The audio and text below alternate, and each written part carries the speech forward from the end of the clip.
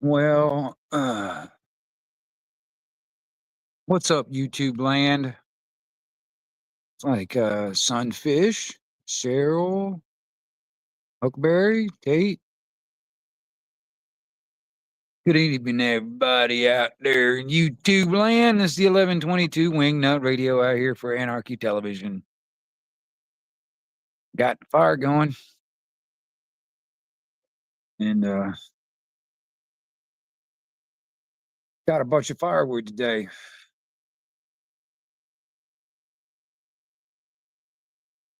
And I got 98% on my damn battery right now, so it should be good for a little while. And hopefully everybody out there is doing okay. Fire, fire, fire. Good shit. Good stuff. Good stuff. Black Spring. What is up, Autumn? You know, I have not been able to catch your lives that you've been going in, but I've been popping in and watching the replays. But, you know, it's just that, you know, I tend to do those little random streams myself. And I see that's what you've been trying to echo. What's up? I see you've been trying to do those things too, trying to get all the technical issues all worked out. Hey, Autumn, if anybody does want to come up on panel and talk or anything like that, you guys let me know. I'll put the link in or whatever. If I know you, I'll let you up. All that stuff. But it's good to see everybody coming in. I appreciate all y'all coming in. Not sure what I'm going to talk about, if there's anything I'm going to talk about. I mean, I have been thinking about dreams lately. I had a really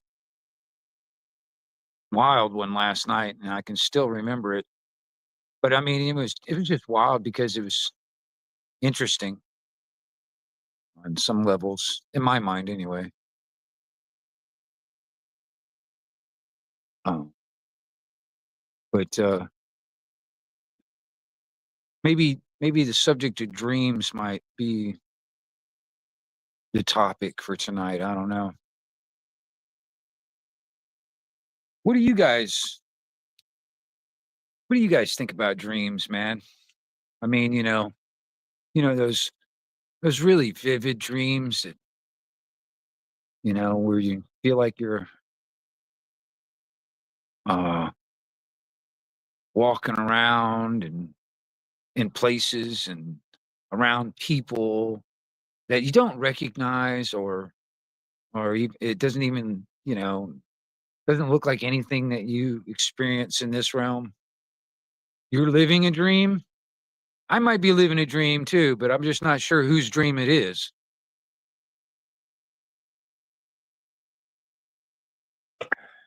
Because it sure ain't the one that because quite honestly, man, you know, my dream world seems a hell of a lot better than the one I'm living in now. Working on a new schedule. Thank you for this. Oh, no worries, Autumn, dude. You're one of the good ones out there, I think, honestly. What's up, Tate? I mean, seriously, Autumn, you know, um, I'm not, you're one of the ones that I've known on YouTube for quite a while now. So, I mean, I definitely think you're one of the good ones out there. So ain't no problem whatsoever. Hope you can get all those technical issues all worked out and stuff. But,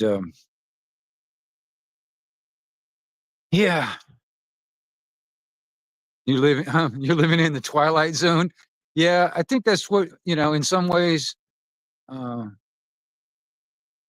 oh, what's all right. Sunfish. Awesome. That's awesome, Sunfish. I mean, that's one thing that's awesome. It's like people being able to do what they love to do and also make money doing it.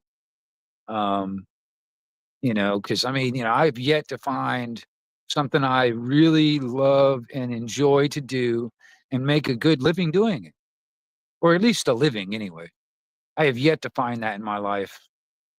Um, it would be kind of nice because then I can do what I love to do and it wouldn't seem like a job, but then it would also make me money. Nana, what's up? You know, I've yet to figure that out yet. Hopefully I can figure it out long before I die. But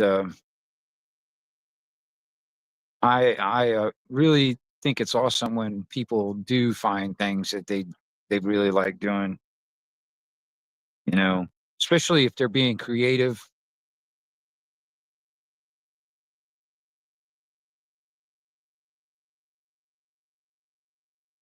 Oh, right on, Sunfish. Awesome. That's awesome, dude. Yeah. Yeah. I've got a lot of different hobbies myself. It's like, Sunfish, I, you know, I, um, I've got a lot of hobbies and stuff, man, but it's just, I haven't, none of my hobbies are really something that I have been able to make a living doing yet.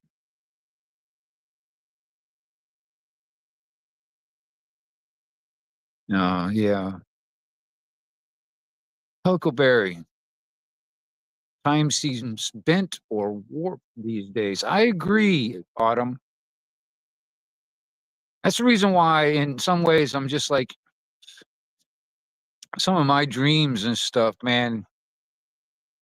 I don't know. Some of them seem pretty fucked up. I wouldn't want to be there either. But there are some dreams, man. Like I'll give you, for example, the one I had last night.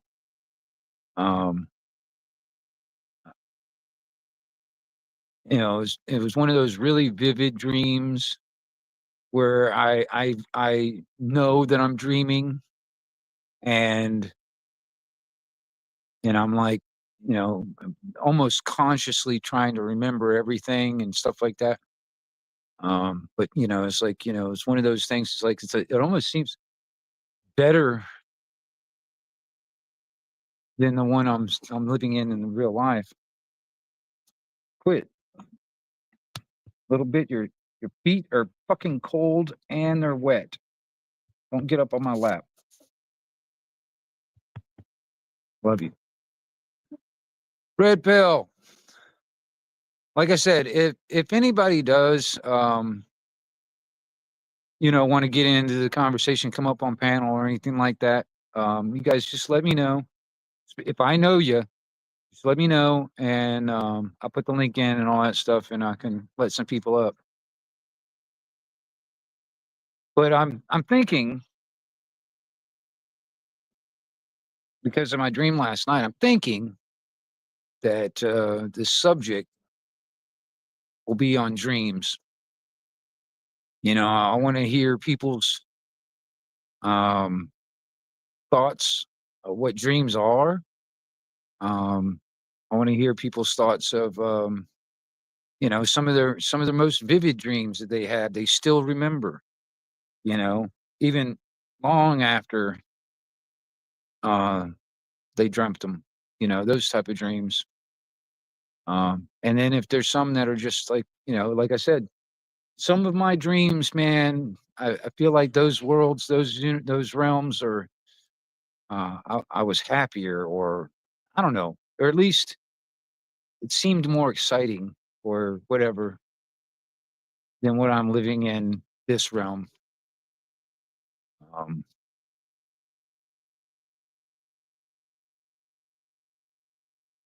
I was you don't dream much these days. Well, see, that was another thing too. For many, many, many years. I mean, put it this way: I started smoking pot when I was like 14 years old, and I pretty much smoked pot almost every single day until I don't know a couple of years ago.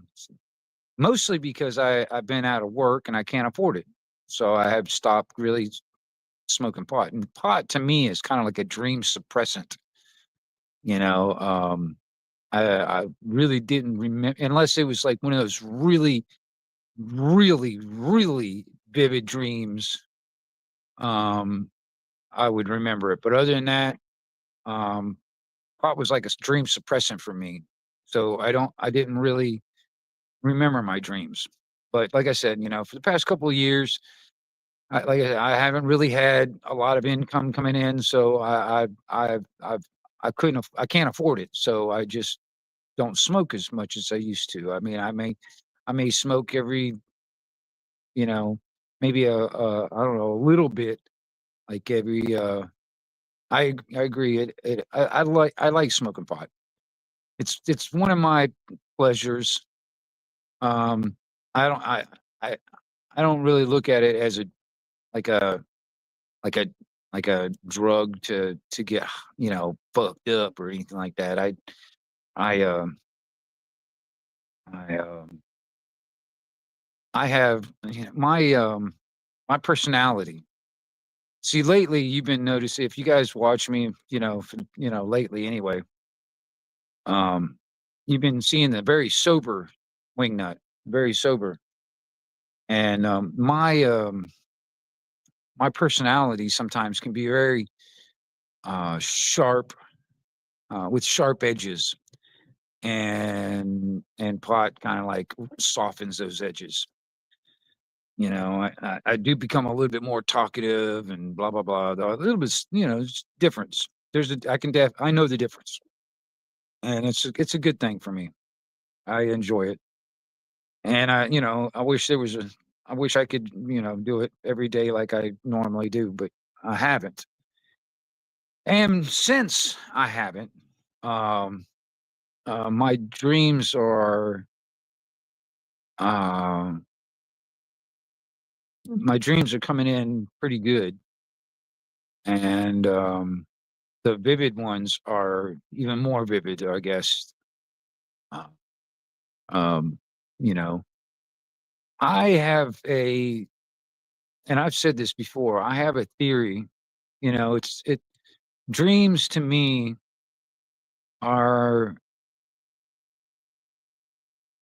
a connection with our others, the other versions of ourselves in other realms, in other dimensions, or well, other universes, whatever, the multiverse type of scenario, like on the quantum level, like quantum entanglement.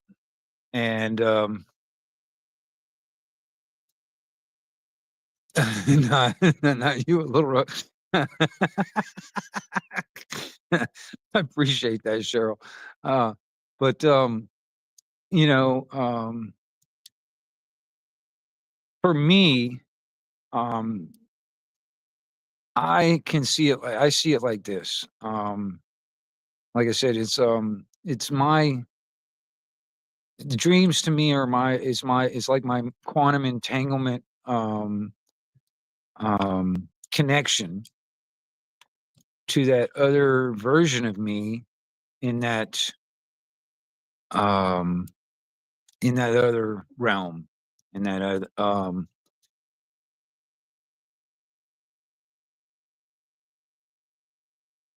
in that other universe or whatever. Because for me, um I it's like I'm looking through the eyes of that other version of me. And in that other version of me, in that other realm, and on that other universe or whatever, is living out that life simultaneously right now, um, at the same, right now, simultaneously. And there's even times, when I'm awake in this realm, when I'm just awake normally, there are times it feels like I'm just going through the motions. and it's like I'm just kind of going through the motions and stuff like that, and it's quite possible one of my other versions of me in that other realm is asleep, dreaming, and seeing through my eyes. So, I'm curious if they think that this realm that I'm living in right now seems better than the realm that they live in. Because sometimes I feel like I said, it's like seems like some of those other realms that my other version is living in is better than the one I'm living in right. It's an interesting conundrum, I've been pondering. But um,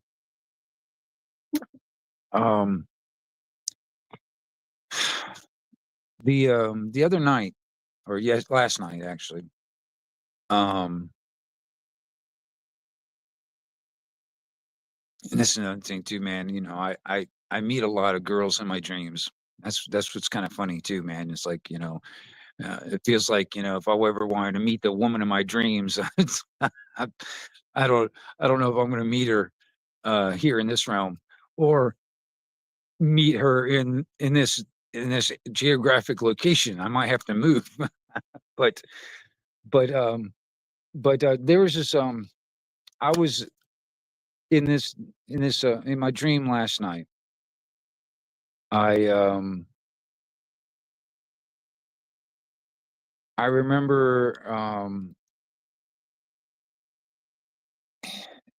it was like, um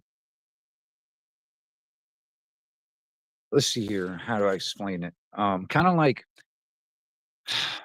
kind of like a um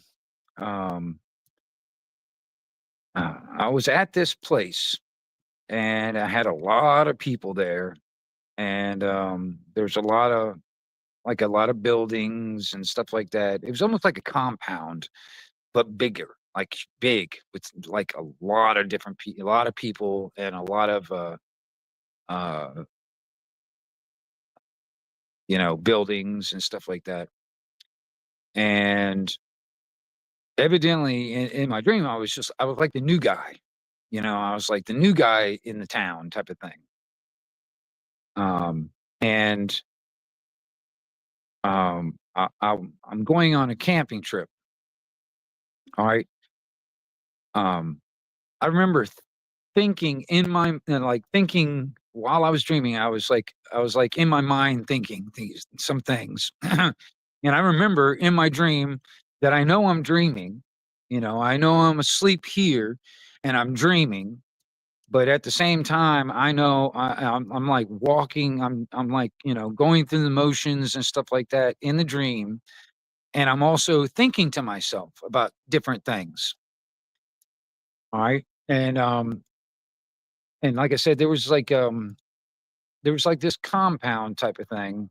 Um and I was like this new guy, and there was like a group of people. There was probably like 5 or 6 dudes. There was this one chick. She was kind of short, like brown hair, cute, real cute. And I remember that, and this is one of the things about the girls things. I remember in that thing that we were getting along. Me and the girl were getting along really well, for instance. Um,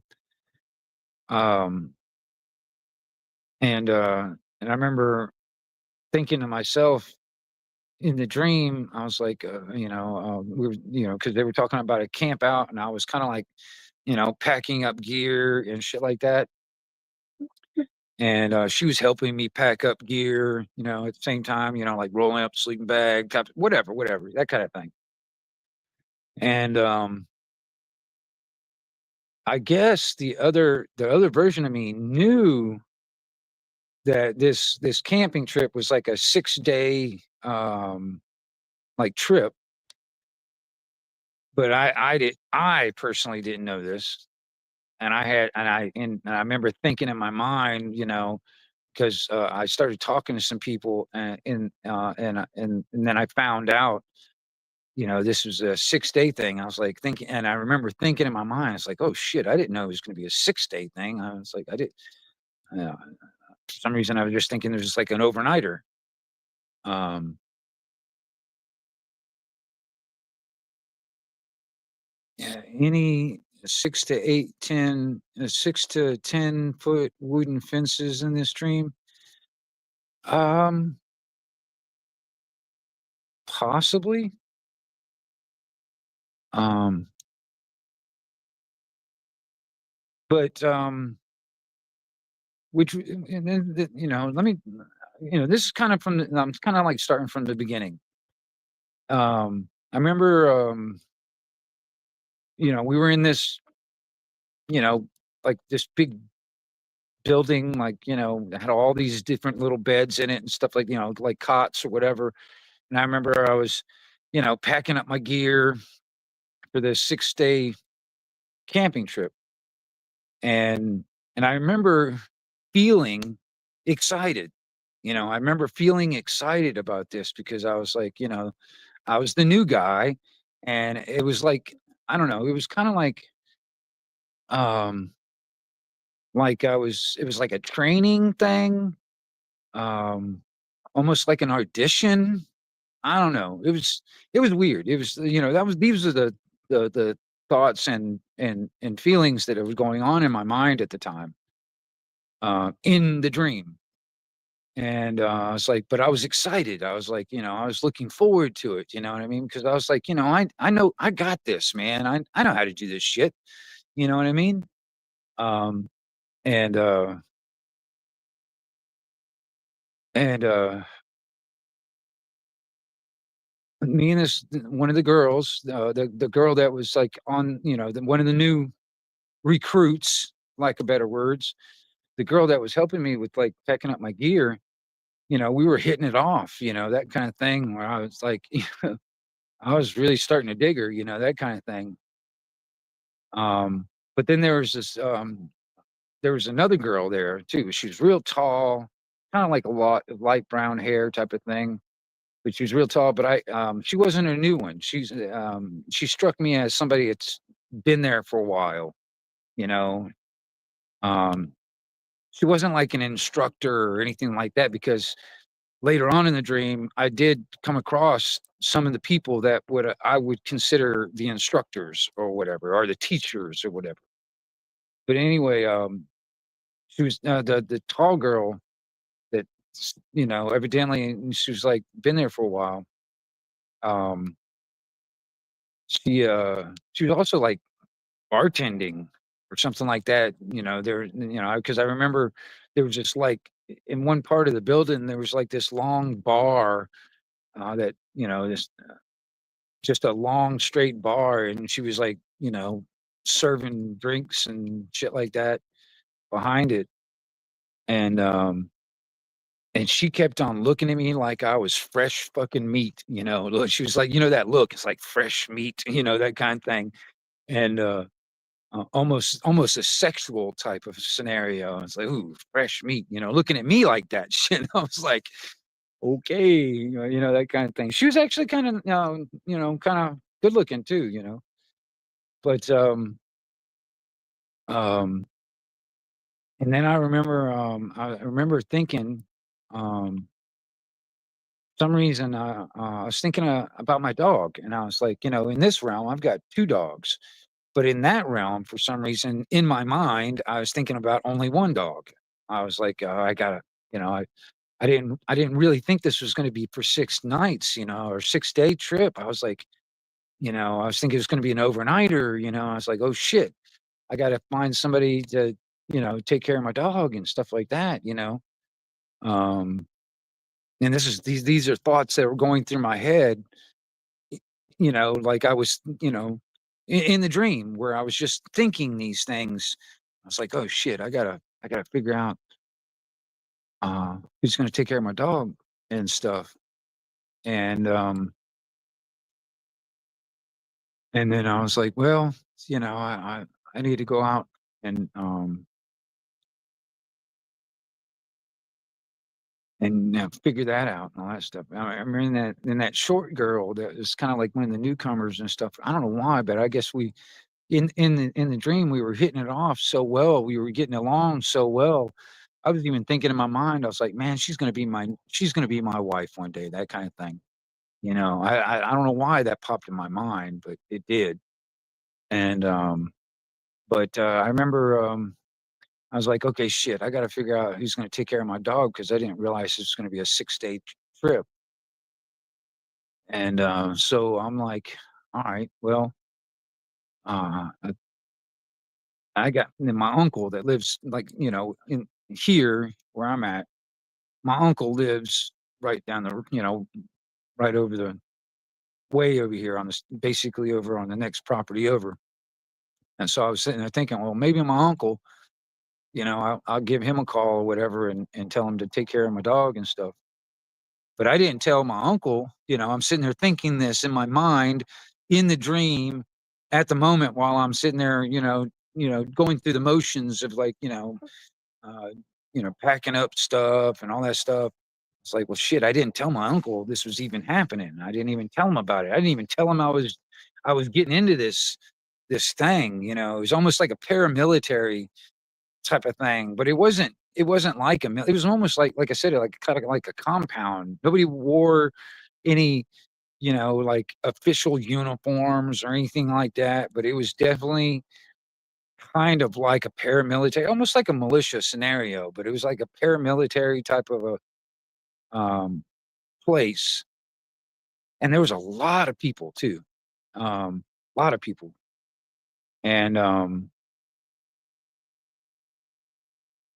was like, okay, well, I gotta call my uncle and tell him about the dog and all that stuff, and and tell him I'm gonna be gone for 6 days and that da da da da da. So I go up to the bar area and I'm sitting there looking at that tall girl, that was behind the bar that seemed to be she struck me as somebody who's been there for a little while, not necessarily like I said, um, an instructor or a trainer or whatever. She was just, I guess another one of the, like when the same thing I was doing, but just been there for a while. So I think it was a glass of water or something. I don't know. I can't remember exactly what I got. Like a glass of water. Oh, that was another thing too. With both of the girls, I um I got embarrassed because I I did something. It's like okay with the short girl, like there was some food out there, like on a table or whatever and stuff like that, and there's a plate of food that I mean everybody was at the time was like kind of eating basically the same thing, I think, because I mistakenly grabbed her food. And I was just about to eat it when I realized this is not mine. And when I was about to put it back down, I spilled some of it, and I got embarrassed for that reason. For that, and and it was kind of weird because with the tall girl, when I was getting the drink, I spilled some of my drink, and I got embarrassed by doing that too for some reason too. It's like one of those moments where I was like, oh, I'm shit, I'm a fucking klutz, that kind of thing. But I got a drink, like a drink of water or something, and then I started walking around the building a little bit, and then I was like, well, I'm gonna go find me a quiet place, somewhere where I can make a phone call. And so I leave the building and I start walking around this compound type of thing. Like I said, there was like a lot of different buildings, and a lot of people around, and it was out in the woods, that type of a scenery, you know. And I remember walking around and remember walking by this one area where, and we take you start talking about wooden fence. Yeah, there was wooden fences around, but there wasn't anything I was trying to climb over or anything like that. There just happened to be like, blocking off or cordoning off certain areas, kind of like, you know, there was like, um, I wouldn't say roads, but like, little, like trails or whatever, roads or whatever, but they had like almost like wooden fences that you would see on a farm property, kind of like just, marking the roads and stuff. Anyway, I was walking down this one, and there was this area off to the left of me, and I saw all these people standing, um, kind of just bullshitting with each other and stuff like that, all just talking. And those were the instructors. And for some reason, I knew these were the instructors or the teachers or whatever. You know what I mean? These are the people that are going to be taking us out on this camping trip. Which was, I thought, the best way I can explain it was like what I was thinking. This trip was kind of like a training session or almost like an audition. You know, these are the things that popped up in my mind of how I perceived it. But I was so excited because I was like, I felt like I had this covered. I was like, I had a pretty good idea how to do this kind of stuff, or whatever. And so I was excited for this trip. I was really looking forward to it, that kind of thing. This is the feeling that I was having at the time in the dream. And I remember walking like past them, and I didn't really say anything. I just I saw them over there, the instructors over there, just kind of bullshitting, and they were just talking amongst themselves and stuff. And I was just like, well, I'm gonna go find me a quiet place to use the phone. And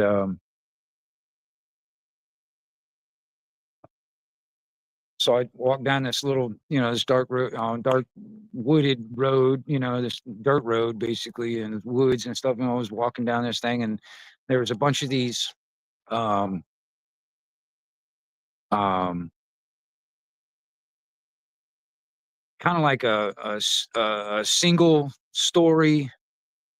Um, I don't know. The best way I can explain it is almost like condos or apartments or whatever. Just like single story, like one. I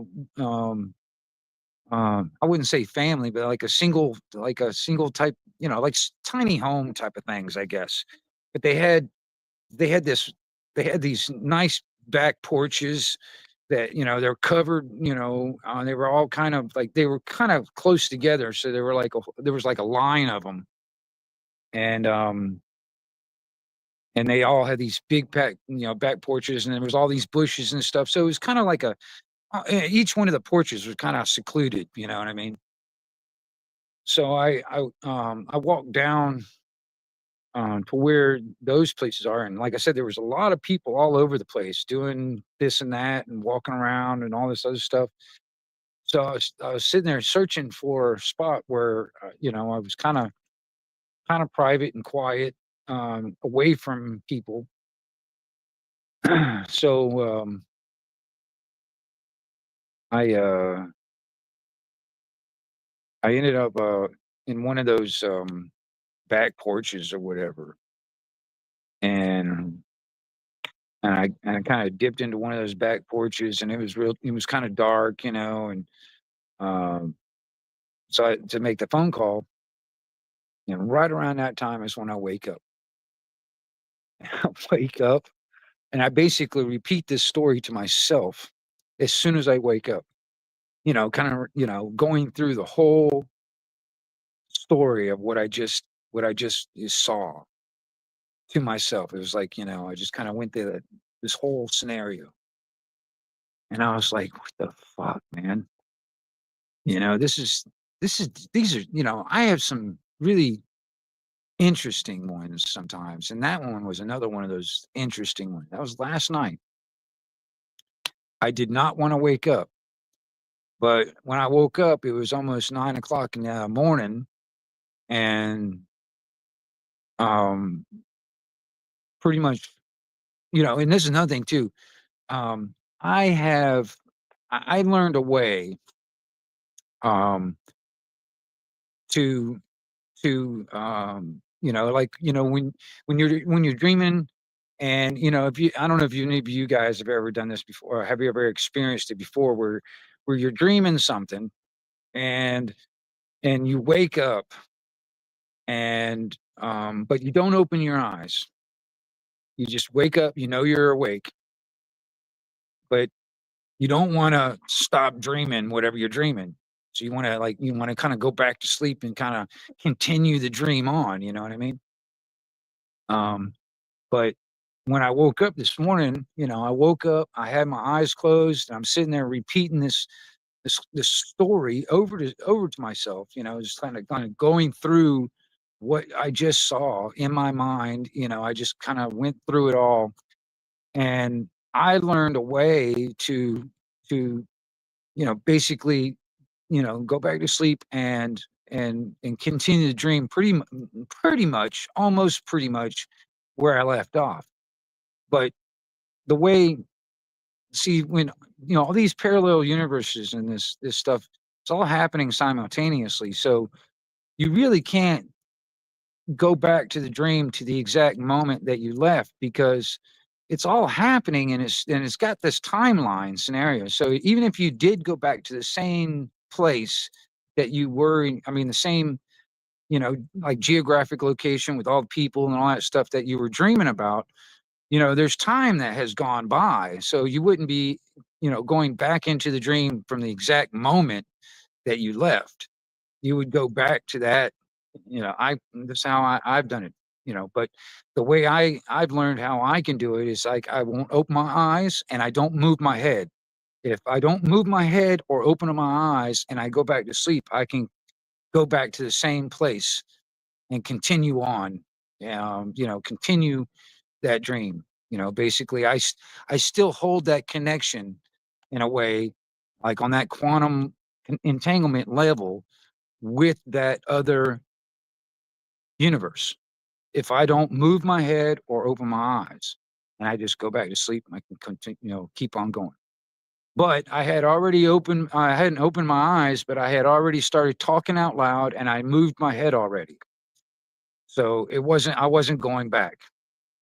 And probably, I don't know, probably 10 minutes after I was already awake, but I hadn't gotten out of bed or opened my eyes yet, my uncle calls me up because we were doing a lot of yard work around here, bush hogging and shit like that. And today, that's what I was doing today, is doing a bunch of that. And that's why I got firewood too, because I got a bunch of firewood today.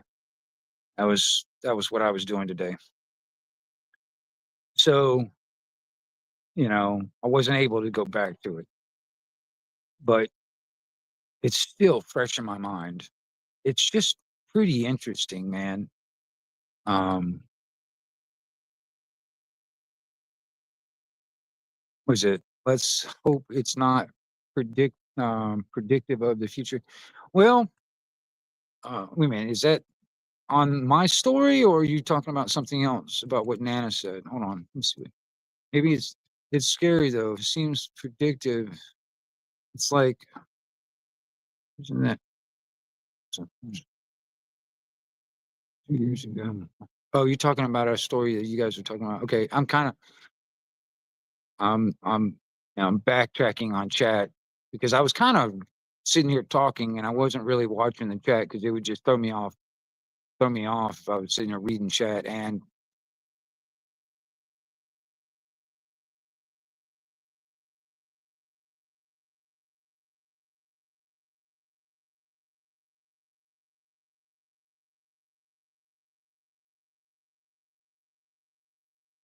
well, that would be interesting if it was, Tate. If we were thinking about the same scenario, and it would be, because I've had what I call no, what I call movie footage. The type of dreams that I call movie footage are the ones that actually end up um, you know, playing out exactly how I dreamt it in real life. I've had dreams like that. It would be like, I don't know, a couple of days, a few weeks or something like that. Next thing you know, it's exactly how I dreamt it. And it plays out exactly in real life, in this realm, in this real life. So that's what I call movie footage. I don't know. But like I said, there are those other ones that I think that is just I'm experiencing my other self in that other realm. I'm looking through the eyes of the other version of myself in that other realm.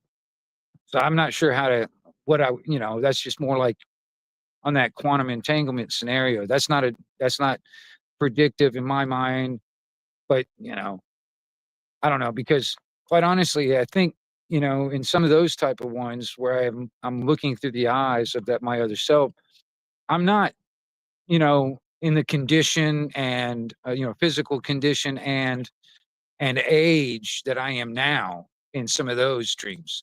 Deja vu is different for me, Red Pill. All right, deja vu. I got two levels of deja vu for me. Deja vu is kind of like I had a feeling that I've been here before. You know, that's deja vu. Double deja vu to me is like almost like a memory of me being here, but I know I've never been here. It's like it's almost like I remember being here before, but I know I've never been there. That's like double deja vu to me. And just plain deja vu is like I have a feeling I've been here before. You know what I mean? I know I've never been here, but I have a feeling I've been here before. There's a difference in my mind. That there's like that's the two different levels of it. Prophetic dreams, I'm not sure how. I'm not sure. Um, I'm not even sure exactly the definition of prophetic, Nana. You know what I'm saying? I'm not even sure if I knew more about that word. I'm not sure. Maybe I can probably explain that one a little bit more too. Also, if I knew more about that, what prophetic actually means. But like kind of like visions and stuff like that of future events. Those to me is what I call movie footage. Timelines interesting. Yeah, it is interesting because, like I said, some of the ones, like I said, where I'm looking through dreams that come true. Okay, yeah, that's what I call movie footage, kind of like a vision or of future events. I've had those. Um, I've had those a few times in my life. It's interesting. Or I've had dreams of like people I haven't seen in a long time and and really had no reason to even have them pop up in my life again. No reason to believe they would pop up in my life again. But I would dream and they would pop up in my dream and like within a day or two, next thing you know, they're in my life again for a moment or whatever. I had a dream. See, I was dating this girl for a while, and she's kind of a wackadoo alcoholic. So I broke up with her, and I didn't want anything to do with her. I deleted her phone number. I didn't want to have any contact with her. I was like, fuck it, it's like one of those things. So I had no reason to believe that we would, be talking to each other again. But I was dreaming I was at a party or something like that at some house. It was like somebody's house or something like that, and there was like a bunch of people at this house, kind of like a house, just a like a get together at somebody's house or something. And she pops up in my fucking dream. I wake up. I mean, one of those type of wake ups where you like wake up and you sit up straight in your bed. And I'm sitting there, I like sit up straight in my bed. I'm like, what the fuck did she just pop into my dream for? That kind of thing. And I mean, sure enough, 2 days later, she's calling me up out of the fucking blue after like, I don't know, like 10 months or something like that, almost a year later, you know what I mean? Um, with no contact whatsoever. Just calls me up out of the blue, basically looking for a booty call, which I had no interest in. I was like, no, fuck that shit. And but I knew, because I mean, when she said, I was like, I even said this to her on the phone. I was like, I had a dream like 2 days ago of you, or you popped up in my dream like 2 days ago. So I knew, I knew you were trying to find me or whatever. You know what I mean? I knew you were looking for me or something like that. And that kind of freaked her out in a way, because she's, I don't know, but I don't know. I've had things like that, and where I just knew it. I'll give you another example, but now I couldn't tell you if this was for real or not, but I remember, I don't know if you guys remember, what was it? Um, the Paradise or Campfire, or the Paradise fires over in California, where it was like that huge forest fire or whatever, and burned a lot of neighborhoods, and it seemed like all the fucking houses and the cars melted, but there were still trees that didn't get touched. You know what I mean? It's like this whole, remember those fires? Well, and there was like all these, if you want to say, all those quote unquote conspiracy theorists were sitting there talking about um like directed energy weapons and shit. Well, I remember 2 weeks prior to that, 2 weeks prior to that, I was dreaming. I was in a car. I was in the passenger seat of a car, and I wasn't around here because we don't have mountains and stuff here in Florida. But where I was, there was mountains and shit. All right, I mean, not like Rocky Mountains, like, mountains with trees and shit like that. Anyway, remember I was in a passenger seat of a car, and it was like, and actually the guy driving it was actually one of my old bosses that I used to work for. And he was driving, and I remember looking out, and we were driving down the road, and we come into this like intersection in the road, and I remember looking out the windshield, and I was looking up at this, this mountain with all these trees and stuff on it. And I remember seeing like what looked like a flash, like a laser type flash, coming from the sky down into the trees.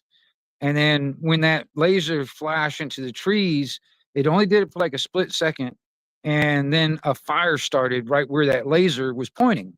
All right, and it did that 3 times in my dream. Just did like a laser flash, and then a fire would start right there. And 2 weeks later, fucking Paradise fires happened, which was weird. You know what I mean? I still, it's just like, I still don't know what to think about that. But I mean, that happened for me. So I don't know. Anyway, yes, and I mean, I've had another dream where I was living in Tallahassee, and where I was living in Tallahassee, it was like, walking distance from FSU. And the neighborhood where I was living in, it was like not a neighborhood, but it's like down, was it St. Augustine Street down there in Tallahassee. There's all these houses down St. Augustine Street. Most of these houses, there's a lot of people that lived there for a while, but there's like a lot of college students that live up in there. You know what I mean? But there's this one girl that lived down like, I think it was like 4 or 5 houses down from me, and she was a friend of mine. And we used to, I used to go over there and kind of, sit there and hang out and, shoot the shit and talk or whatever, and smoke a bowl here and there, whatever, that kind of thing. Um, but I remember uh, going over to her house. This was me dreaming this. I remember going over to her house, and and she doesn't have a porch. She's got like a step outside of her front door. It's kind of like a stoop. You know what I mean? And and she would sit out on her stoop, and we sit there and just talk, that kind of thing. And I remember going over to her house, and she's sitting out on the stoop, and she was telling me some of this brand new, I mean, fucking brand new gossip. I mean, some of the fucking juicy fucking gossip of the neighborhood, that kind of shit. Some brand new shit. It was probably about 2 days after I had that dream. I was over at her house. She was sitting on the stoop, and she was telling me this gossip, this brand new juicy. I could literally lip sync everything she was going to say because I knew exactly what she was going to say. I mean, it was like that. I can literally lip sync it. I wouldn't even have to look at her. I could just lip sync every fucking word. Well, anyway, that's what I call that's what I call movie footage. But like I said, I have different levels of stuff like that when it comes down to how I see things. Um, but the ones where I feel like I am looking through the eyes of my other version of myself in another realm or another universe or whatever, that's all happening simultaneously right now, which I think all of us have other versions of ourselves living out their lives simultaneously right now. And when it comes down to quantum mechanics and quantum entanglement, I really think, when it comes down to it, um, you know, when it comes down to the thought, when it comes down to thought and how that works, um, it's that can work on a quantum type level.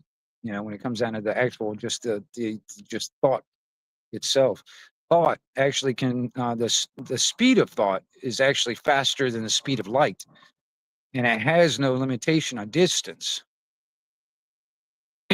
Same thing with quantum entanglement. You can get those two. I don't know I don't. It's like let's say they were atoms. I mean, I probably not using the right word or whatever. Two things, and they can be quantum entangled, billions and billions of light years in distance between themselves. Actually, there are people that are working on quantum communications, where distance is not relevant, using quantum entanglement.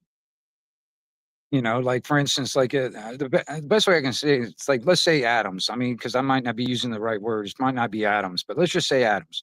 You got two atoms, and one of them is one's spinning one direction, and the other one is spinning the exact same uh, direction as the other one, and they can be billions and billions of light years apart. And if you were able to spin one of those atoms in the opposite direction, the other atom that is billions and billions of light years away, because they're quantum entangled, would spin the opposite direction instantaneously. It's like, it's like they mimic each other. So this is why I'm saying this when it comes down to the many versions of ourselves living out our lives simultaneously. Um, the What better connection would you have other than the other version of yourself? I mean, it's not like you would have a good connection with like your best friend or your family member or something like that. No, you would have a best connection with the other version of yourself. So, um, I mean, but each one of our different versions, they all probably. Gosh, this fire is getting hot. I got this thing roaring. Well, I'm gonna tell you, I gotta back up. Um,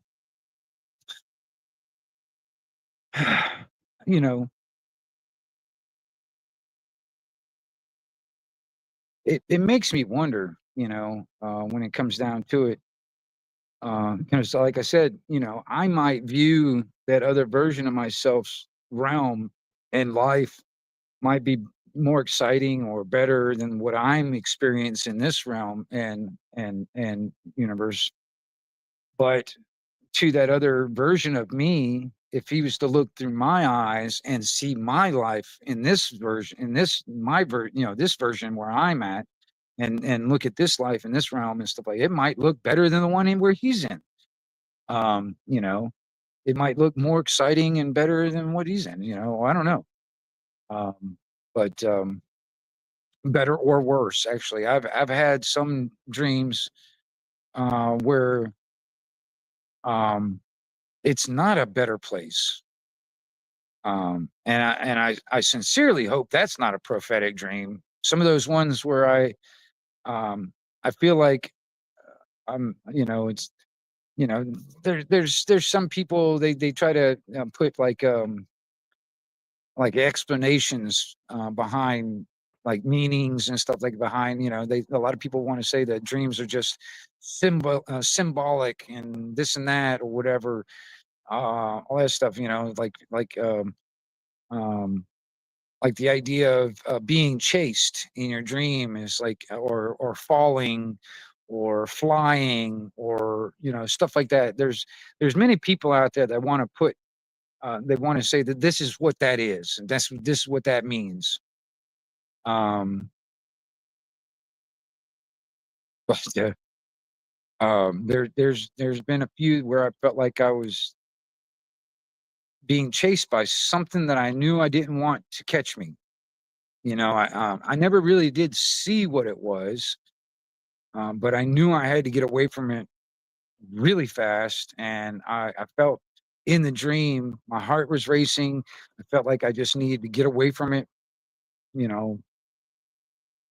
Um, and I've actually in the dream, I knew I saw other people that had had the same thing in their mind where it's like, you guys, we need to go this way, that kind of thing. It's like, we need to go over this way. That thing's coming after us, man. Da, da, da, da, that kind of thing.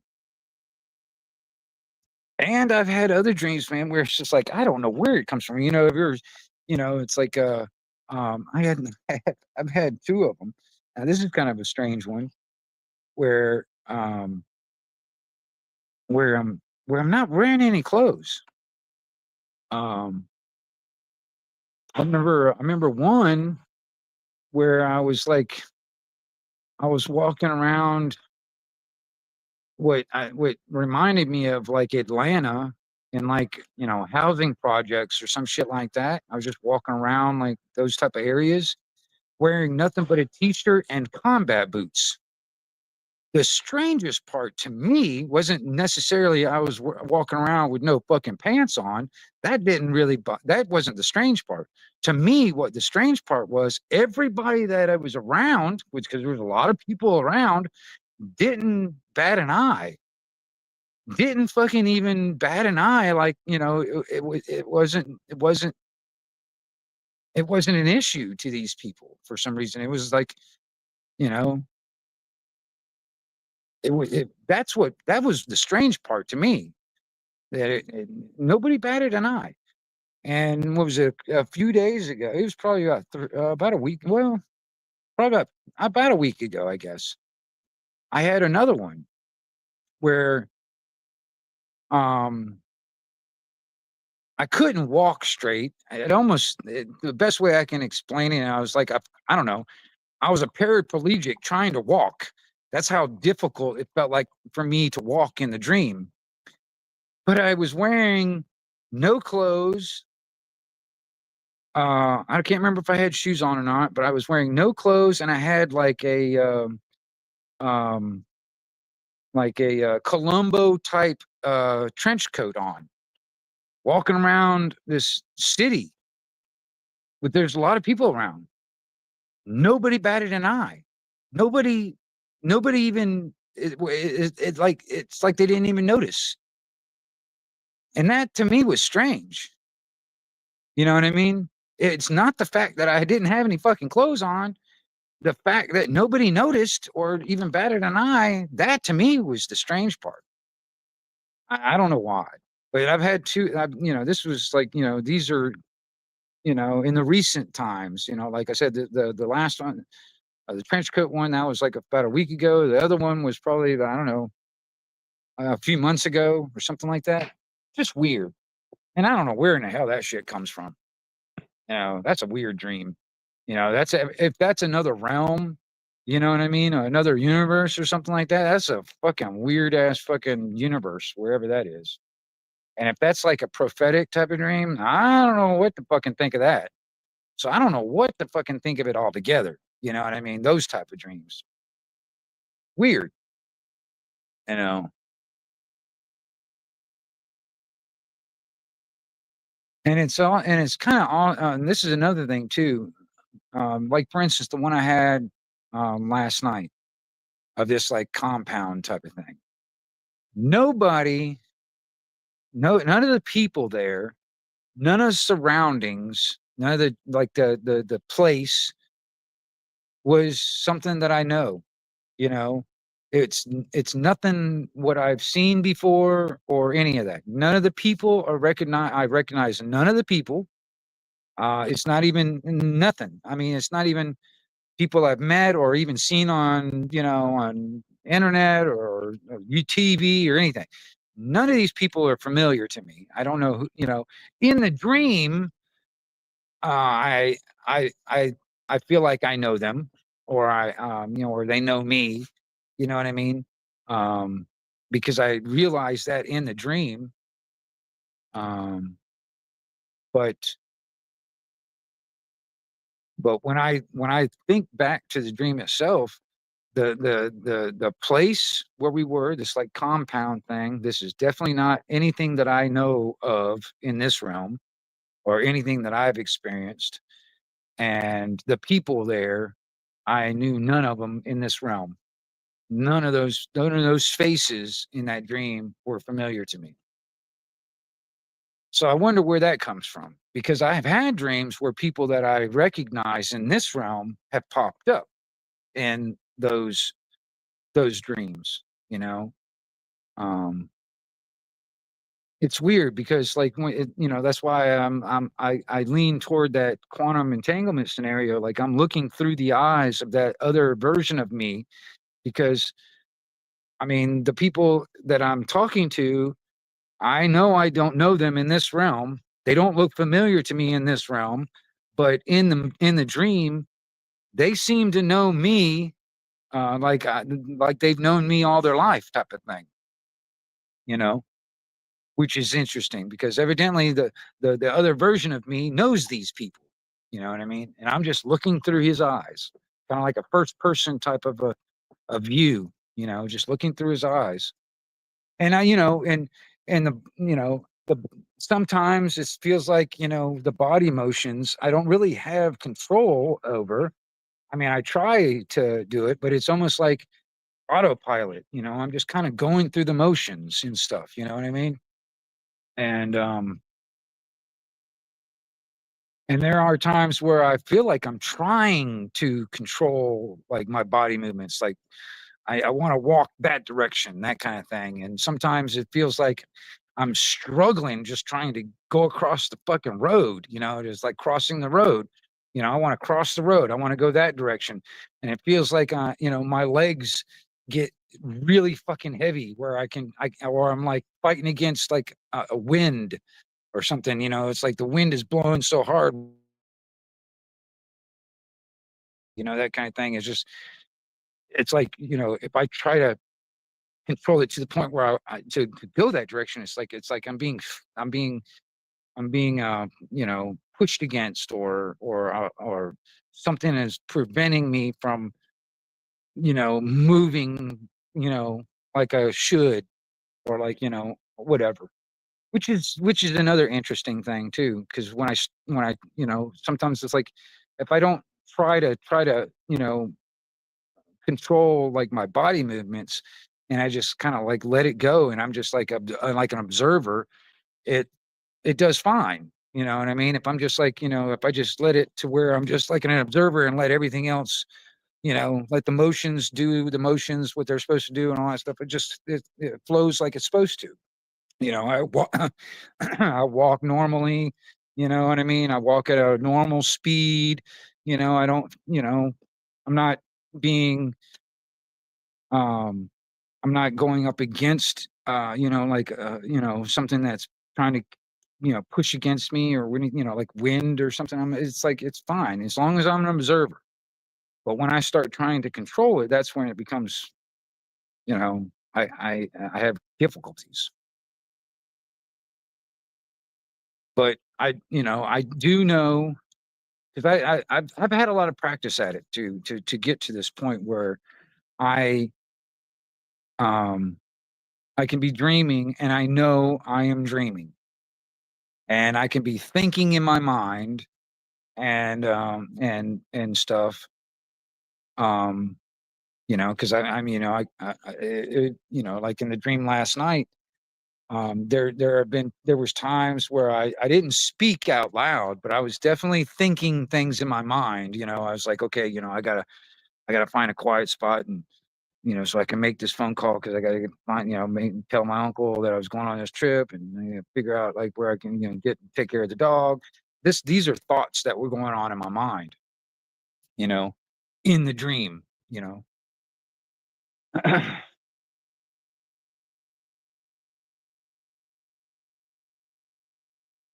It's just weird. Sometimes I wonder, like on the deja vu thing when you were sitting there earlier, was the deja vu. I've actually wondered because I've never had this experience with anybody yet, but I've wondered if anybody, maybe any of you can tell, maybe if any of you've had this experience or not, but um, have you ever had a deja vu at the same time somebody else, like near you, was having a deja vu of the same moment also? Like both of you are having the same deja vu at the same time. I have yet to have that happen. I've always wondered if that's actually possible or if that actually happens, like, two of you sitting in a car or walking down the street, you and your buddy or your friend or whatever, and both of you exactly at that moment, you're like having a deja vu of the same fucking shit at the exact same time. I don't even know if that's even possible or if anybody's ever had that. I know I haven't, but I've wondered that if that's actually a thing or not. Because it seems like deja vu seems like it's more of just a singular thing. It doesn't happen to multiple people of the same scenario, of the same situation at the same time. I don't know. It seems like it doesn't, but I don't know.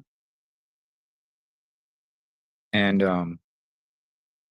and then there's that, the whole, the astroplaning, I mean, where you can like, basically you can leave your body and basically enter in other people's dreams. Um, there is that. I mean, there's a lot of study. I mean, a lot of scientific study on these things when it comes down to dreams um and stuff like that, all that kind of thing. So I mean, I don't know. I just try to make sense of it on my own. It's almost 2 a.m. I wish I could stay. I have to drive a patient. Oh, right on. No worries, Tate. You have a good one, man. I mean, I do gotta. I don't know what time I'm gonna get up tomorrow morning, but I do gotta split some more firewood tomorrow. That's something else I gotta do. I don't know when I'm gonna do that though.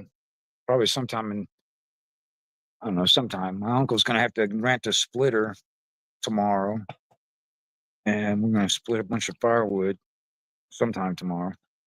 That's my plan for tomorrow. Because I got a bunch piled here today, and we got more that we cut up, and we got to split, and so we got to rent a damn splinter to do it. And but yeah, I don't know, you guys.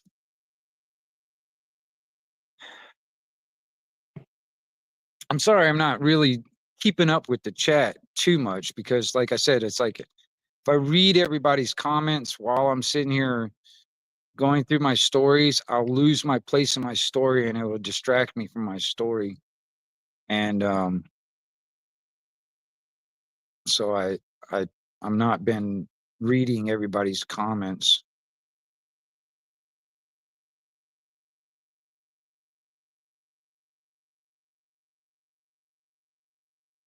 Those lasers were documented on radar. Yeah, well, see, you know, like I said, it's quite possible that that dream that I had 2 weeks prior was actually me seeing that ahead of time when it come down to those fires out there in California. But it didn't really dawn on me until after the fact, and when I started looking at the damage of the fires and because forest fires just wouldn't melt goddamn engine blocks like it did. And on top of that, there was trees in the front yard and of the house that was completely down to dust, including the car was melted. But there was trees that didn't get burned at all. Some of the grass in their front yard didn't even burn, but the houses were completely fucking down to nothing but dust, and the cars were melted. Hell, there was it reminded me of the same thing that happened in Hawaii. There was cars in the middle of nowhere where there was no like nothing, no kind of accelerant of any kind. There was no nothing that created that much heat where the car was sitting for the car to melt. I mean, the engine block and everything to melt. I mean, so what the fuck was that? You know what I mean? You know? So I start thinking about, because that is a real thing, directed energy weapons. These are real technologies. Um, um,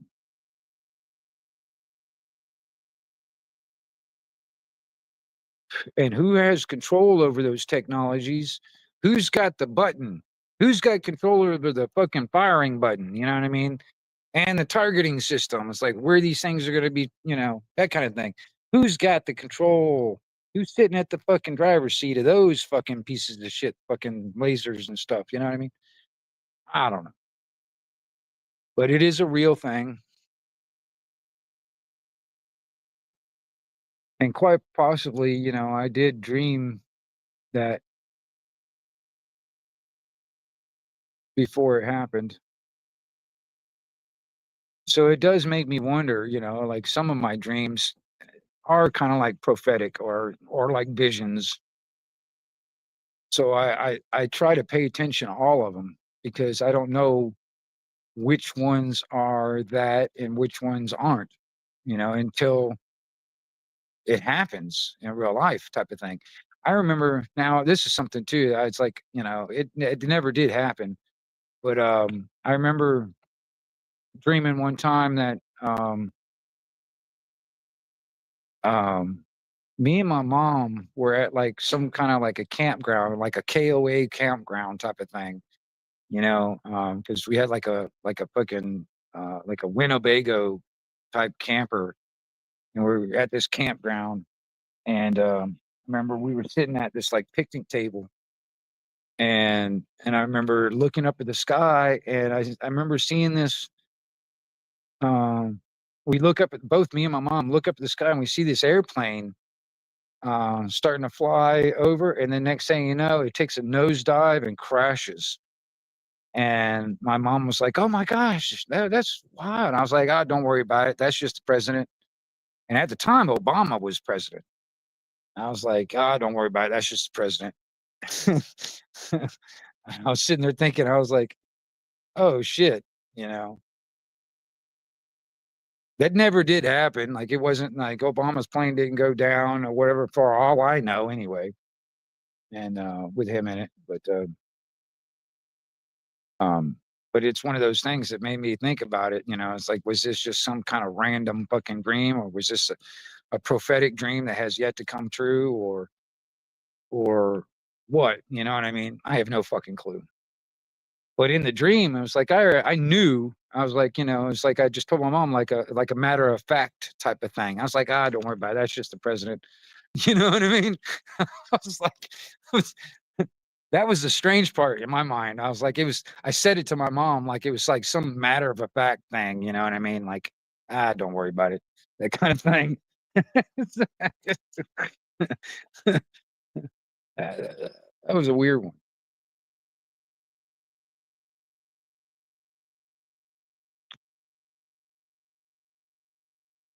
But I don't know.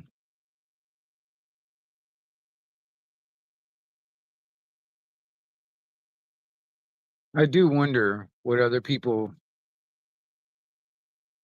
that pay attention that have dreams and pay attention to them, what they've experienced and what types of dreams they, the different levels, the different types of dreams and stuff like that, what they think of it. So it's an interesting topic, an interesting subject to me. You know, gosh, this fire is hot. It's stirred up.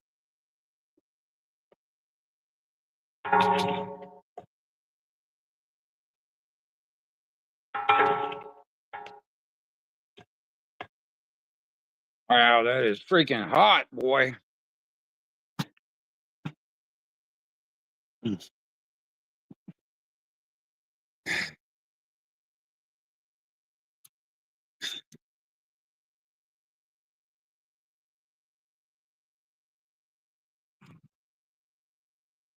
But I do have some strange stuff out there. I do have some strange things going on, running around in my mind.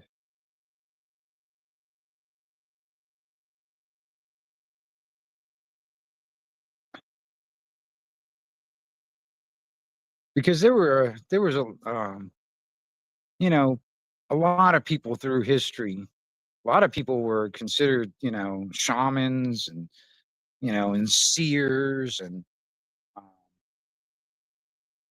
some of them been called witches and stuff because, or whatever, you know what I mean? Because people just didn't understand the stuff that they were, what they were, what they were seeing. Like even Nostradamus, I mean, I think he was doing a lot of drugs at the time too, but some of the stuff that he was coming up with that either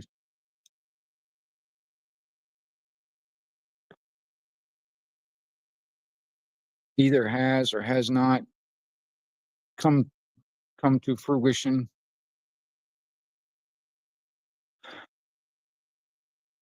I'm sure, like for instance, Nostradamus. I'm sure that he's had different levels of dreams like me, kind of like the prophetic, kind of like the probably just seeing through the eyes of that other version of himself on another universe living simultaneously right with him.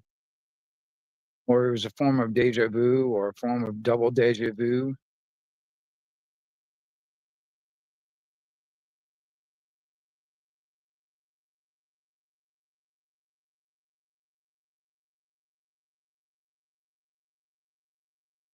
There's so much more to the universe that we all know. We're such a insignificant part of it, and but yet we are all connected with everything.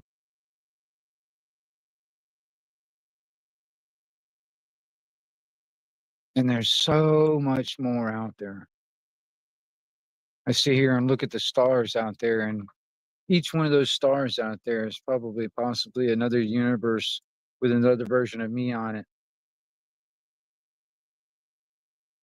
and all living out our lives simultaneously.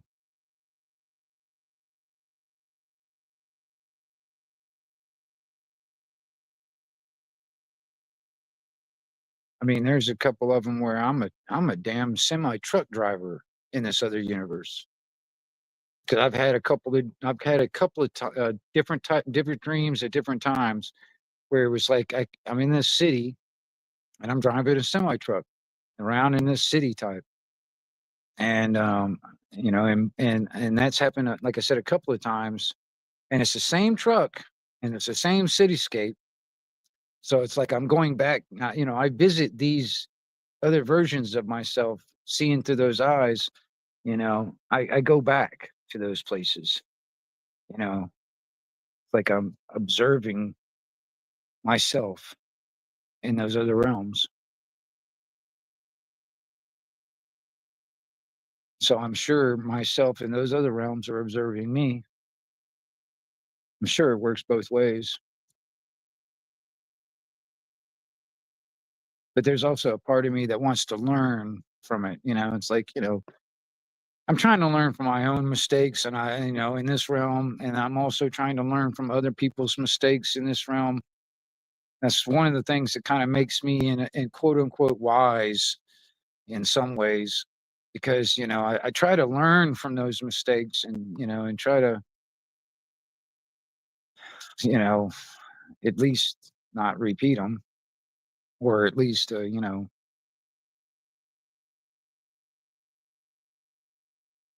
it better the next time it happens, or the next time I come across those situations, even if it's not the ones that I've been through. Like, when I was homeless, I knew this guy that lived up underneath an overpass, and I and I still to this day think about that guy, and I'm like, okay, I recognize and I see his mistakes, and I don't want to I don't want to live out his mistakes in my own life, because I kind of look at everybody, kind of like it's like I'm looking into a mirror. When what I see good in people, it's when I see something I like in a person, it's also something that I like in myself. When I see something that I don't like in a person, it's also something I don't like in myself. So when I look into other people, or I look at other people in, just face to face type conversations or whatever, um, you know, um, it's like looking into a mirror, and then also it's kind of a reflection of myself. I reflect and I'm like, okay, I don't want to be that dude that lives underneath the fucking overpass, drinking 40 ounces of fucking, um, you know, and fucking bumming change for fucking hot dogs.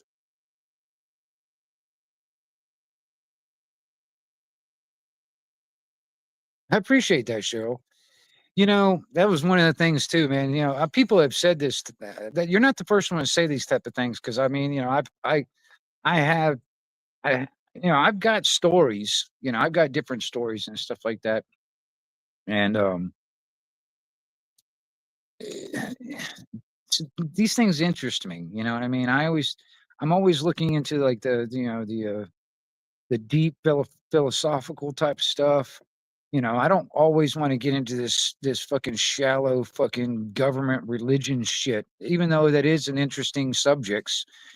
But there's much more than that, and that to me, I think, is a distraction from what's really connecting us with the creator.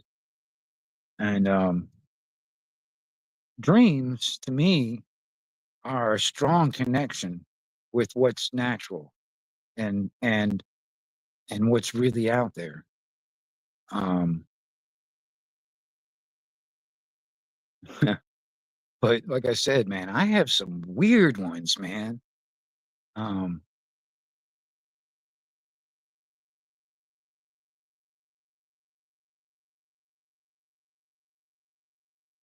I remember when I was a real little. I don't know. I was before I was. I don't know. I was probably in my early teens. Like 13, 14. No, no, earlier than that. I was probably shit. I was probably younger than that. Now I think about it. I was probably, I don't know, 10 or 11 or something like that. But it was when I was still living in Orlando, and I had a couple of friends and stuff, and we had, we had our BMX bikes and shit, and we go ride around the neighborhood and, you know, create havoc, that kind of thing, you know, because back then that's all we had was our BMX bikes, and finding a piece of woods out there and fucking making forts and shit. But there was a lake that was near where I used to live, and well, actually, there was a couple of them. Where I used to live. There's a couple of them nearby, and close enough where I could ride my bike to it anyway. And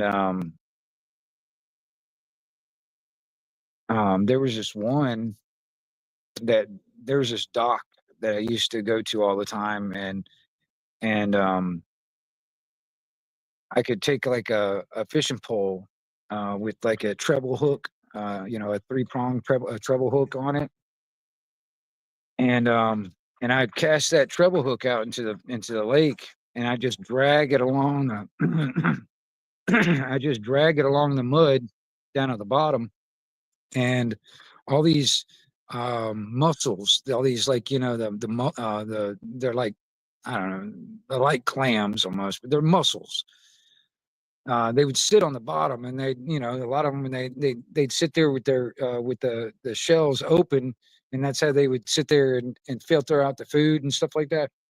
Well, I dragged that treble hook along the mud, and these mussels, as the treble hook like grazes over them, it'd trigger them to where they would close the shell up real fast, and sometimes they would clamp on to the hook, you know, and I just drag it along there and then pull it up. I have like about three or four, you know, muscles that have clamped onto that thing and stuff. I mean, when I was a kid, we do disgusting things like cook that up and eat it, that kind of thing. I'd take the meat out of those mussels and fucking cook them up.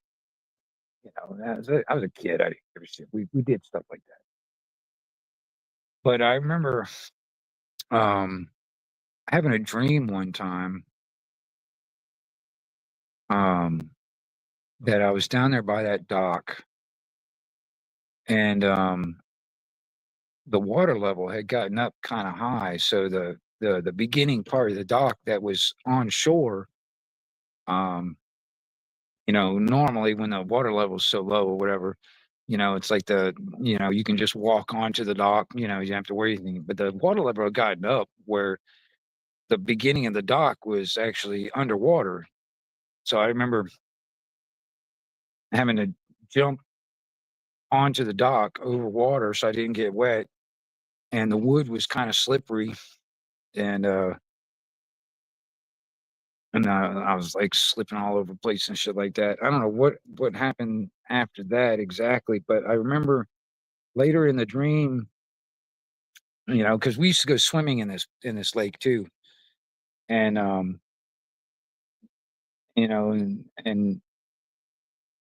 and like hang, and swim up underneath the dock and shit, kind of hang underneath the dock. It's almost like you're hiding, you're up underneath the dock, nobody can see you there, that kind of thing.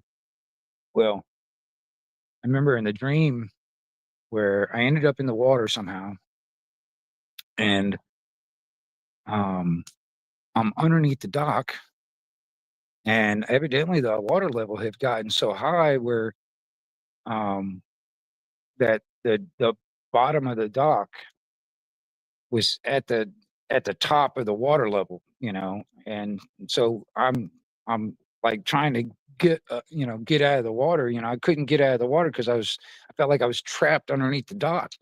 I couldn't even breathe. You know what I mean? I was like underwater, and I was sitting there, and I was like trying to figure out how to get from underneath this dock and shit. And I'm like fucking, all this other stuff. And then I wake up gasping for air. I'm like, I mean, I'm seriously, evidently I was holding my breath while I was dreaming. I don't know. Because I woke up, sit up straight, and I'm gasping for air like I really needed to, I was like, holy shit, man. That was a weird one. I still remember that to this day, man. I was like, I don't know, probably 10 or 11 years old, something like that. I had a couple other ones that were similar to that, where another one where I woke up gasping for air. I was in the dream. I was at this I was at these people's house, and I needed a place to stay, a place to sleep or something like that, kind of like I was couch surfing type of thing. And Um, and they had a spare bedroom down in the basement, all right? And, this is the twisty part of it. This house was haunted, but I knew it, but I didn't care, you know what I mean? I knew it was haunted, they told me it was haunted, I didn't care. I was like, "Okay, whatever, whatever, whatever." So, I go down into the basement, and it's like a setup, like a little spare bedroom type of thing, you know? I remember there was like the room that I was in just had a single bed in it. I think it had a dresser, and, above the headboard on the wall was like this painting. I can't remember what the painting was right offhand, but I just remember there was like some kind of a painting or a picture or something like that, like right on the wall above the headboard. And I remember I was getting ready to go to sleep and all that stuff. And I laid down in the bed and I'm like starting to doze off. This is in my dream. I'm starting to doze off. Next thing you know, I feel like I'm like losing my breath. It's like I feel it kind of getting hard to breathe, that kind of thing. And I open my eyes and I can see this like I guess like a ghost. I don't know, like kind of like this apparition of somebody like sitting on my chest, like sucking my breath right out of me. It's like, just pulling my breath right out of me. And it was like moments after that, I wake up, sit straight up in my bed, and I'm like fucking gasping for air, like I was like being, like I've been holding my breath, that kind of thing. And I'm gasping for air. I'm like, what the fuck was that? like, I'm sitting there rattling my brain. I was like, what the fuck does that dream mean? I was like, what the fuck did I just go through there? You know what I mean? That was a weird one. These are dreams that still to this day I remember. I can remember it just like I mean, like I said, it's like some of them, when I tell the story of the dream, it's almost like a short story, but while I'm in the dream, it seems like it goes on for a while. This is like, you know, it feels like in the dream, like the time that that that I'm the time that I'm experiencing in the dream is like, hours or, something like that long. But when after I wake up and I like tell a story of the dream, it seems like it just it's like minutes. It's how it's like, how it, I don't know. It's weird because I mean, it would be kind of cool if I had some kind of a machine, like a I don't know, like a VCR or something like that that I can hook up to my brain where I can just sit there and record my dream. And then when I wake up, I can just push rewind and watch it on the TV, watch my dream that I had on the TV. That'd be kind of cool because then I'd be like, holy shit, then I could probably see things that I totally forgot it's like because there's dreams, man, that I have that I know were really weird while I'm dreaming. And it's almost immediately, as soon as I wake up, I start forgetting everything about it.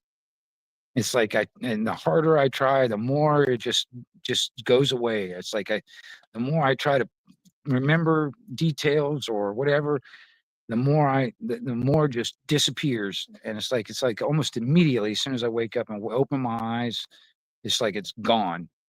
And I'm like, fuck, man,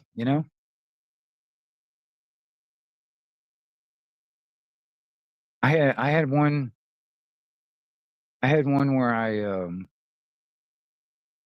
where I was going to meet Zeus and Hera.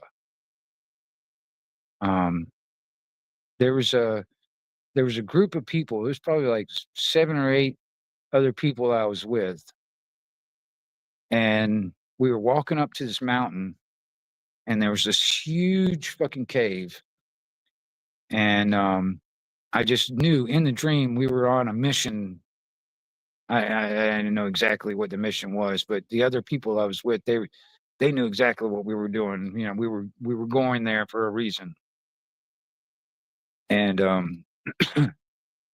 and we go up this mountain and we come up onto this huge opening of a cave, and we start walking back into this cave.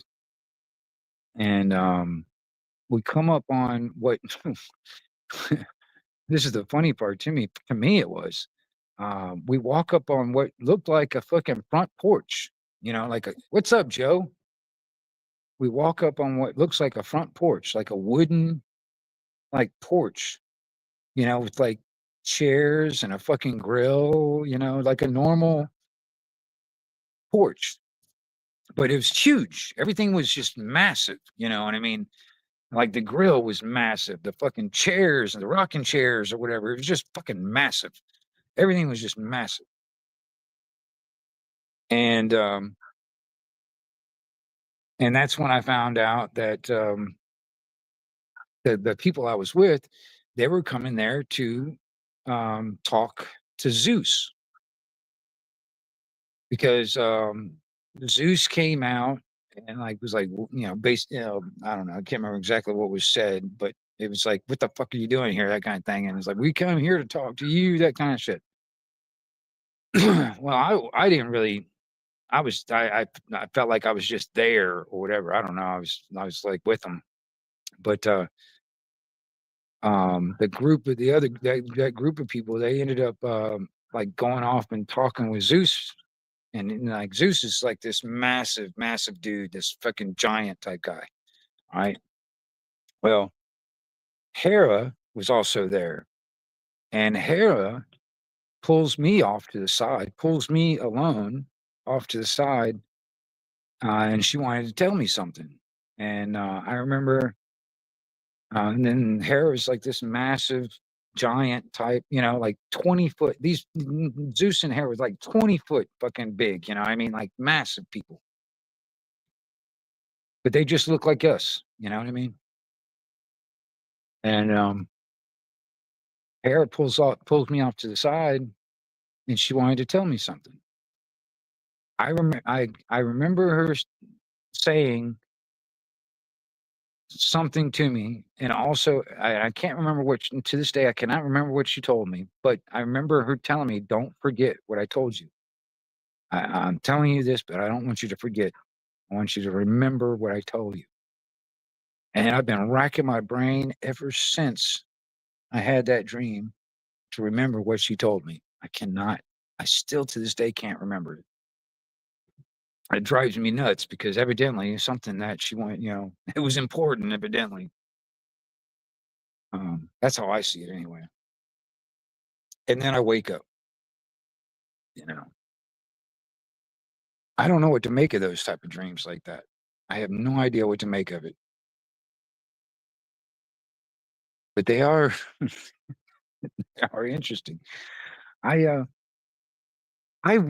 know, like I said, I wonder what other people experience. You know, I know some, you know, a lot of people out there don't remember their dreams or don't dream anymore or they don't ever dream, you know what I mean? But you know, for those that do dream and possibly remember your dreams, I'm always interested in hearing y'all's stories also because I mean, I know I can't be the only one that has crazy stuff like that happening in their head.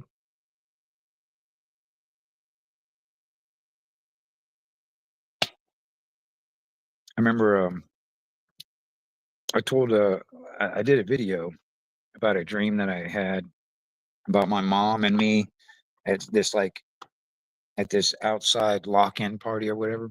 And it's kind of funny too because Mad Shad, he saw that video and it totally reminded him of a dream. And he ended up making a video um talking about his dream inspired by my video that I made of my dream, which was kind of interesting too because there was some interesting moment, you know, in his explanation of his dream. I thought that was interesting because I was like, man, he was talking about a song that some of the people were singing, and I was like, man, I would like to hear that song, um, and what that song was about, and what it sounded like. I'm curious, you know.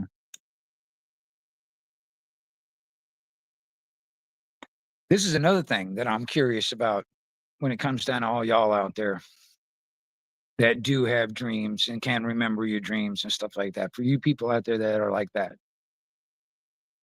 I'm curious. Has any of you now see me personally? Okay, they a lot of some people say that they only dream in black and white or whatever. I have only ever dreamt in color. I've never dreamt black and white. All right, that's just me. But this is the question I want to ask you guys out there that, when it comes down to for the ones that do dream and do kind of remember your dreams and stuff. Have you ever looked at yourself in a mirror in your dream? I have yet to do that. I've been very curious about that because I'm curious of what, like, if I am looking through the eyes of my other self in that other realm somewhere, I'm curious of what I look like. If I look like me, or if I just look like a younger version of me, or an older version of me, or I look like myself at all, anything like what I look like here in this version. I'm always curious. So I have yet to see my own reflection of my face in a dream. And I'm wondering if any of y'all have. Have you ever looked at yourself or seen yourself in a mirror or in a reflection in a dream?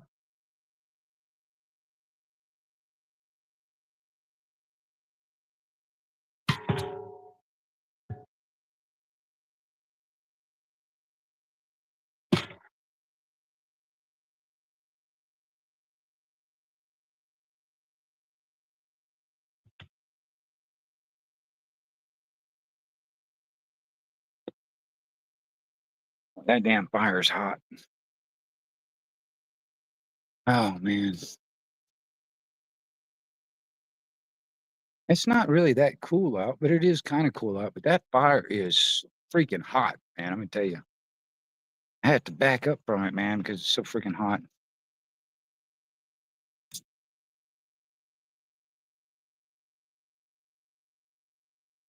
Did I put y'all asleep out there?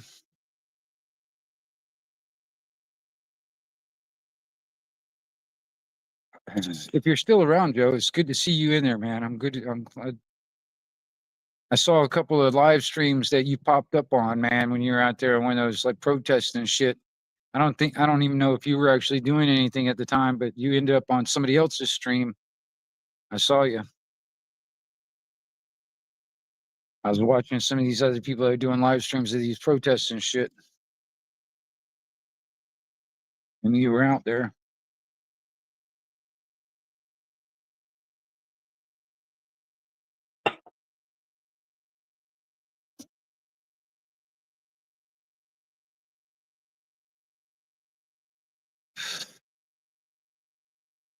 I sit there and watch some of those live streams of those fucking protests, like the ICE protests and the fucking Antifa shit. It gets really fucking um tiresome to watch that shit. It almost feels like I'm sitting there at the place watching these live streams, and it just drains my energy because these fucking wackadoodles that are doing that shit, man. It's like,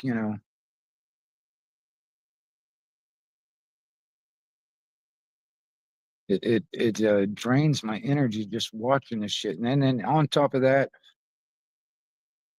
if I see any of these protests where they've got a bunch of these noise toys and whistles and bullhorns and fucking sirens and drums and shit, I automatically hate those motherfuckers that are doing those protests. I don't give a shit what they're fucking protesting. I automatically already hate them. You know what I mean?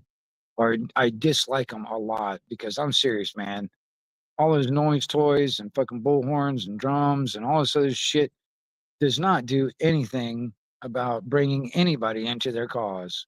It actually, I mean, in my opinion, It totally fucking it makes me automatically just fucking can't stand them. I don't see anything positive or constructive about that at all. It's fucking bullshit. So I don't sit there and watch them for too long, man. I'm serious. I sat there and watched one stream the other day or yesterday, and I couldn't watch it for too long because, man, the guy that was filming it, there was another person that was sitting there trying to drown him out with a fucking bullhorn with the fucking, police siren and the bullhorn forever, man. It was just on and on and on and on with this fucking woo, woo, woo, woo, right in his fucking ear. I'm serious. If I was that dude that was filming, I would have fucking done something like, I don't know, mace the motherfucker right down the goddamn bullhorn, or something, man. I would have done something, man, because I couldn't fucking take that shit. Put that fucking bullhorn, putting that shit right in my fucking ear. That's almost like assault to me. I mean, I'd shove that fucking bullhorn down their goddamn throat. You get those fuckers that are blowing the whistles and shit and all that stuff. I just want to punch them and fucking shove that fucking whistle down their goddamn throat, you fucking pieces of shit. Can't stand it, man. Bunch of useful fucking idiots, man. They are. Bunch of fucking useful idiots. The only problem is when their usefulness is over with, they'll be one of the first ones taken out.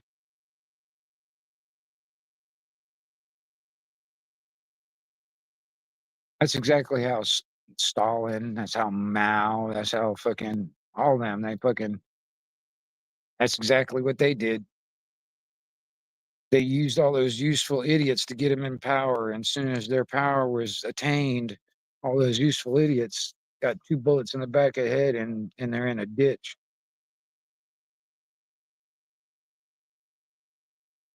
That's what it drives me nuts about these fucking useful idiots that are like Antifa and all these useful fucking idiots out there fucking protesting ICE and shit. I just think they're useful idiots, man.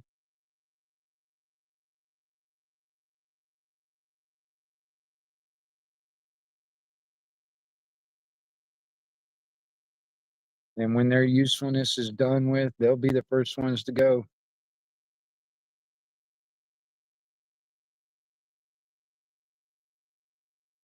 Little bit. Don't dig your claws into me, god damn it. Stop digging your claws into me. Plus your feet are dirty and wet. Get off of me. Come on. I don't want dirty, wet feet all over me. Come on now. I love you, girl, but damn it. Plus your toes are all cold. Sit by the fire for a minute, man. Warm your toes up. No, get down.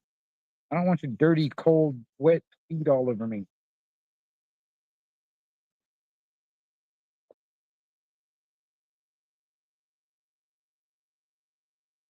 Oh, man.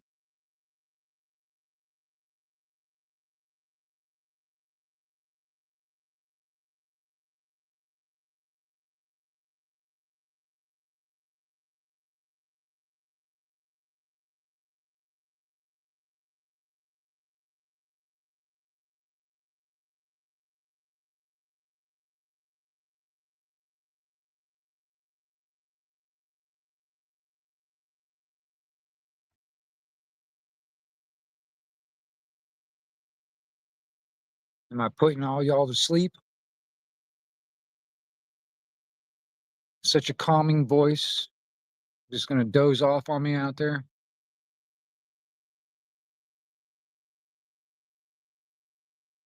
I see the numbers going down though. There was 10 in here, but now there's down to 5 people. Steadily dropping like flies.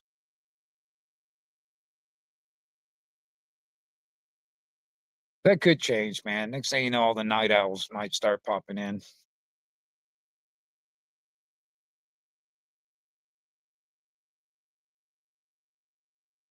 Do need to get some people on panel though. Maybe we can have a better conversation, man, other than me just sitting here talking to all by myself. Joe, if you're in there though, man, if you want to come up on panel, just let me know. I'll put the link in. We can get into something interesting to talk about. Anybody that's in the panel, right, or anybody that's in chat, if I know you and you want to come up on panel and talk, just let me know. I'll put the link in. You know,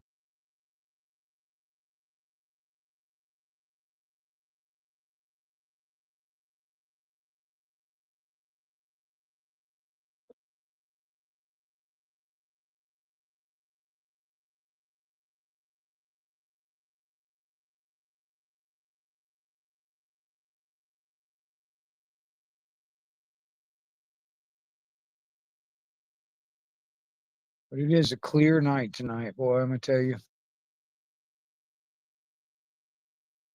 I was out here last night and I saw some more of those little lights going across the sky. I saw three of them back to back, going in a same general direction. And like there would be one go across the sky, and about a minute later, another one coming from the same basic direction, going in the same basic direction. Another one would come, go across the sky, and then in about a minute later, another one. I don't know what those fucking things are. And that was another thing too about it. When I was this was last night, and last night or night before when I saw those. But they would go across the sky, and then they get to this one spot in the sky, and they disappear. And I was like, "What the fuck was going on? What's going on there?" Like there's this one little patch in the sky where they get to that little patch and they just disappear. I wouldn't see them anymore after that. It's like, what the fuck's going on there? That was just odd. I don't know what those things are. They're definitely not airplanes. They're definitely not drones. They're definitely not satellites. I don't know what they fuck they are.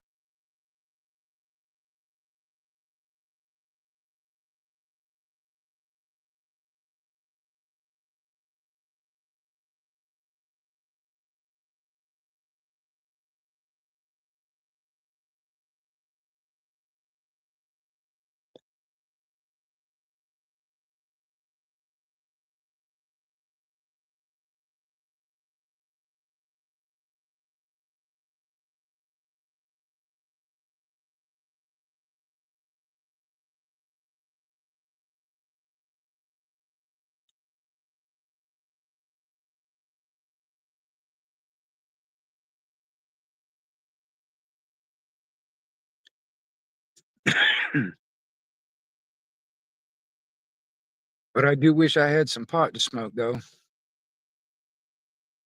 These fucking cigarettes are not very appetizing. They're cheap fucking cigarettes. So they don't even really taste all that good, but they're cheap.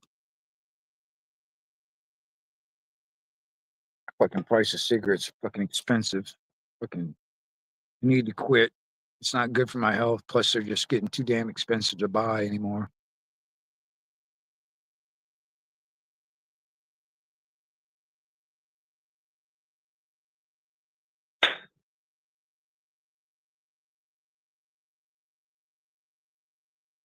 I wish I could just smoke pot instead of fucking tobacco instead, but it's not that easy.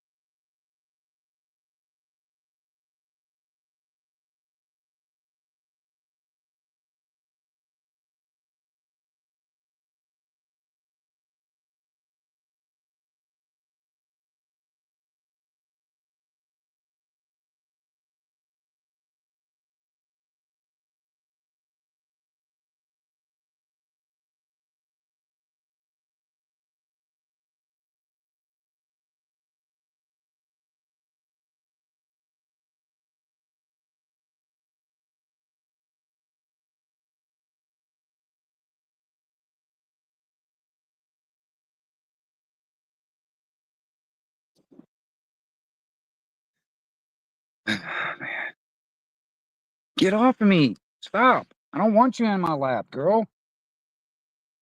Fucking you got dirty, wet feet. I don't want you in my fucking lap.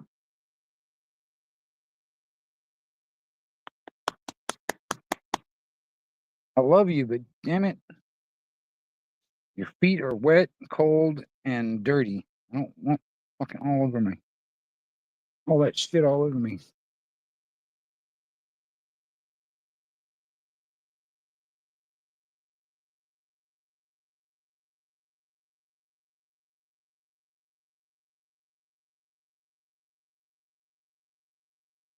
Hmm.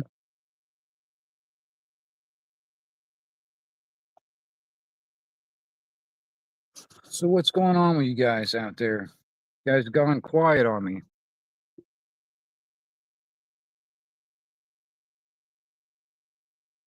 Feels like I got a bunch of lurkers sitting back. You got nothing to say? You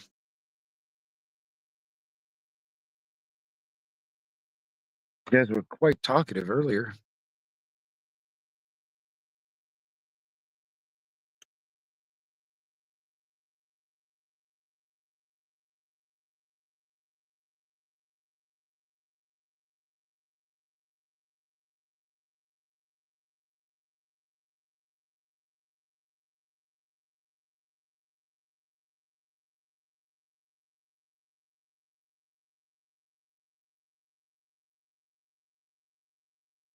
I mean, you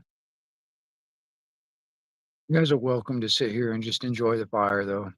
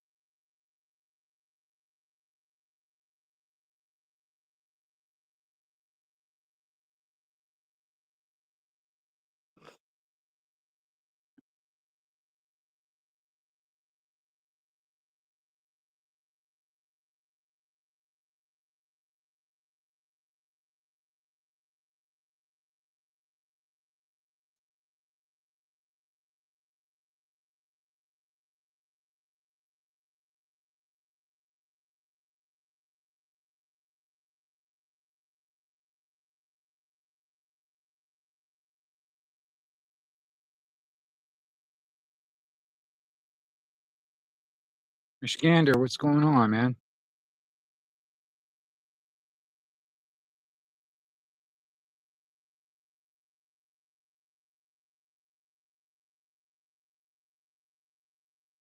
I was telling stories earlier, but then ran out of stories. Just kind of sitting here by the fire.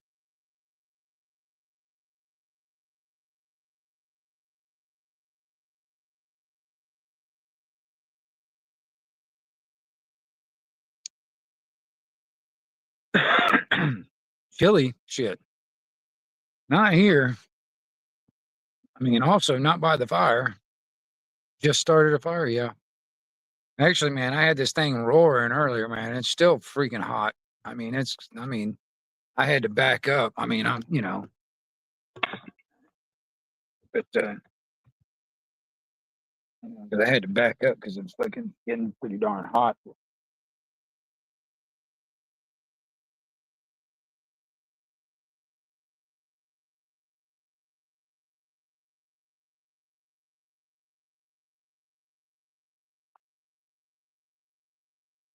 But it's still got a lot of freaking hot coals in there.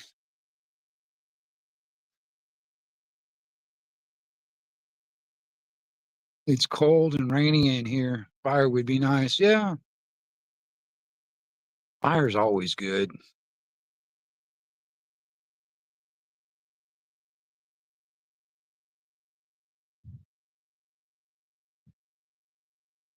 It's hunting time. It's getting around hunting season here too.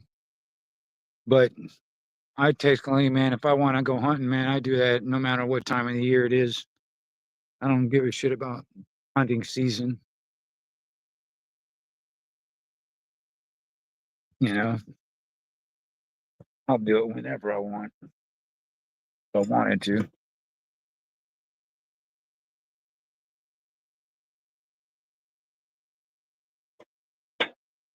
But I'm the type of guy, I mean, if I go hunting, I'm doing it for food. I'm not doing it for trophies or just to do it. I do it for food.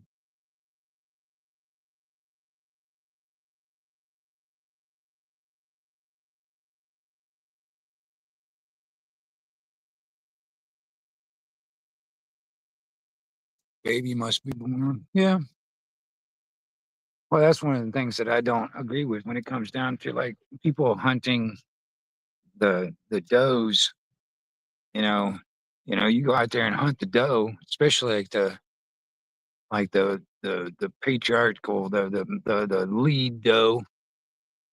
You're fucking up the herd that way when you do that. So I don't really agree with that. I mean, if you're gonna hunt, I mean, does have a sweeter meat than a buck does, but same thing with the pigs. The wild pigs around here, the female pigs, the sows, they have a sweeter meat than the males do, but you're fucking up the herd that way when you do that. So if you're really into the conservation part of it, you know, you don't want to do the females, man. They're the ones that are gonna bring more, you know, you're gonna fuck up the herd if you do that. Yeah, male hogs stink. Yeah, their meat's not all that great either. The females, like you get a 200-pound female, you know, there's a lot of meat on that damn pig, but the damn meat is a lot sweeter. I'll have to say that. But they pop out a shitload of fucking pigs at a time, and they get really bad down here. I mean, in some areas. I mean, I heard of fucking pigs down here. They'll go through pieces of land and shit like a damn bulldozer. I mean, literally, it looks like a bulldozer went through that area when you get a herd of pigs coming through there, all doing all that rooting.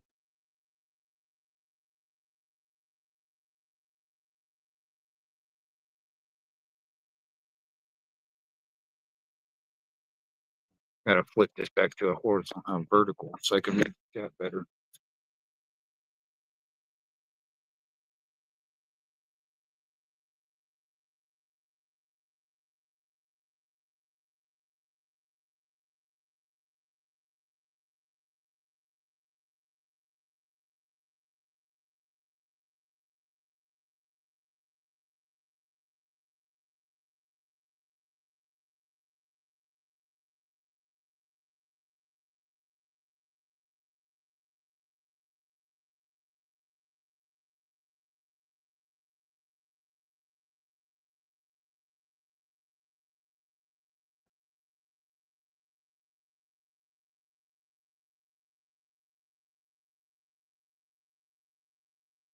Yeah, the pigs down here, they get pretty bad. They start getting into the crops around here. So I mean, there's a guy I used to know.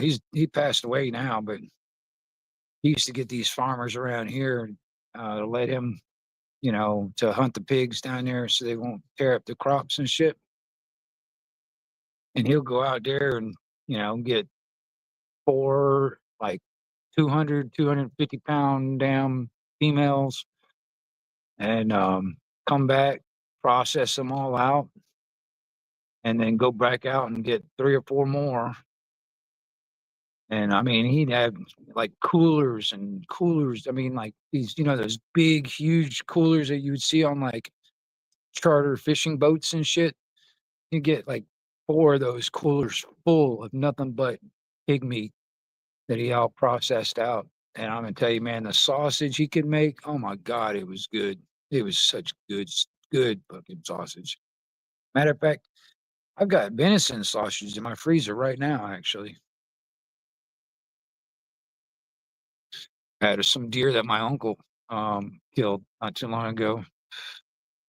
I think it might have been last year or something like that. Last year or the year before or something like that.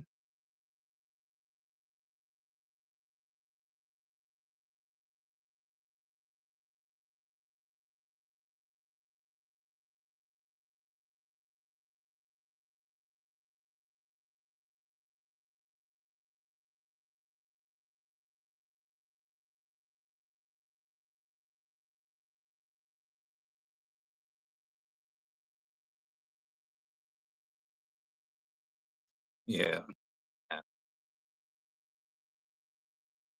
He had that shit down when it come down to processing them out, dude. He had that shit down. I mean, it wouldn't take long, hardly at all, for him to fucking process one fucking pig out in no time. You know,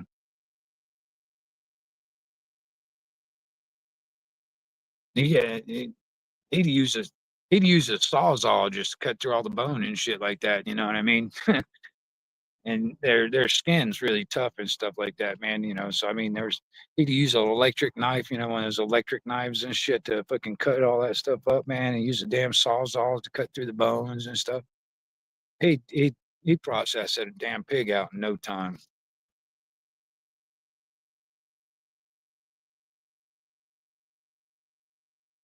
Yeah, Cheryl. I was wondering, man, for a minute there, everybody got real quiet, Cheryl. Everybody got real quiet and stopped chatting. I was like, what the hell? Did I put everybody to sleep? I was wondering, and it was starting to drop. I had like 10 people here in chat. Next thing you know, it dropped down to 5 people. I was like, I guess yeah, everybody started losing interest or falling asleep on me because everything stopped for a minute. So I was like, fuck it. I'll just sit here and watch the fire. I really ran out of stories.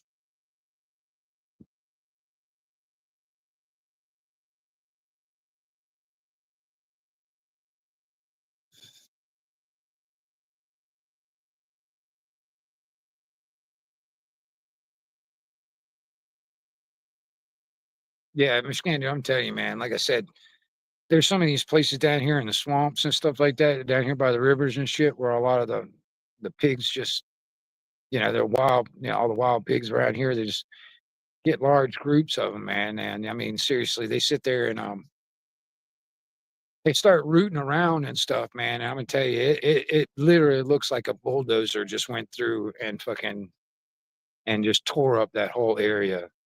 They can do some major damage, and then you get them into a crop, dude. They can just annihilate a crop.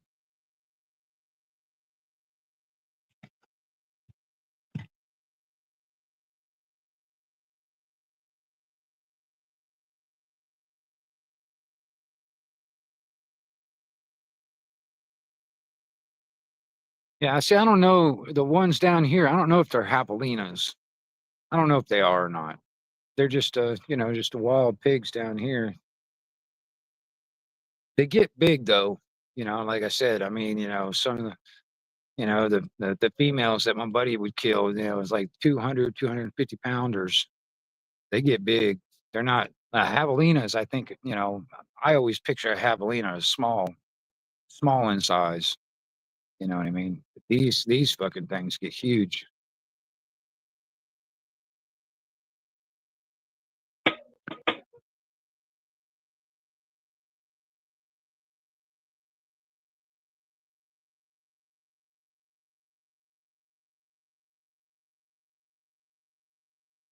Yeah, the male meat, man, is not.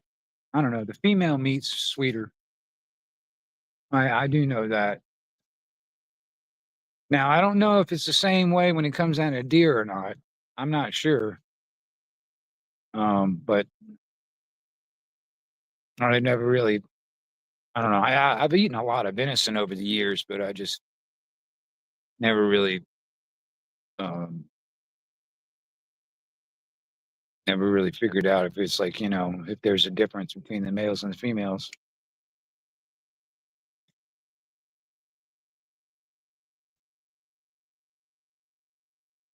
Probably is. I don't know.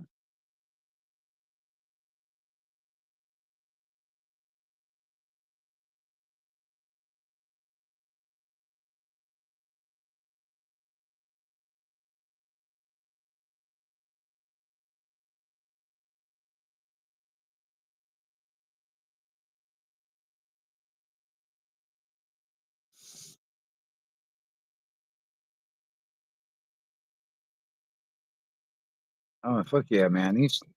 These things are definitely mean when you get them.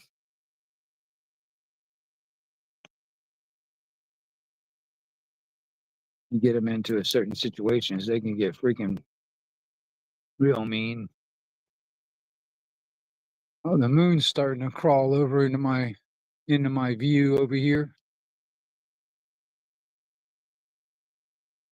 It's down to a half moon right now. Black watch. Well, good evening to you, or morning, whatever it is over there.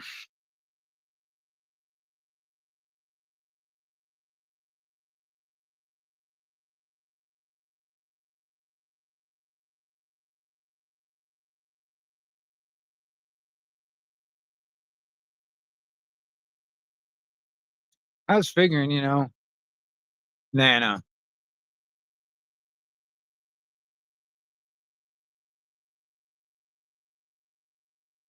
I was figuring I just put everybody to sleep, and then I was thinking, well, next thing you know, all the night owls will start popping in a minute, anytime soon. Like I said, I was just telling stories a little while ago. Everybody stopped chatting. Figured I put everybody to sleep.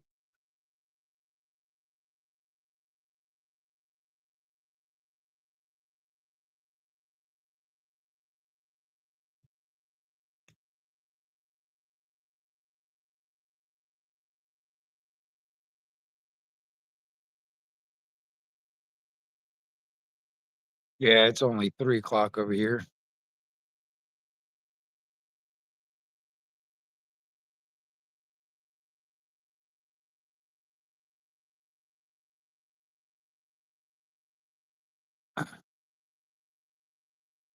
I like venison. Venison's good, man. Uh, I don't eat a lot of it, but I do eat. I do eat venison every chance I can, though. I mean, every year, we get a lot of. We. I don't go hunting all that much anymore. But a lot of my cousins and uncles and stuff like that, they hunt around here. And every year around Thanksgiving, around that time, that's when technically it's hunting season. Legally. So I mean, yeah, I do a lot of hunting around here, and I do get some of that meat. Like I said, I've got venison sausage in the freezer right now, and I'll cut that stuff up, man. Put it in like spaghetti, you know, mix it in with my spaghetti sauce and stuff. It's pretty good, or like ground it up and make burgers out of it.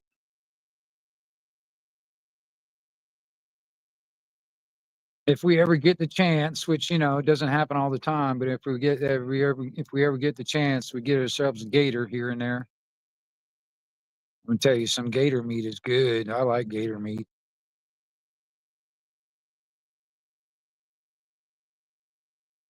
What we do is we cut it up in little chunks and stuff, and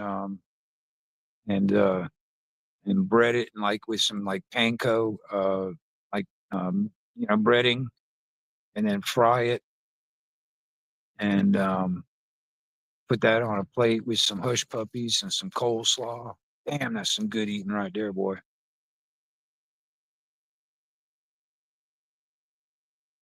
I like gator meat. That's good stuff. And for all y'all that are not familiar with gator, I'm gonna tell you the best part of a gator when it comes down to the meat, it's like the filet mignon of a gator is the backstrap. The backstrap is the best meat on a gator. But a gator's got meat all over that sucker, man. The jowls, the fucking tail, all the fucking, there's a lot of meat on it, but the backstrap is the best tasting.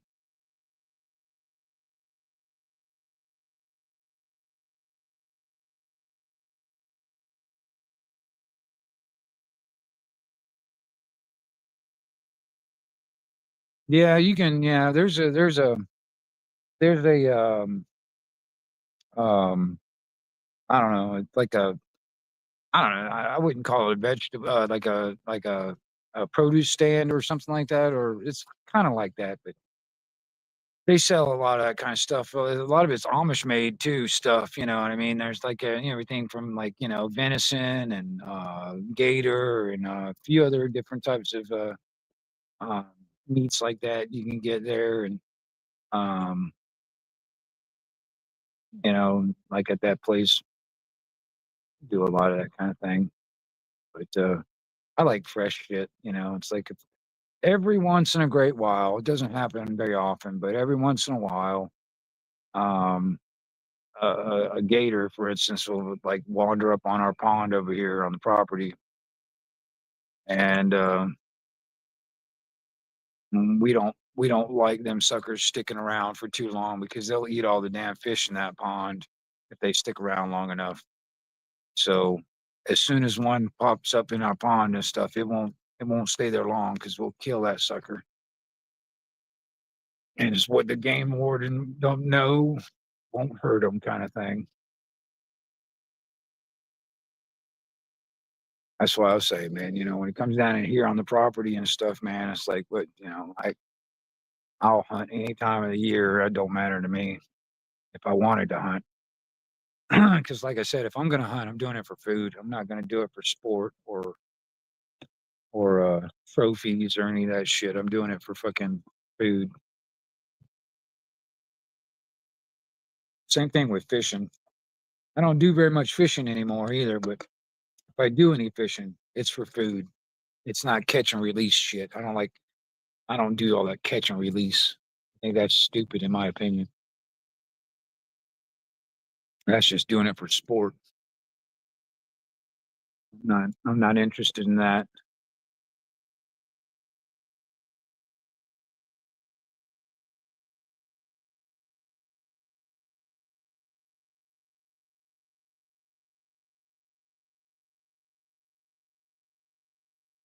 Yeah, gator nuggets, that's how I do it. Yeah, I make little nuggets out of them and bread them up, fry it. It's good. I like it. Good stuff, man. Good.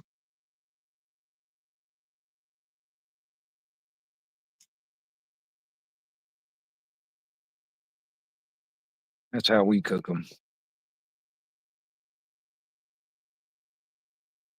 Then the last one that came down here in the pond that we killed. This is quite a few years back, probably I don't know, about 7 years ago or something like that. And the last one that popped up on the ponds down here, because every once in a while one will crawl over and walk over into our pond. But it was I think it was close to 10 foot 7 inches. I think that's what it was. 10 foot 7 inches from the tip of the snout to the tip of the tail. That's how big it was. It was a it was a good size.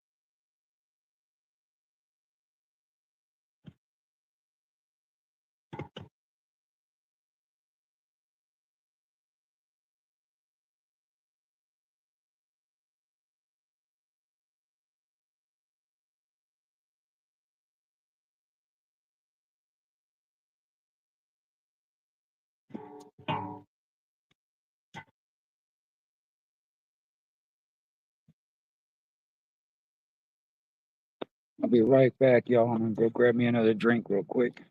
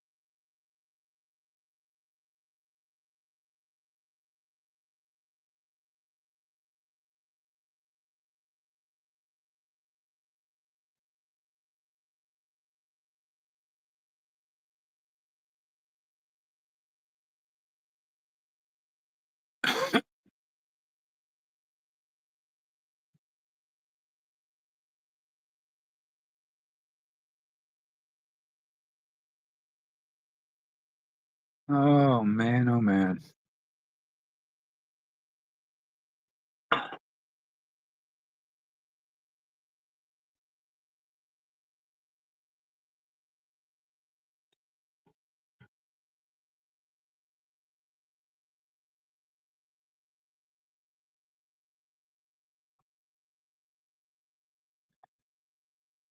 I haven't heard the wolves over there getting going off. Last night they were howling their ass off last night. Next thing you know, we get my dogs sitting over here howling and shit right back at them. I haven't heard any of them tonight.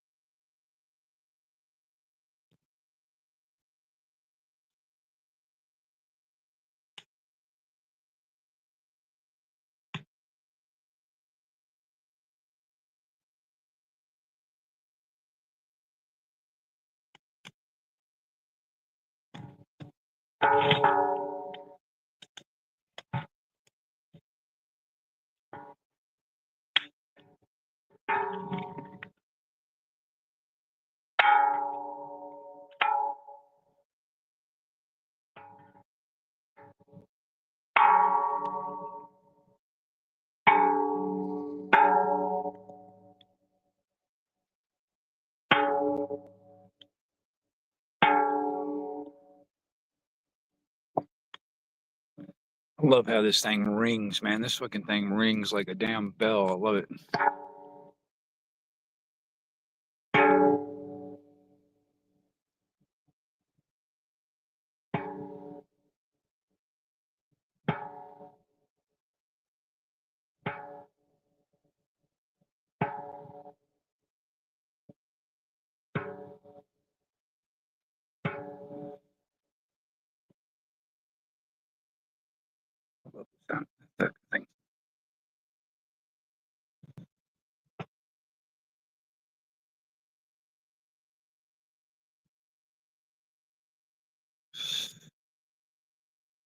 This fire's fucking nice. I love sitting out here by the fire. That's one thing. See, I don't really like winter time all that much. I'm not really a cold weather type of person, but I do like it when it's kind of chilly out and I can sit by the fire. I do enjoy that because during the summer down here in Florida, man, it is not comfortable sitting by a fire at all. But when it's a little cool outside or getting colder outside, I do enjoy sitting out here by the fire. It's nice.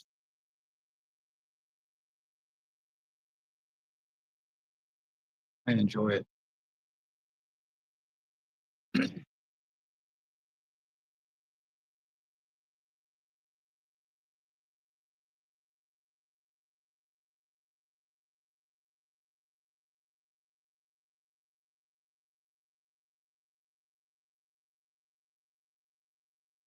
Yeah.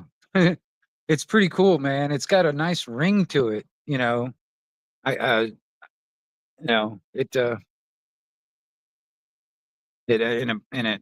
and it's got a nice long long ring. It rings for a while.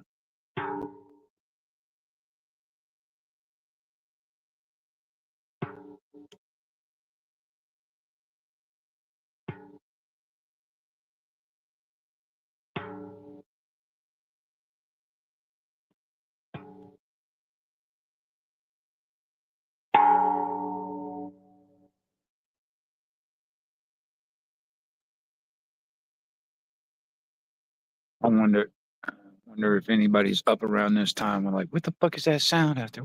Who's ringing those bells out there? You know, I wonder. I got a bunch of family that live around here, and like, I wonder if they're all like, well, who's ringing that bell out there at 3 o'clock in the fucking morning?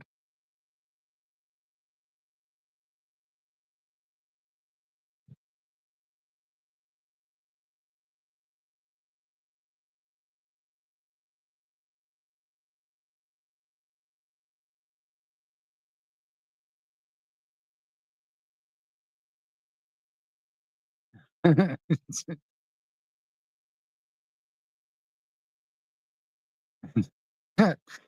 I putting you to sleep, Cheryl? I'm not putting you to sleep, am I?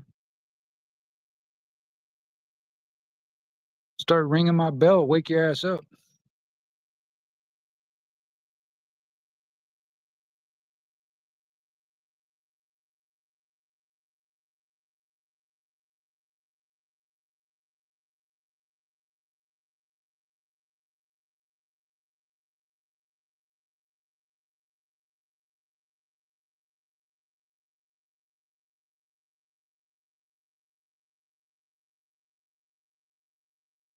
Oh, hell no, Cheryl. Oh, hell no. We are definitely not the only ones. Like I said, uh, I, I really think, like I said when I was talking about the dream scenario, I really think that there are many versions of us living out our lives simultaneously right now.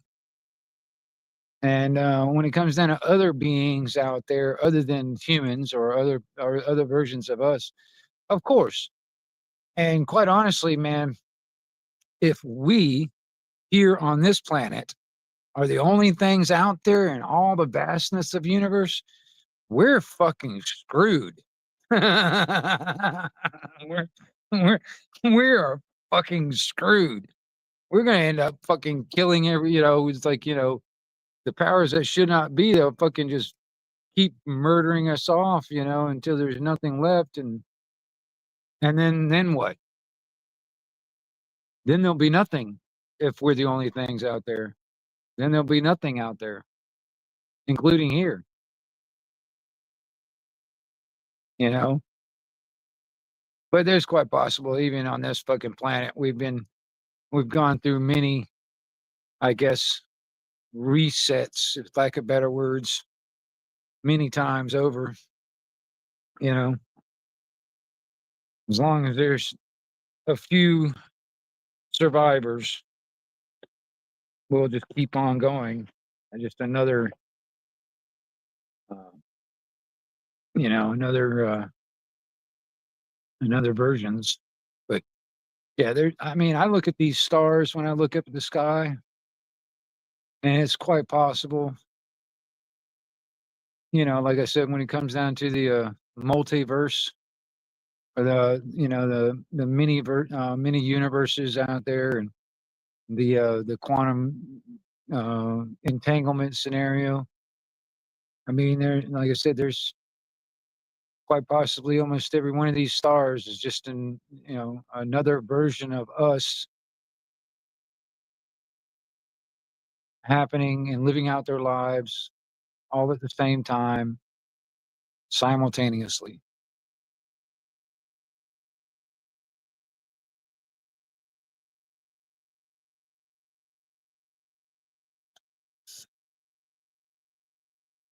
Well, I mean, hey, Punks, I'm gonna tell you, that's some people's view, not quite mine. You know, um, I know there's a creator, but my uh, the the truth that has been shown to me, the creator is not like the biblical uh, creator. I tend to go, yeah, like if I was to go into like many philosophies of that kind of thing, I tend to gravitate to much, much older. Nikki, holy fucking shit. Oh my God, I haven't seen you in so freaking long. Oh my God, it is so nice to see you, Nikki. Holy shit, it's been a couple of years since I've seen you around. Oh my God. Oh my God. I can't wait to tell people that you popped in. I can't wait. I was just talking to Independent Mini United just the other night. I was asking about you. I was talking to Virginia just the other night, and asking about you because I was like, man, I hadn't seen Nikki in for so fucking ever. Like I was like, what is she up to? I haven't seen nothing from her, or I haven't seen her around. Oh my God, man. I miss you, Nikki. I really do. I've been missing you.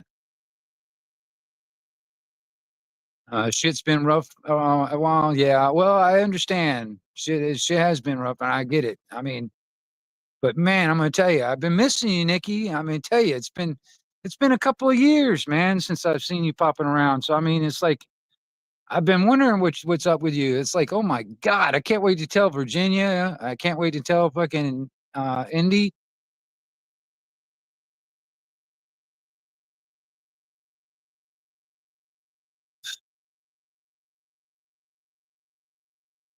I've been all over YouTube, man. I've been still doing my same old wandering around and everything. I just have not seen you anywhere. I mean, and I don't really visit what's his name? Um oh crap. I can't remember his channel name now anymore. Now I think about it. Um I know you used to hang out over there all the time too, but I every once in a while I go over there and just kind of see what he's talking about.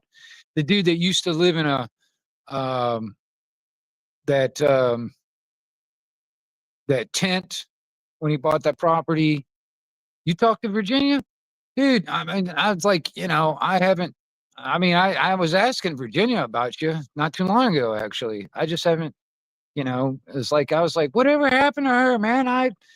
It's like, I used to see her all the time when Ron was still alive and all that stuff, man. And then for some reason, you just dropped out. John, that's his name. Every once in a while, I pop in over there. I don't go over there that much, but every once in a while, I'll go over there, hoping I happen to see you over there.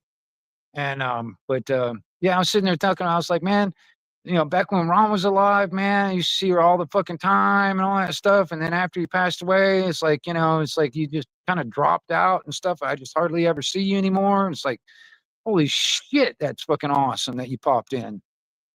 That's awesome as hell.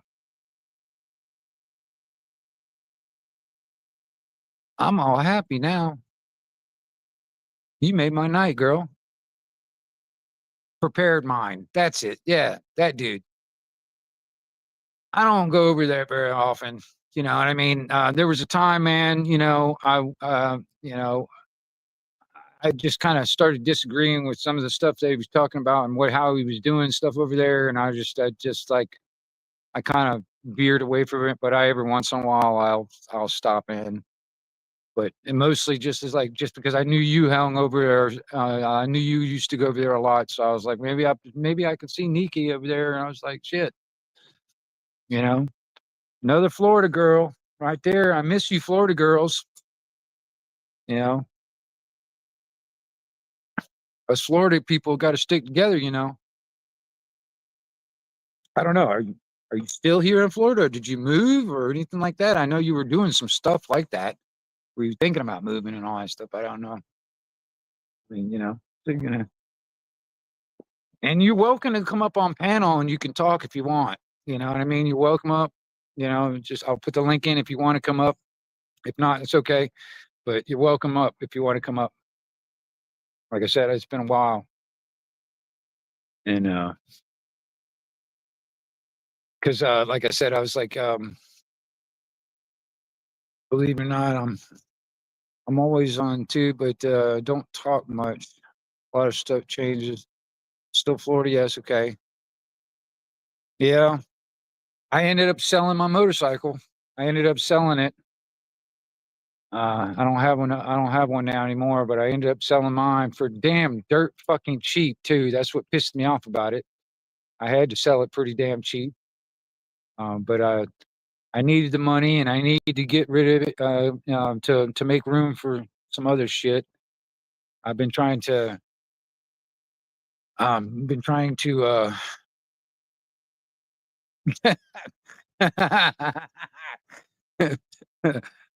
it wouldn't offend me none. Hell, we can go back. Well, I'll shut this damn stream off and we'll go backstage and hang out. It wouldn't bother me none. uh, but no, I just like I said, I'm trying to reduce a lot of the stuff that I've got, and so I had to sell my fucking motorcycle. But you know, if I ever get the chance to get another one, I'm definitely going to get another one. I've been looking on. I man, I've been selling some stuff. Not very much, but I've been trying to sell some stuff over on Facebook Marketplace and shit. And I go scrolling through Marketplace and stuff. Man, I've been seeing some really nice bikes for sale. Some like I saw an old Ironhead. I saw an old fucking Shovelhead. The old Kickstarts and stuff, man. Some old nice ones, man, for not bad prices either. And for sale, with like the nice old king queen type seats on them and shit. Fucking beautiful bikes, in my opinion, man. I wish I had the money for one of them suckers, man. I'd love to have like an old shovel or a fucking old iron head or something like that. Um, um, but I don't know. One of these days.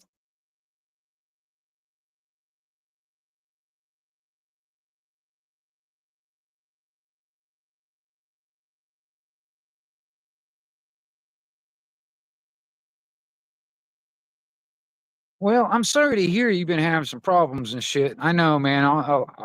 I've been for the past 2 years. I haven't been working very much, so um, I haven't really had a whole lot of steady income for the past 2 years. So a lot of shit's been going on. I've actually um, been struggling on that end of it. That's the reason why I've been kind of reducing a lot of my stuff, trying to get rid of my stuff and make some money off of that.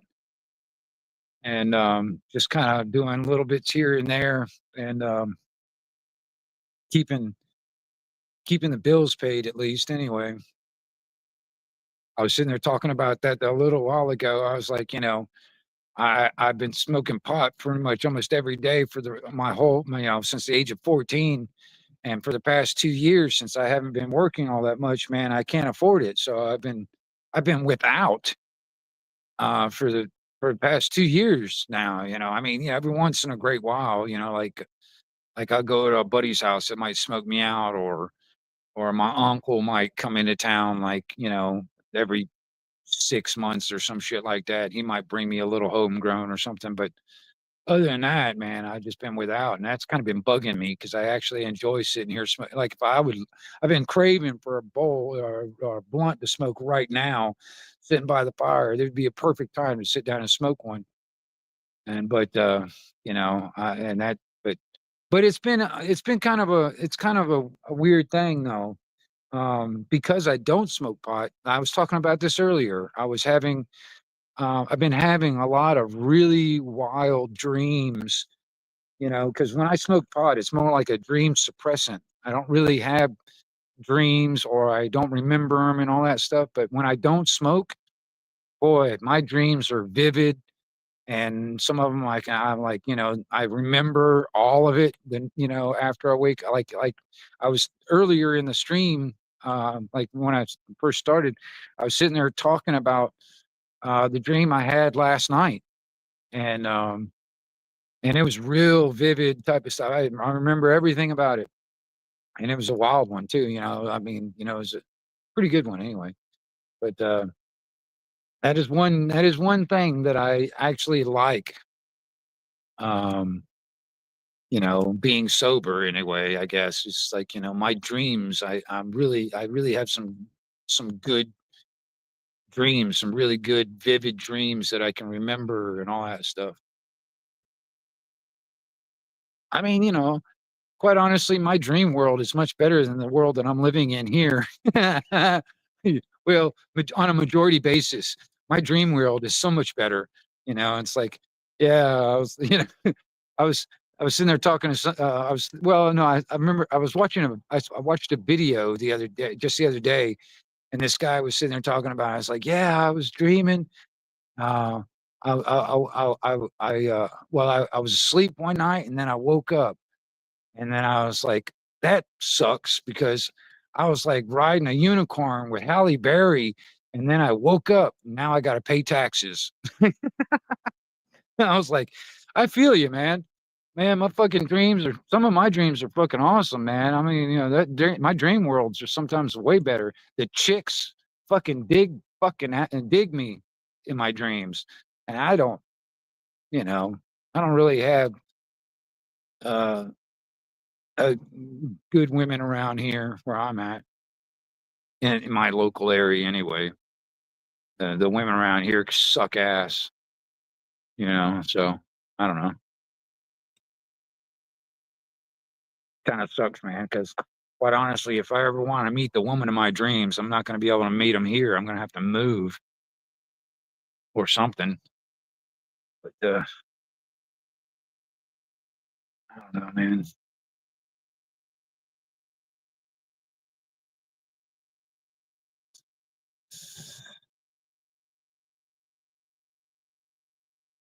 Yeah, I want to get another bike. I really do.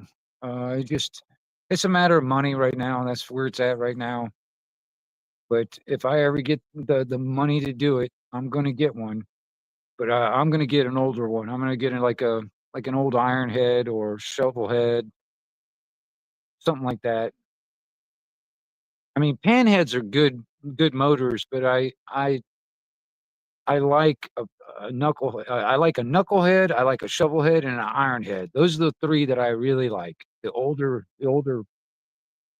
bikes. But I've also seen some I've seen some people that do some pretty nice stuff with just a Honda Shadow. You know what I mean, or something like that. You know what I mean. I've seen some that look pretty nice. And sometimes those Hondas, man, they'll run pretty good too. Not very many problems with the Honda Shadow. I know a couple of people that have a Honda Shadow, and they don't hardly ever have any problems with them. But I like the old Iron Head and the old Iron Head and the fucking shovel heads. Those are nice. I honestly don't care if they are listening, Cheryl. I honestly don't care. And I seriously doubt there's anybody local to me that are on my stream or on my channel at all. I seriously doubt it. Because quite honestly, man, I'll be the first one. I mean, the way I see it, man, the women around here, they just suck. You know, I don't know what it is. Um,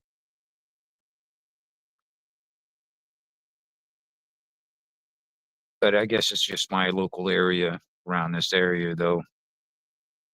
'Cause I've met some pretty cool women other places. You know, they don't live near me or don't live in my state or whatever. You know, I don't know. It's kind of weird though. It's one of them things. And I agree, you know, and that's another thing too, Nikki. I'm gonna tell you something, man. I don't know what it is about people today. I don't know why things changed. You know, it just seems like the men and the women, you know, especially if you start getting younger than our age group, I guess. Um, it start to suck, man. I mean, it's hard to find some cool people that are younger than us. I don't know. It just seems like that. I don't know. Maybe I'm just being stupid, but I don't know. But even then, it's like, you know, I don't know what changed. I miss the 80s and the 90s more and more every day. It seems like I don't know why, but I start missing the 80s and the 90s more and more.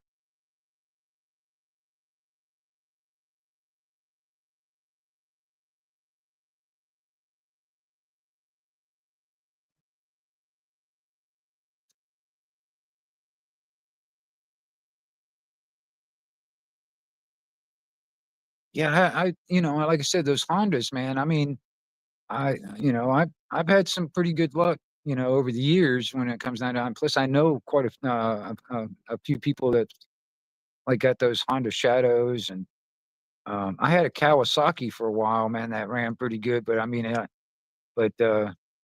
ended up totaling that sucker. Um, Ended up fucking T-boning a fucking truck. Practically tried to take the side of a truck out with my face. That wasn't fun, but you know, shit happens. Some dumbass fucking ran a stop sign. I ran right into him, and but that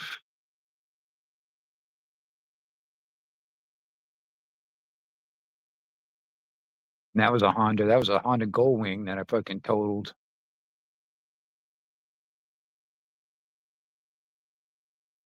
But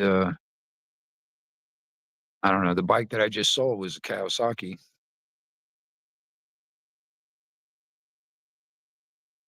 and you know, I just got to the point. I was just sat for so long. Plus, there's a lot of other problems going on with it. So I had to sell it pretty cheap, cheaper than I really wanted to. Main reason is because whoever, you know, the guy that buy and offer me, they were going to have to put a lot of money into it just to fix it up. So I was like, well, shit, man, I'm going to have to sell it cheap because, you know, it was going to take quite a bit to, and I just didn't have the money and the time to fucking, I had plenty of time. I just didn't have the money really to put into it to fix it up.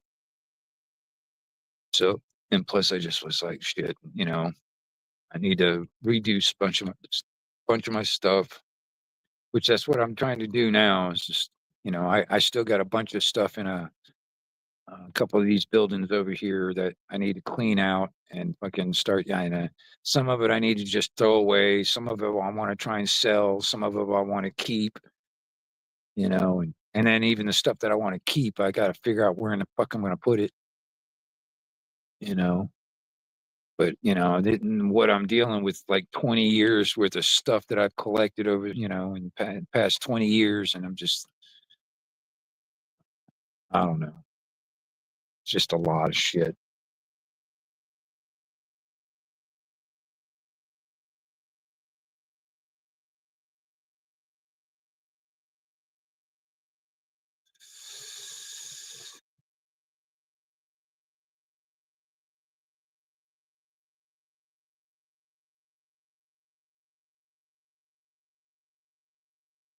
I'm telling you, Nikki, man, it's just so good to see you in there. I am so glad to see you. I've been, like I said, I have been missing you. I've been thinking about you. I've been wondering what you've been up to. It's awesome. I knew, you know, this is the thing too. As I started doing these little nighttime, like, fireside chat type of things around this time in the mornings and stuff. And I've been noticing that I get more people in my stream at this time in the morning. It's like, kind of remind me back when Ron was doing his thing. It's like all the night owls and all the vampires and shit that would come out, you know. And I was like, well, shit, I'll just start doing that more and more. You know what I mean? And um, and because like I said, I mean, like if I do a stream, any other time of the day or whatever, it's like I could probably get, at most 5 people in a stream. You know what I mean? And it just seems like around this time in the morning, you know what I mean? I just start getting like anywhere from 10 to 15 people in there. It's like I get all the damn night owls and the fucking vampires and shit come crawling out and start hanging out. And I'm like, well, I might do more and more of these, especially with the, um,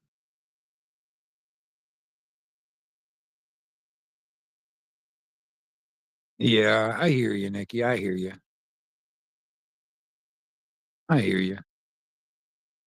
I mean, that was one of the things that, since I haven't been working all that much, it's like my schedule is kind of like, you know, I mean, I do some stuff during the daytime and stuff like yesterday and probably today too. I got to cut some more firewood and stuff like that. Like yesterday, I did a whole bunch of tree trimming and shit like that, and bush hogging and stuff like that all day yesterday, or most of the day yesterday. But I'm still a night person, man. It's like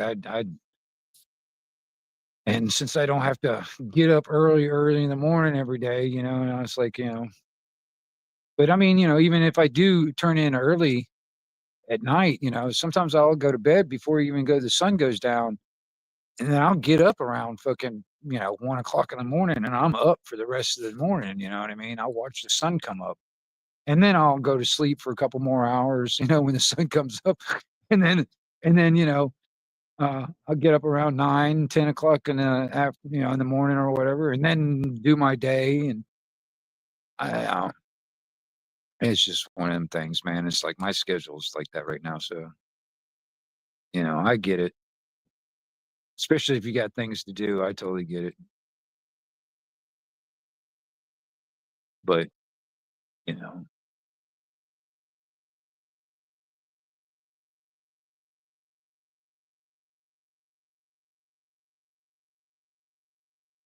but like I said, I was just asking about you not too long ago. Actually, I was talking to Virginia and stuff like that, and asking about you.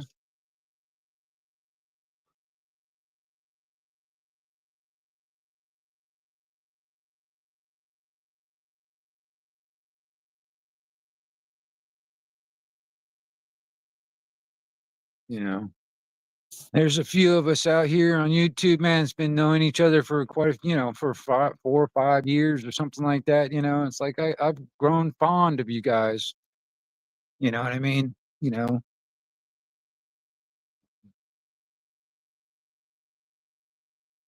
so I start wondering when I don't see you around all that much. I'm like, what the fuck are they doing? What's going on? Are they all right?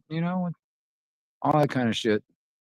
There's a few people out there that I haven't seen in a while that I used to see all the time.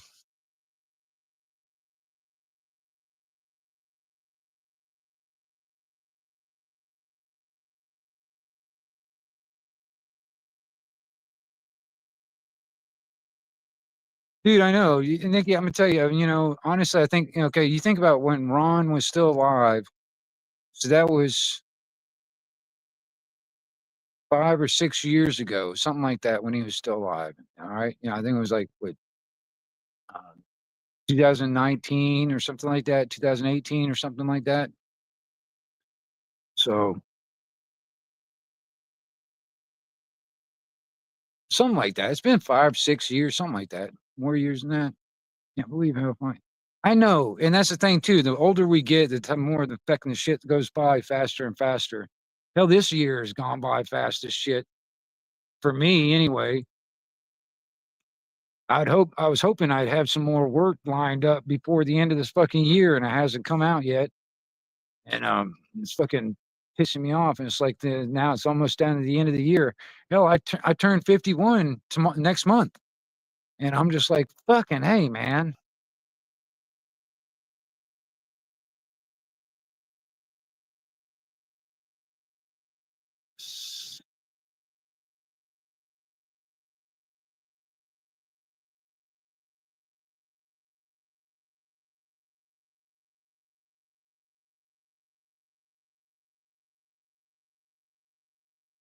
Yeah, I know. That's the thing. It's already fucking October. You know, um,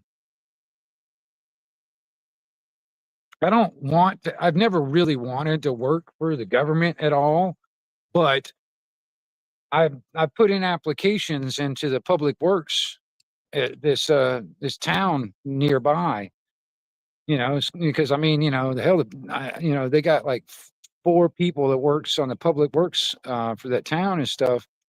And I know a couple of the guys that work that, and I'm telling you, man, that would be in my mind, it would be a cake job that I can probably hold on to for the rest of my fucking life, really.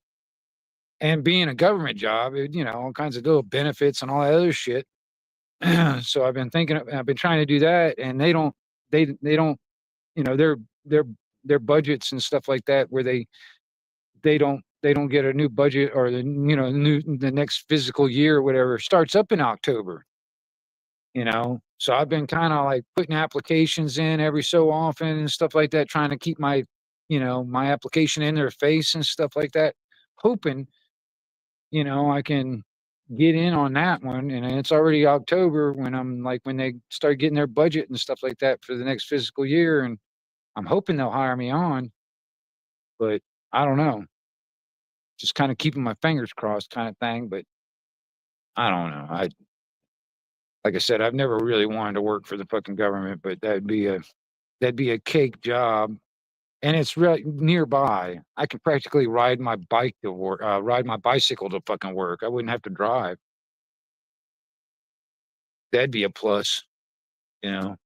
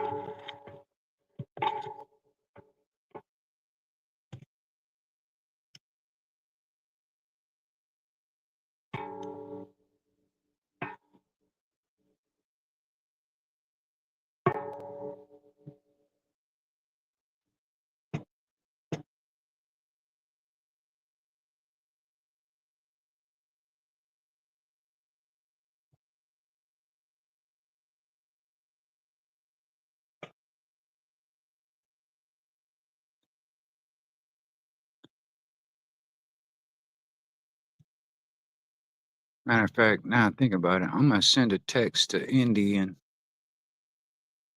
tell her that you're over here, Nikki, and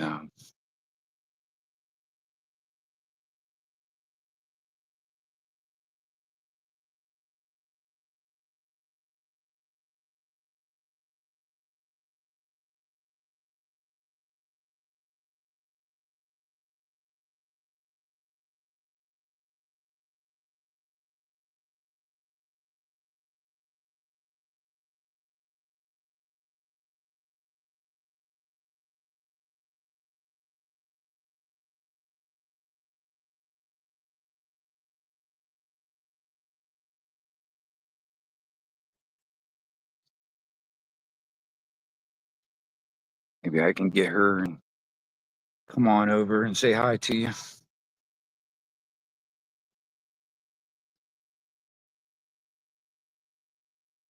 Yeah, I'm just north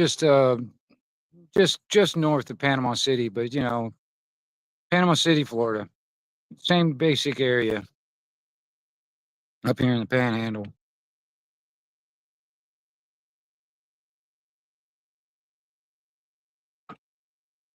Yep. I um I moved out of that camper that I was in, and um I kind of built myself like kind of like a tiny home. Um, I've got a couple of um like those prefab sheds and stuff like that. Those big prefab sheds. I converted it into a tiny home and I put them underneath this pole barn over here. So I've moved pretty much out of that into this, and it's still on the same property, but it's just like a little bit better situation, a little bit better living situation than that camper. And you know, and that's another thing to all that shit that I had, all of my stuff that was in that camper and stuff. I'm still trying to clean that thing out and get that thing cleaned out so I can get rid of that fucking thing. And sometime in the future, my sister wants to build some little tiny home type things out here or something, because they want to be able to. My sister and my mom, they want to do something out here on the property. So when they want to come out here, they got somewhere to stay. You know, um, you know, because they don't want to live out here. They just want to be able to come out here every so often whenever they get a chance, and they got somewhere to stay when they come out here. And that's kind of like the projects you know, that's in the works for the future, but it's mostly just time and money when it comes down to getting those things done. Um, and I don't know, they're kind of wanting to do some kind of like um, a little village out here, and so different different parts of the family can come out here and they can spend a few days or a week or whatever, and every so often because everybody just lives far away from here. And but uh but I enjoy it. I like living out here. It's peaceful. Like I said, right now I got a clear sky with a half moon, and it's just peaceful out here. I love it. I'm far enough away from Panama City and stuff like that, where I don't have to worry about the city and all that stuff. I just I don't even like going in Panama anymore. I don't even like getting in that. It's like I'm so sick of the tired of the traffic. I'm sick and tired of the tourists. I'm sick and tired of all that crap. I don't even want to go by the beach anymore. I'm just so over the beaches. I've been living around beaches most of my life here in Florida. I'm like when I lived in Orlando, when down here in Panhandle. I've lived around beaches most of my life in Florida, and I'm so sick and tired of the beaches now. And I'm sick and tired of all these freaking Yankees coming from New York and California coming down here. I want to, that big sign that says "Welcome to Florida." I want to put a no vacancy. We're not letting anybody else in. Sign right underneath it. That's what I want to do. I just, I'm just like, fuck it. You know, all you fucking, all the people from California and New York and all these damn snowbirds from Canada. Fuck them. Go back. Don't come to Florida. We're fucking, we're not. And that's another thing too, man. I'm so sick and tired of the developers here in Florida just swallowing up all the natural Florida. You know what I mean? All the natural woodlands and all that other stuff, swallowing it up and turning into housing developments and fucking apartment complexes and shit like that. It's like they got to fucking develop every inch of fucking Florida. I'm so sick of that shit. That's the most invasive species down here in Florida is the goddamn land developers. You know, I hate that. I don't understand that shit, man. It drives me nuts. All the beautiful parts of Florida are getting swallowed up and turned into damn housing developments and shit. Hate that.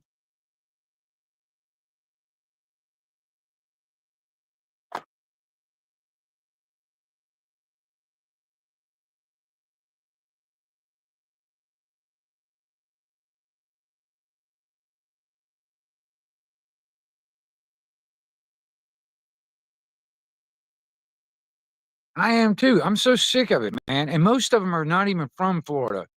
You know what I mean, Nikki? I'm telling you, you know, that's what drives me nuts. You get these, you know, that's another thing too. You get somebody that's like from California, for instance. They'll sell their property over there for a shitload of money, and they can come here and get twice as much as they had back in California over here because of the prices and stuff, and they start swallowing it up. You know what I mean? And next thing you know, it's like I mean, seriously, it's like all the really beautiful natural Florida places, with all this, even swamplands to me are beautiful. But I'm gonna tell you, man, all the natural Florida, what attracts a lot of people to Florida, it gets swallowed up, cleared off, and fucking housing developments and apartment complexes and shopping centers and all this crap. It just drives me nuts, you know there's this biker bar that I used to go to all the time, called the Outpost, down in Bruce, down on the river, and there's all this beautiful woodland. There's this one road that goes out there to it, that I used to ride my bike down all the time, and it's just a beautiful ride because it's like a 2-lane road, and it was just nothing but woods on both sides. All right, just beautiful land on both sides. I'm serious, man. I go down there now, and a good chunk of that shit is getting all fucking cleared out for all this massive like housing development. And I'm like, God damn, dude, it just ruins it. It just ruins it. And it's all these damn land developers that come in and they just fuck it all up, man. They just fuck it all up. And that's what drives me nuts too, because at one time, and I'm kind of hoping that it doesn't happen, because I mean, when my dad was alive, my dad passed away 2 years ago. And when he was alive, he was thinking about selling the property I'm sitting on right now, which used to be his piece of property. Now my sister owns it. I'm sitting on a piece of that right now. And he had it up on the market. And also my uncle, which owns the other piece of property, was just like right next to me, which is like 40 acres. He had that thing up on the market. He was going to sell it. And I mean, there was a time for a little bit there before my dad passed away, um, that there was a threat that all this was going to be gone. And this has been in our family for about 3 generations. All right. And that's what pisses me off too, because I got a sentimental thing about this property. Plus, I mean, when I was younger, and even today, even now, I put a lot of, you know, uh, you know, blood, sweat, and tears into this property. And plus, I got a lot of memories here. And I was sitting there, I had the fear that this was all going to get sold off, turn into either a housing development or a fucking cow pasture or something. And that was seriously a threat. I mean, that was something I was really, because I really have nowhere else to go. I don't have any desire to go anywhere else. And so I want to stay here. And for a little while there, um, right before my dad passed away, I was, I there was a chance that I was gonna have to fucking leave and basically become a homeless kid again, which I did not want to do that. I had nowhere else to go. So I was like, I didn't wanna, that's what it would ended up happening to me if I had to leave. I'd just be homeless, which I've been there before. I've done that before, and I just did not want to go there again. I have no desire to be homeless again. Uh, you know, unless I absolutely had no other choice. But even then, that wouldn't be a good thing. But um, well, when my dad passed away, the land ended up going off the market, and my sister's got it now. She's got a power of attorney over it, and my uncle, I guess I don't know if it's still in the back of his mind or not, but he ended up selling his house, and he's actually moved out here permanently now. So there is that. But I don't know if if if he's ever going to try and sell it anymore or not. I have no idea. You know, because he's living out here right now. As it stands right now, it's not going to get sold. But there's always that because my uncle's that type of guy. He's a developer type of guy too. You know what I mean? That's how a lot of his money came into play. Because when we were living in Orlando, that's what he did. Him and my dad did. That's what they did. They were the fucking developers back in Orlando. Like turning swamplands down there in Orlando and um into multi-million-dollar home, 4 phase fucking housing developments with golf courses and shit. And so that's how my uncle made his money. And you know,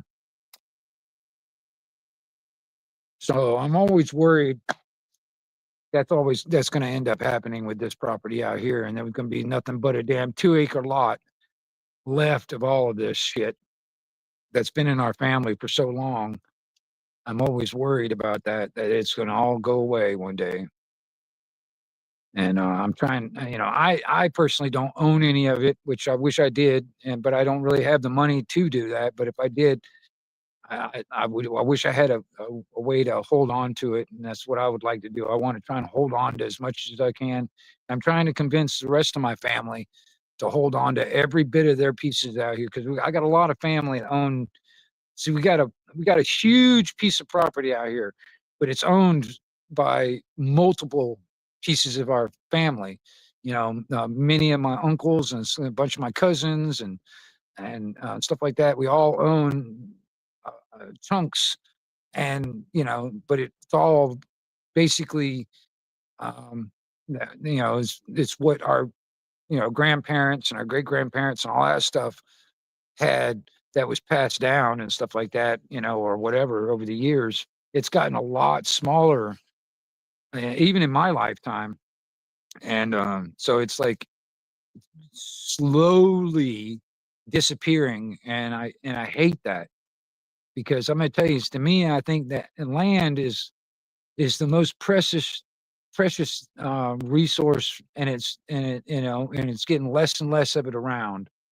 Um, and and And I mean, tell you, to me, I don't know, man. I'm just really fucking weird about it. Like I said, it's like I got a sentimental um, type of a thing for it. I don't want it to go away. Like I said, it's like it's been in our family for what 3 generations. I think it's like three granddaddies back, something like that. Kind of started all of this shit. And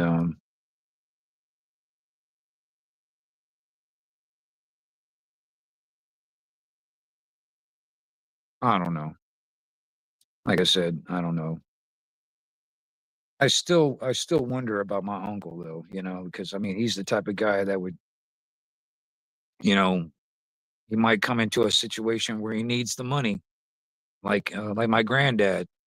You know, my granddad right before when he passed, right before he passed away, he started getting in a lot of medical problems like triple bypass surgeries and heart attack and all this other shit. So he had all these medical bills.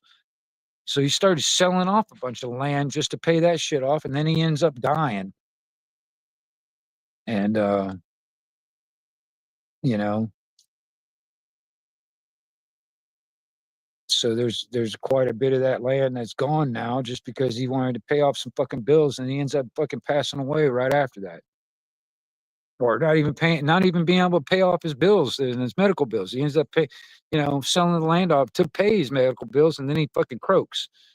And that just pisses me off too, because I'm just like, fuck, man. You know,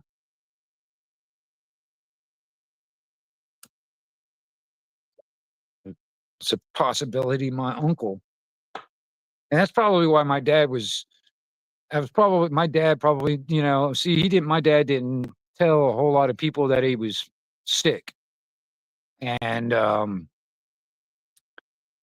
that was probably why he was put the land up on the market, because he knew he had a lot of medical bills that he needed to pay and all this other shit. And that was probably a good possible reason why he put the land on the market. And then he passed away, and it was never sold, which is a good thing. Um, and like I said, my sister got the power of attorney, but then there's also that, like, my uncle. It's a good possible that he comes out here and does a lot of yard work all the damn time and working his ass off, and he's 70 fucking 8 years old or some shit like that. You know what I mean? He's got heart problems as it is, and he might just follow suit, like in my granddad's fucking, you know, he might start getting real sick with his heart problems and need the money. And he's like, well, I got all this land. I'll just sell the land to fucking pay my medical bills. And then he'll fucking die and the land will be sold. You know what I mean? That's what positive. Because next thing you know, this will turn into a fucking housing development for all I know, you know, because he's that type of guy. I mean, I always have that in the back of my mind. That could happen.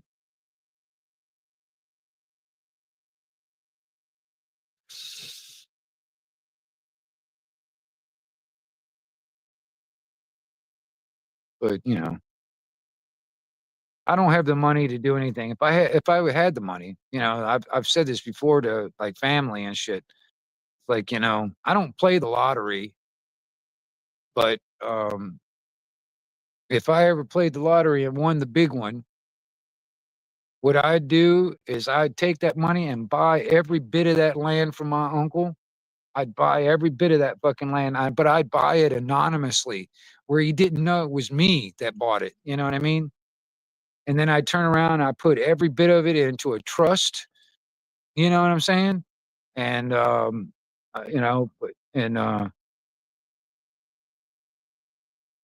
and then that kind of thing. That's what I would do if I had the means to do so. But I'm not that lucky to like win the big fucking lottery or some shit like that, and I'm just not in that position. I just don't have. I'm at this very moment. I'm barely rubbing two nickels together as it stands right now. Which I'm just kind of scraping by at the moment. But I don't know if that's going to change or not. I mean, the world itself right now, I couldn't even tell you what's going to happen in the next 5 fucking years. In the whole grand scheme of the fucking shit that's going on in the world right now, I couldn't tell you what's going to happen. So I have no fucking clue. And then, I mean, the rate it's going, I'll be dead and buried before I can retire. I'll never be able to retire, man. I'll have to fucking work for the rest of my life until I'm fucking dead. You know, the only problem is, it's like, I mean, all I know how to do is manual labor shit. That's all I know how to do. I don't know how to do anything else. I mean, it'd be nice if I could figure out how to do something where where I can sit in an air conditioned office. And, but, I did construction for 20 years, and I know, welding and fucking, you know, just mostly manual labor type of jobs. That's all I've ever done. So that's all I know. Those are the skills that I have. So I mean, and they don't pay very much. So I mean, I'm just fuck. Dude. I'll be dead and buried 6 foot under before I can retire.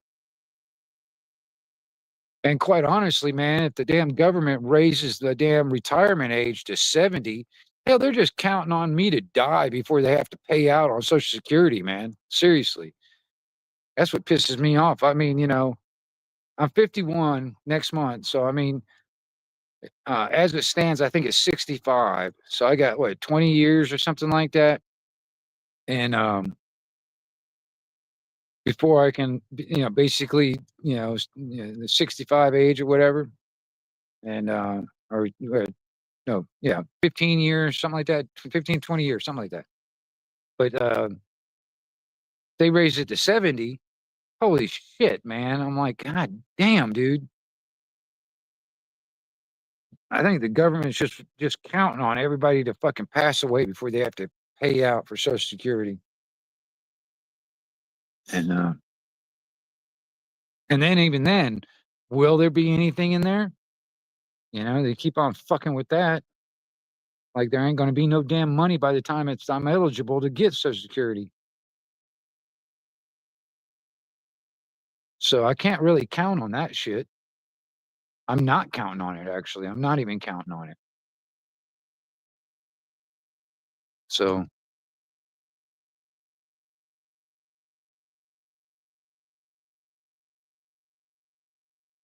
just sucks, man. Just sucks. And it would be a shame, Nikki. I'm gonna tell you, it would be a damn shame if if things did play out like that when it comes down to the property getting sold off and all this other shit just to pay some medical bills and then they croak, you know.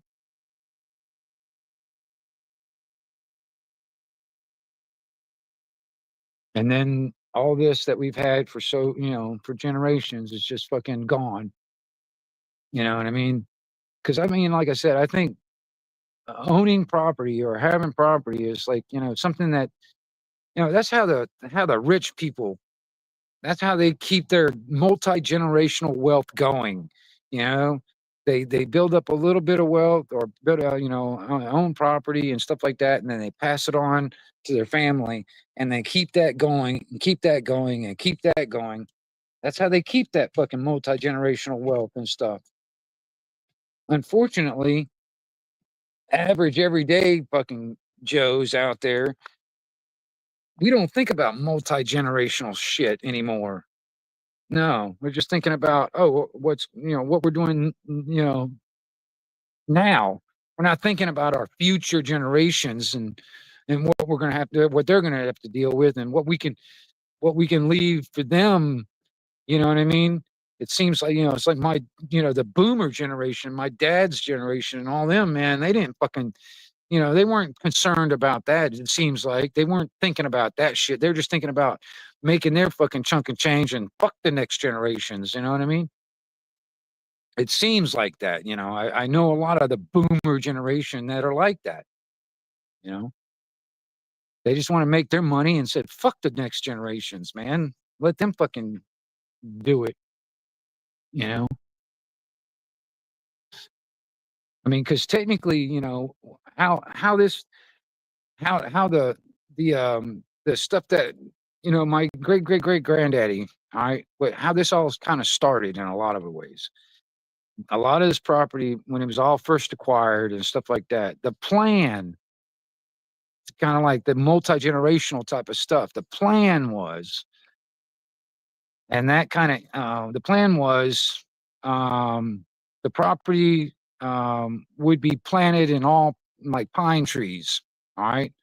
And every, let's say, 40 years when the pine trees are mature, you can timber that pine trees and then get a chunk of change off of that, and then turn around and replant for the next generation. So in 40 years, that next generation when you pass that property on, that next generation has got those trees on it, in that 40 years or so, they can timber it, get a chunk of change, replant, and then the next generation will come in and then they can, do that. That was how it was supposed to be. Well, that stopped with my granddad. You know, my granddad, he did a lot of that. He sold a bunch of property off and then also timbered all the fucking trees out to pay all those medical bills. And then he fucking croaks. Never got replanted. So fuck the next generations on his level. That's what ended up happening. Now it's nothing but fucking grassland. And my uncle's out here fucking mowing it, making it look like a goddamn state park golf course, type of look. All that, there's nothing out here anymore, for the next generations to have other than, oh, it looks nice if you keep it all mowed, like mowing it every fucking week. You know what I mean? And that's just a fucking pain. And that's just like you get nothing out of it. There's nothing out of it other than, oh, it looks nice, you know. But hell, even the animals don't really have much to eat out here anymore because I mean, shit, you used to see turkey all over the place. You used to see deer all over the place, and it's like rare nowadays. It's just fucking stupid, man. I mean, my uncle was sitting there talking about it just the other day. He's like, he was asking me, it's like, man, have you noticed there's just not very many birds out here anymore? Moonchild, what's up? And I was like, well, and I'm not trying to be disrespectful to you, but there's just nothing out here for them to eat. I mean, it's fucking mowed grass. There's nothing for the birds out here to even have, there's nothing out here anymore. There used to be shitloads of fucking birds and stuff that hide in the tall grass and all that stuff, and in the trees and all that stuff when there was a shitload of trees, pine trees and all that. It was all nothing but pine forest for a while there. When I was a kid. And now it's nothing. And I used to see fucking shitloads of turkey out here all the time. I just hardly ever see them anymore. you know um and I mean, there used to be so much deer out here because there was so much areas for them to bed down and feel safe. Now there's just nothing. It's nothing. And I'm just like, well, it's just, probably why there's nothing out here is because there's nothing out here for the animals anymore. You got nothing but this fucking grass, fucking that you keep mowed about, like it looks like a fucking golf course or a state park type grass. That's how short he keeps the grass. I mean, he's out here almost every weekend, if not more than every weekend, mowing. He's out here on a goddamn mower, and that's what I did yesterday, actually. He's out here trimming trees and bush hogging and shit like that and every tree that is out here, I touched every fucking tree. So, because he wants it all neatly and fucking trimmed and stuff like that, and I'm just like, God damn, dude. You know, I don't know, man. I don't like this type. I mean, it looks nice when it's all mowed and all that stuff, but that's just not what I personally like. I'd rather it just be, just left grow wild, you know what I mean? And and just keep the area around the house all kind of cleared out. Everything else needs to just fucking needs way more trees out here for one, because when the hurricanes and heavy winds and stuff like that come through, there's just nothing to block it, nothing to stop it. There's nothing out here to just do any of that. It's just blows through here. I mean, seriously. Um, you know, there's no shelter from that kind of like the hurricane weather and stuff like that. It just comes through here. It's just nothing to block it. And there used to be when I was a kid, like I said, this was all pine forest all through here, and it's all gone, all of it. I mean, now we just got scrub oaks, a few scrub oaks here and there and stuff like that, and but mostly all grassland now. And even then, he just mows it just to make it look pretty. It's not even utilizing the grassland, like I don't know. cutting it to, to bail up, for, for horse feed or some shit like that or whatever. Don't even do that, in my opinion. I mean, that would be a source of income that we can, harvest, from the land, you know, but, no, he just wants to spend the fucking diesel fuel and the time to come out here and fucking mow every goddamn day almost. And I don't know, man. It just drives me nuts. I don't, but I can't tell him anything. This is what he wants for his piece, and then he imposes on the rest of us over here too, because he'll fucking, he'll come out here and he's out here mowing, my sister's piece of property. He's over here mowing my cousin's piece of property over there and stuff like that. Just because, if he ain't got enough to do on his own property, he's over on our property over here and doing stuff over here, taking liberties and stuff like that. You know, I don't know. Whatever. I digress. It's all bullshit. I shouldn't, I've said it before when it comes down to that kind of stuff, but it's just family bullshit.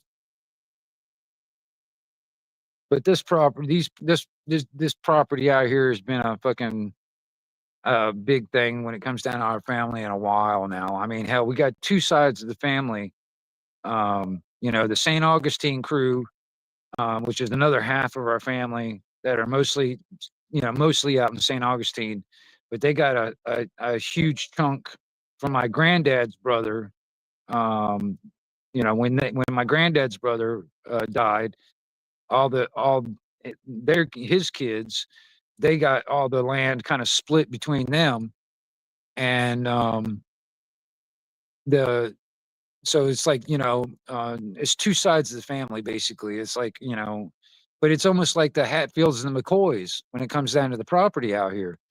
It's like we're always fighting over fucking property and shit like that because of all the fucking, crap, it's like this and that, whatever. Even, you know, my granddads are my, sons, my dad and his brother, um, you know, um, my dad's brother, my uncle, he would get into these fucking stupid ass fucking taunting things where he's like, I don't want none of that St. Augustine crew over here at all, that kind of shit. Because, and that's another thing too. I'm just born into this bullshit, man. I got nothing to do with all that fucking feuding, man. I got nothing to do with all that fucking feuding. I'm just born into it, but this has been going on for fucking forever. You know what I'm saying? And and unfortunately, it's all because of this property out here. It's been over fucking property and shit.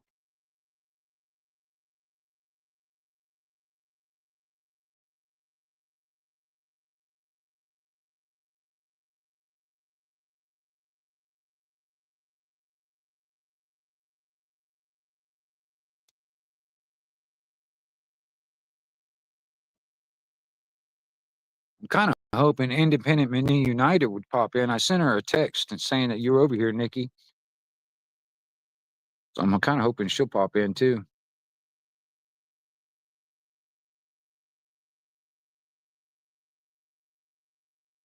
Ooh, I just saw a shooting star. Ooh, should I make a wish?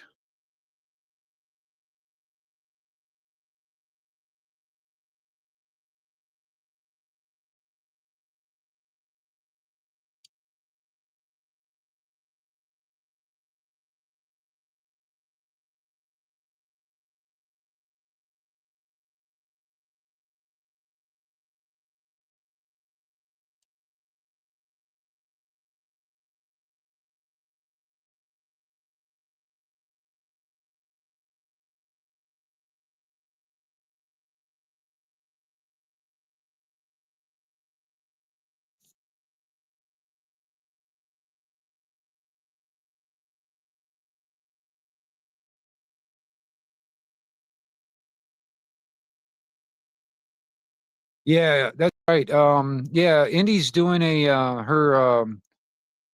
her stream was it, yeah, Monday night. So it's tonight.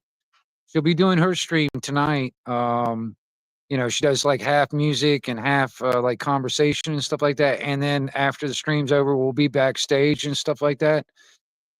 Nikki, if you have time and all that stuff, come on over to Indies and stuff like that. I don't know. Um, Especially if you can hang out like later on, like after like we're backstage and stuff, and um, that would be awesome if you're able to do it. I mean, I understand your schedule and all that stuff, but if you're able to do it, man, please. It's been a long time I've been able to hear your voice. Impossible. I'll be sleeping. Well, I hear you. Well, I hear you. It's been a long time since I heard your voice, though, and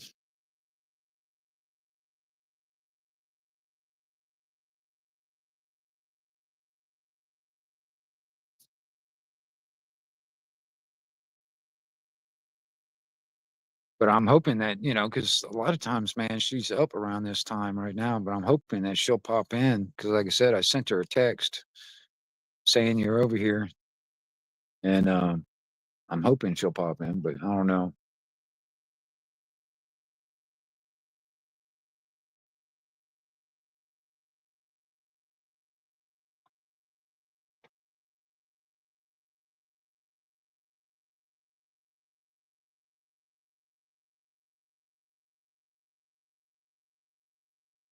Oh, Thursday nights, right on.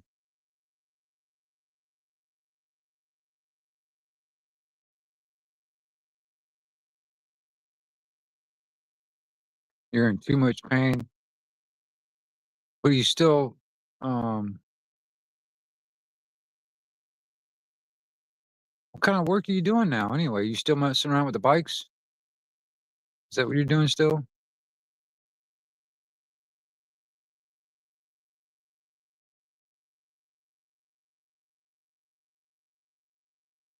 Oh, just this Thursday. Right on.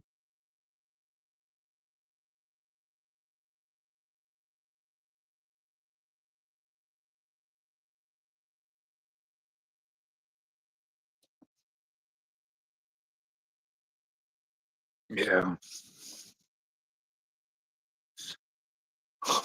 Well, maybe I'll do like a, I don't know, like a backstage thing or something like that Thursday, or something like that. Maybe so I can get you up and I don't know, something.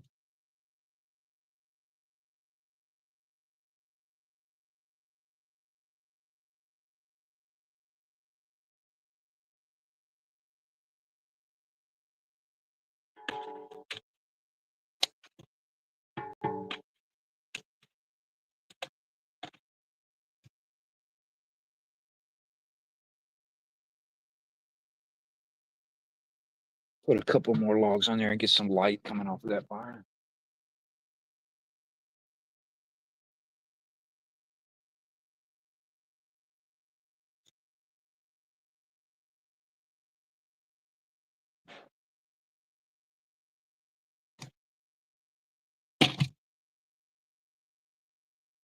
Get a little bit more light off of that fire, man.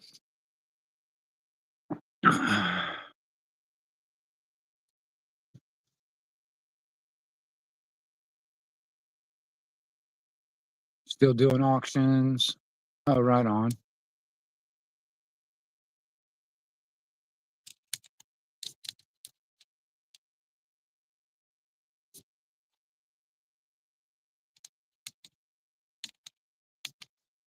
I thought you were moving though, Nikki. I thought you were moving for a while back ago. I thought you were.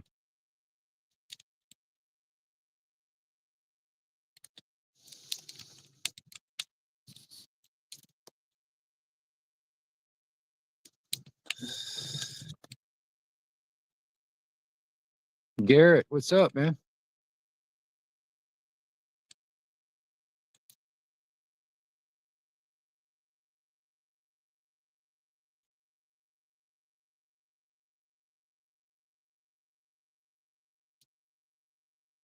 So this is why I love, having these early morning type of things, man. All these night owls popping in. I love it.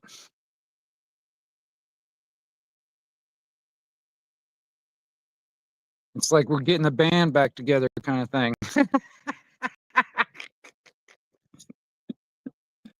We're getting the band back together.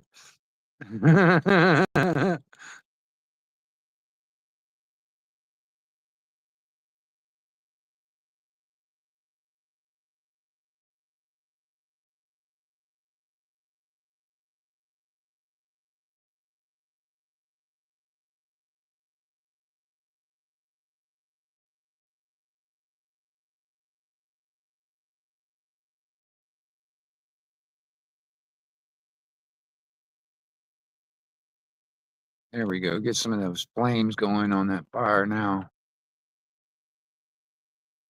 I was just down to coals for a minute there. Get some flames going on that coal on that fire.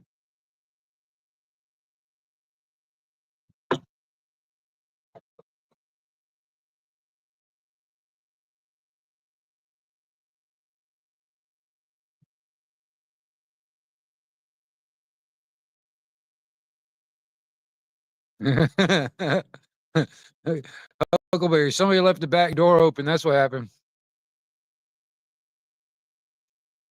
Did you leave the back door open when you come in, Huckleberry? Is that what happened?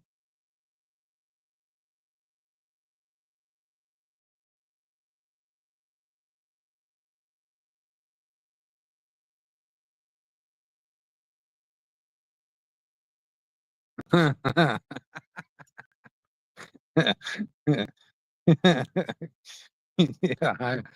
Uh-huh.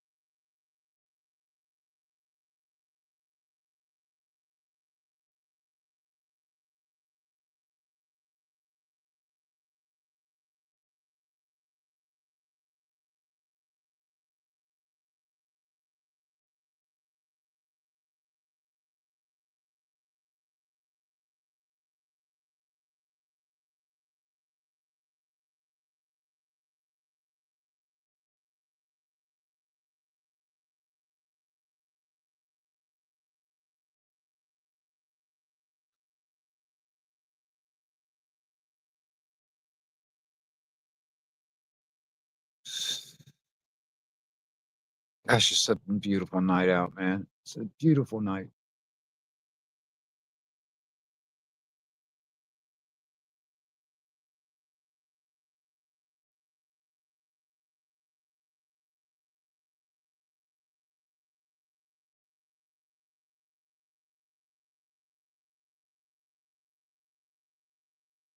Yeah, I know. It's like it's so quiet out here too, except for the dogs and barking in the background. I don't hear any wolves howling tonight. They were howling big time last night, and then got my dogs howling and shit like that.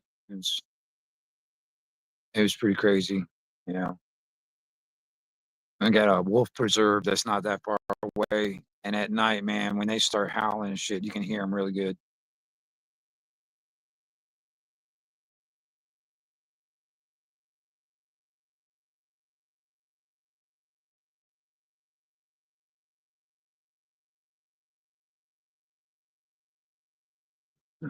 I'm gonna tell you. I mean, sometimes silence can be deafening, though. There are times in my life when silence can be so deafening.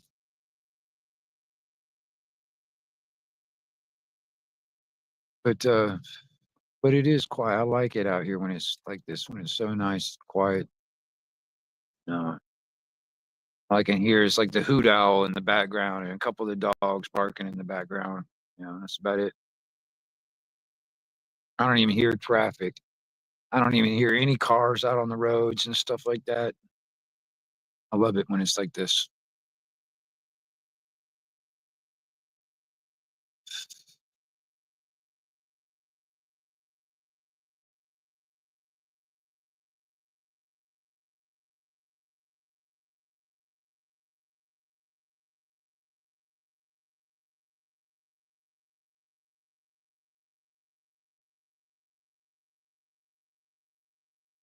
Good stuff, man. Good stuff, man.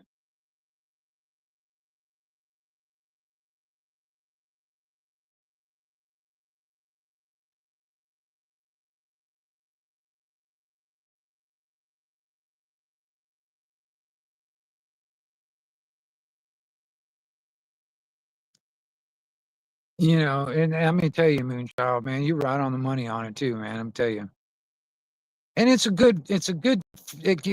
can be so good for you too, you know, to get those times of quiet, you know, uh, away from all the fucking shit trying to bombard you from every angle.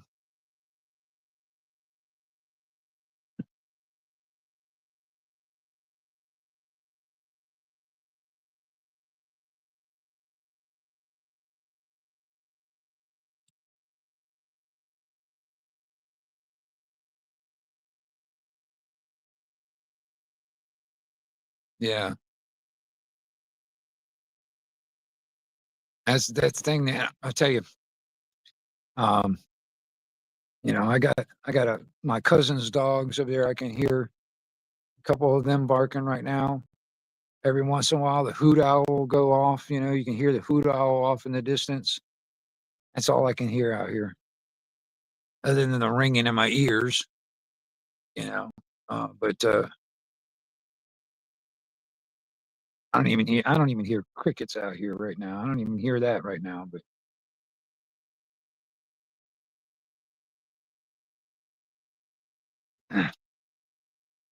and it's like there's hardly any traffic out on the road. So it's like every once in a while I'll hear one car off in the distance, and then you can follow the sound going, like you know, because I know where the road is.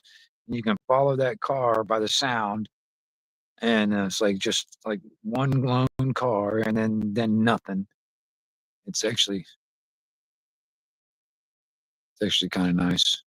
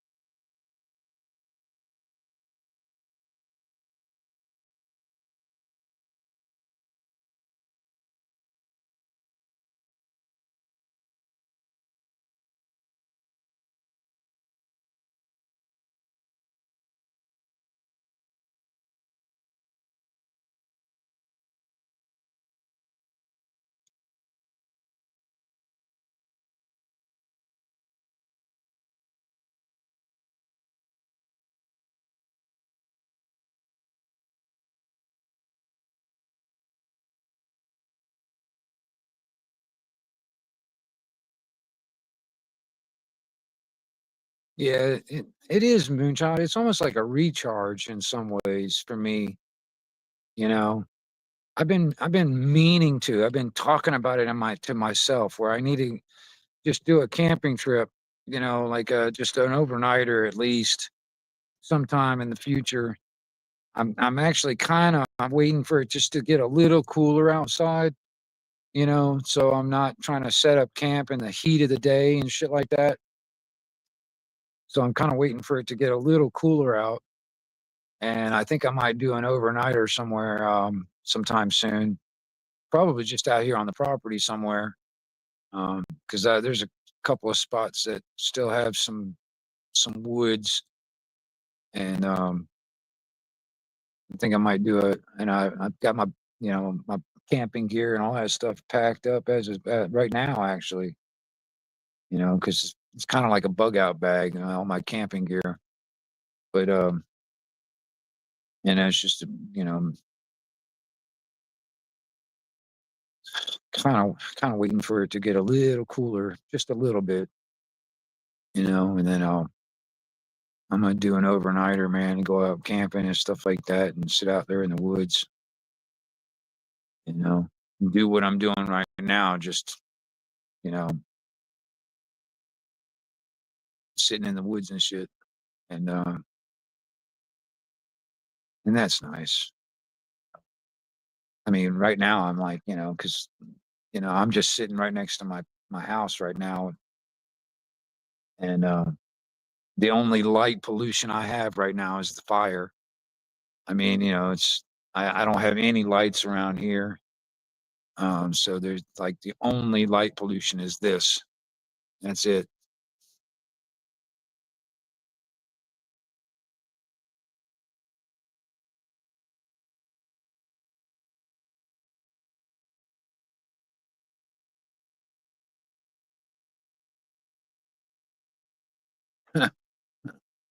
I've got my neighbor. I don't hear him right now, but I got a neighbor of mine that's like right down the road from me. He's got two peacocks. So every once in a while, I'll hear them suckers going. You know, they're not. I don't hear them right now, but you hear those peacocks out there in the distance and stuff. That's funny. I don't have any roosters around here, but, because like I said, like I said, I got a wolf preserve not that far away. So every once in a while, I get the wolves out there howling and shit like that, and you can hear them real good at night. And like last night, like I said last night, they were going off last night. And next thing you know, my dogs are getting out here in the yard, both of them howling back at them. You know, but I don't hear any of them tonight.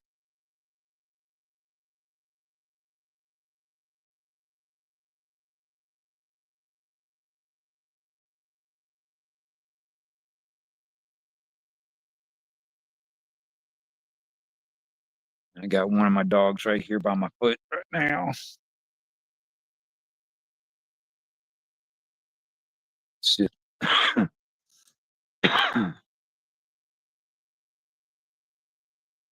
Hey, don't bump the tripod, girl.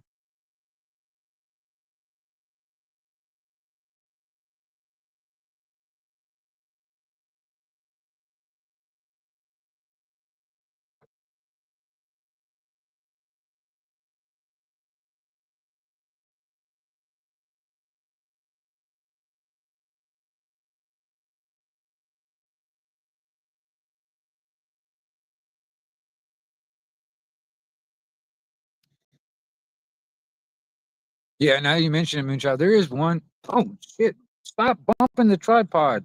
Damn it. Matter of fact, there's a I don't know. It's I don't know, pretty good distance away from me, not too far, but there's a guy that's got a donkey. Every once in a while, you hear that thing going off. But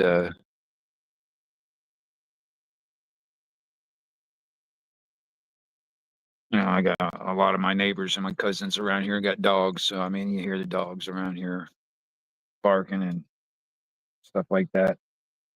Quit, little bit. Quit bumping the tripod, damn it. Sucker. Just lay down. Be good. Stop it.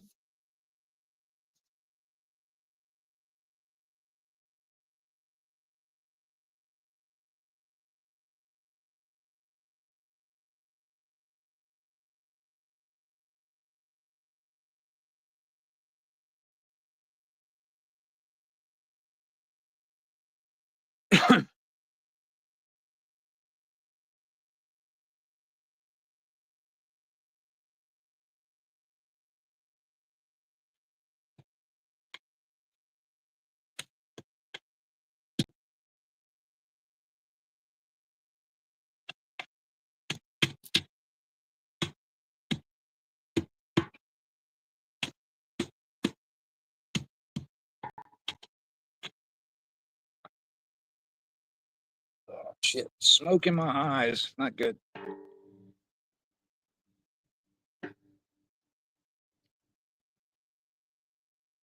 I like how my fire pit rings like a bell.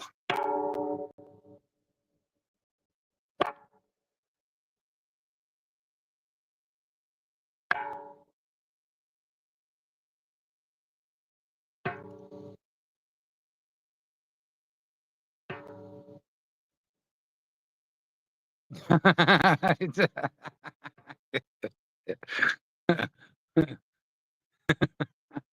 hear you, Nikki. I hear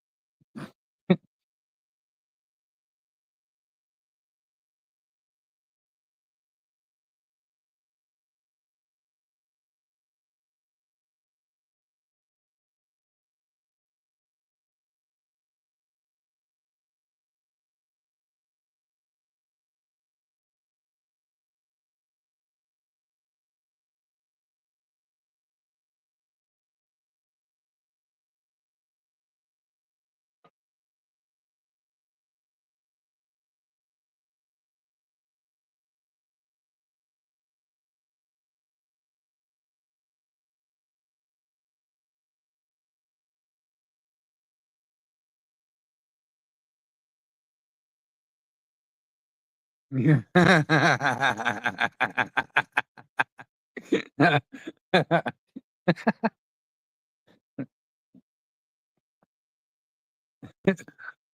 That's funny, Huckleberry. That's funny as shit.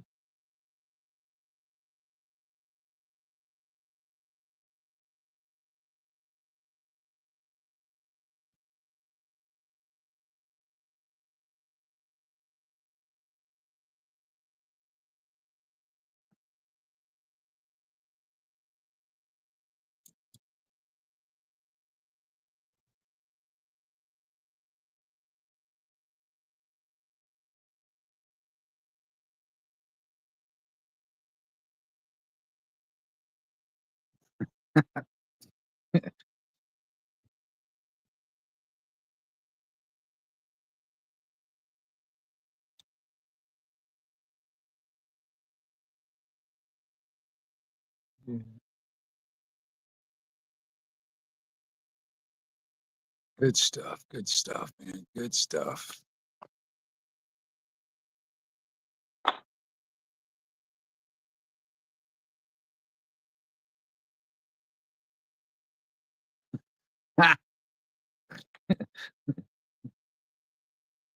Yeah, Huckleberry. He's gonna he, he gonna he's gonna unfriend your ass. Yeah, dude, he's gonna start for sure ghosting you.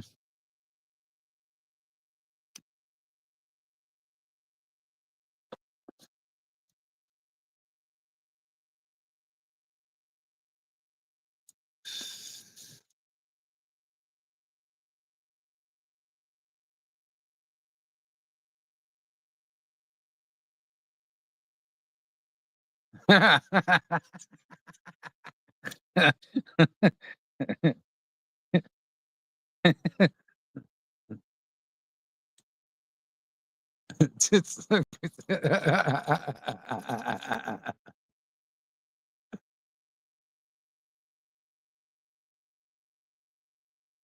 don't scroll up on the chat, Garrett. Don't.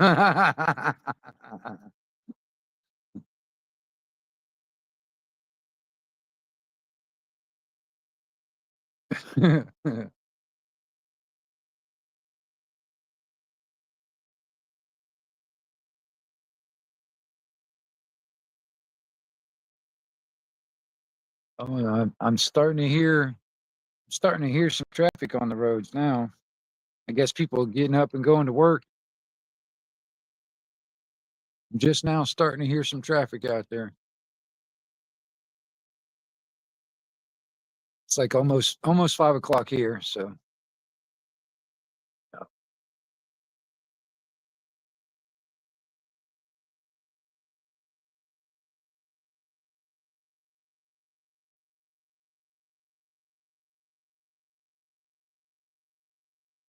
Joe, well, I guess an all-nighter. I'm only going on 4 hours so far.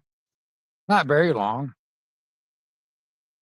Been kinda hanging out, just kinda hanging out.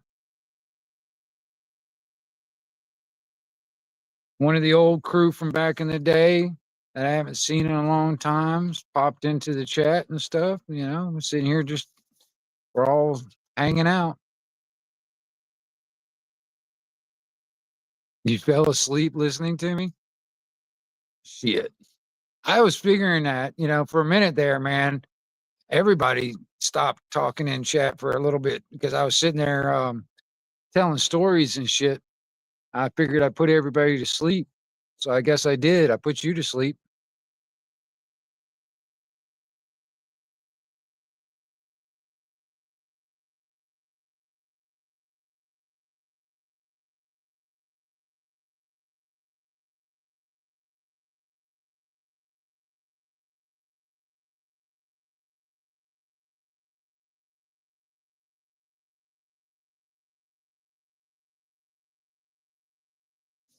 Are you out, Nana? You out?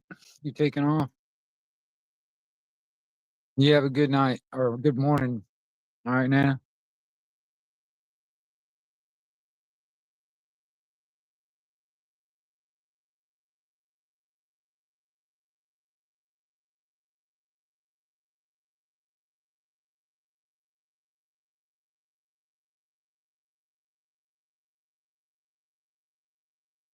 See, Joe, if you ever make your way back down here to Florida and shit, I mean, if you ever make your way down here again, this is what we'll end up doing. We'll just sit by the fire and sit here and talk, and kind of conversate with each other. That's what you end up doing if you came down here to Florida again. If you ever make your way down again. I don't think I'm going to end up making that Autopalooza scenario. I don't think I don't have the money to do any of that shit. So I don't know. I don't think I'll be able to make it. And I know. I know you ain't.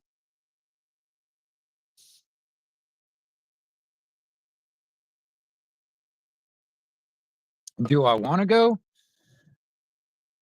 I didn't think you were coming down. I didn't think you were coming down. I've got a vehicle now, so I can drive myself.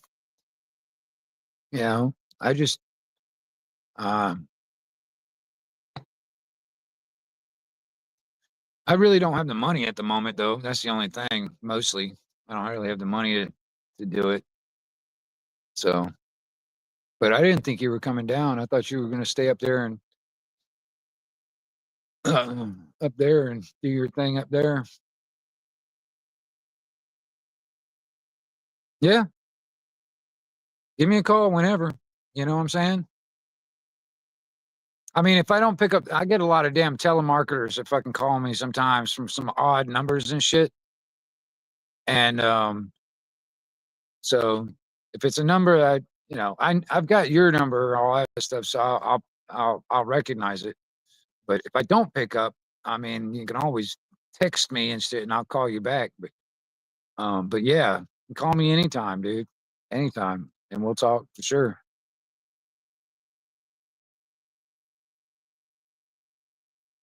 Because I mean, what is Autopalooza? It's like next week or some shit like that. I think. Now I think about it, and it's just right. It's not that far away from me. It's like, um, but Pensacola is probably about I don't know, about an hour or two, about hour, yeah, hour or two away from me,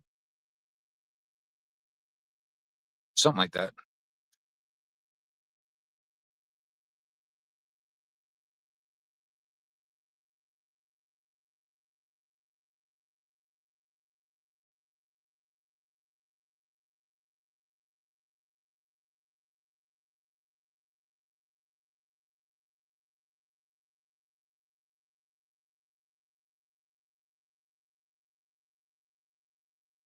But I'm not a big time star and stuff. I don't know. I don't know if anybody would even recognize me, but it would be kind of nice to meet a lot of you guys in person. You know what I mean? I'd really enjoy that personally. It's always nice to meet people in person, you know. It's like, back in the day, I mean, shit, when I had a bike and stuff, man, I was like, I'd be fucking privileged as shit to fucking go on a ride with Nikki. I'm gonna tell you, man, go on a fucking ride with Nikki, that'd be fucking awesome.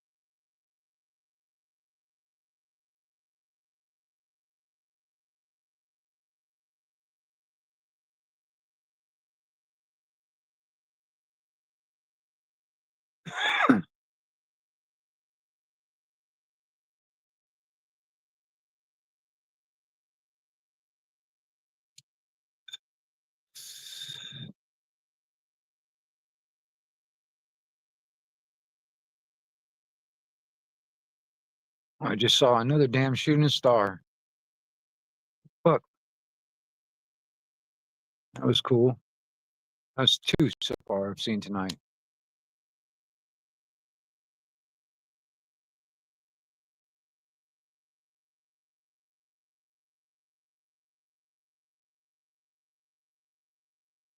So that reminds me, like all that was it that um that thing they call an atlas that is supposed to be coming this direction. What do you guys think about that thing, man? Is it just a big fucking rock coming our way, or is that actually an alien craft? I've been hearing all kinds of different things about it. I don't know. There's all kinds of observatories have been talking about that shit, and amateur astronomers and shit like that talking about it. I don't know.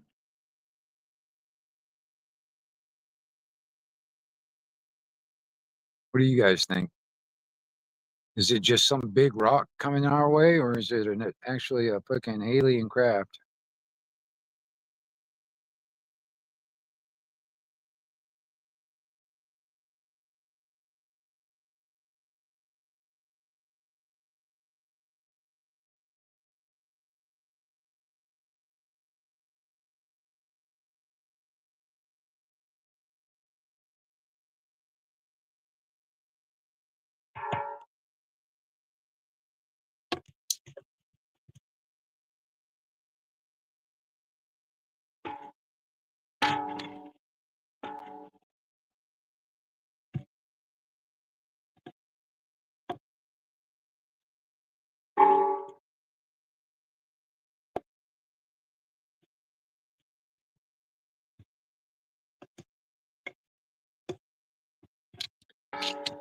I have to put a hook on the end of this damn stick of mine. It's the Oscar Mayer wiener truck. It could be. It could be.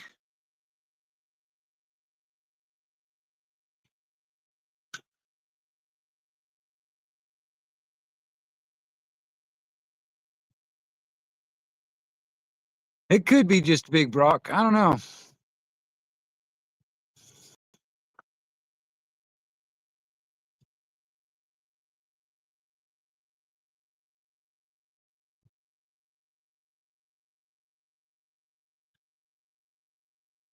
But a lot of those motherfuckers are making a big deal about it lately, though. You know, NASA's making a big deal about it. A lot of these big observatories are making a big deal about it. A lot of amateur astronomers are making a big deal about it. You know, it's like, I don't know. It's probably what it is, just another big rock floating our way.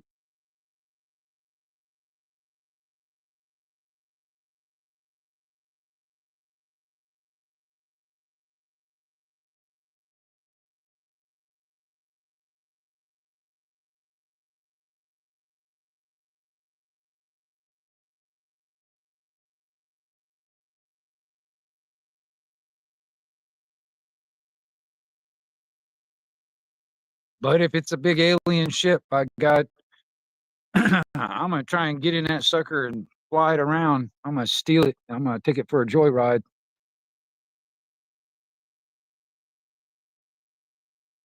Yeah, it could be on that. Hey, Nikki, I'm gonna tell you something, man, because they talk about like that Operation Blue Beam or something like that, where they're trying to make like a um, kind of like a big alien invasion type of thing, and to usher in this one world government, because they'll be like, oh, this is a worldwide um, emergency, and we've got to consolidate because this alien threat. We've got to consolidate everything into a one world government so we can deal with it. You know what I mean? And it's all bullshit just to do that. It could very well be that. You know what I mean? Because they've been trying to do that kind of shit. And that's what I'm thinking, Joe. I mean, it's just another big rock coming our direction. And, it's possible it ain't going to do nothing but just pass by us and all that shit. I don't know. But they've been making a big deal about it lately, which is kind of weird.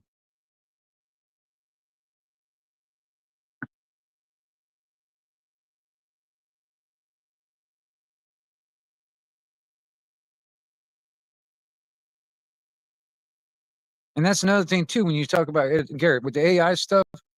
I mean, hell, I mean, can you really trust any of this shit?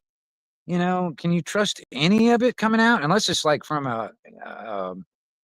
unless it's from like some amateur astronomer type of stuff, that independent stuff and stuff, and it's not from like NASA or any of that shit. I don't trust anything NASA puts out. You know what I'm saying? For all I know, everything that they put out is like computer generated um or artist renditions or some shit like that. But so I don't really trust hardly anything that comes out of NASA. Um, but that is a thing to think about. There's so much crazy AI stuff that's being done, and I'm gonna tell you something, man.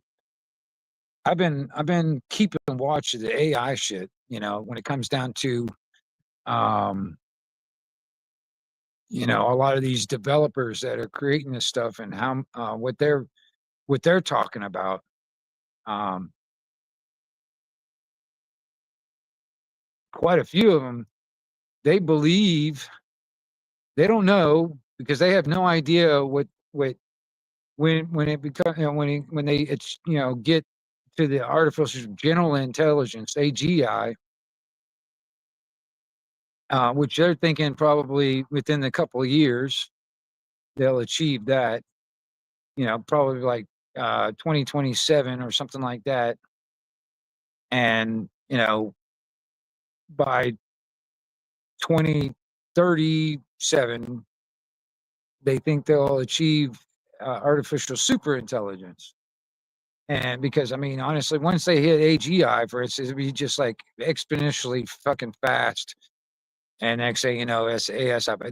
They still have no fucking clue what it's gonna do. You know what I mean? Because I mean, there's a lot of these things, man. It's like, there's AGI when it starts fucking, and all this stuff, even the stuff that they got now, it's starting to do stuff on its own that's not in the programming. You know what I mean? Like for instance, I mean, they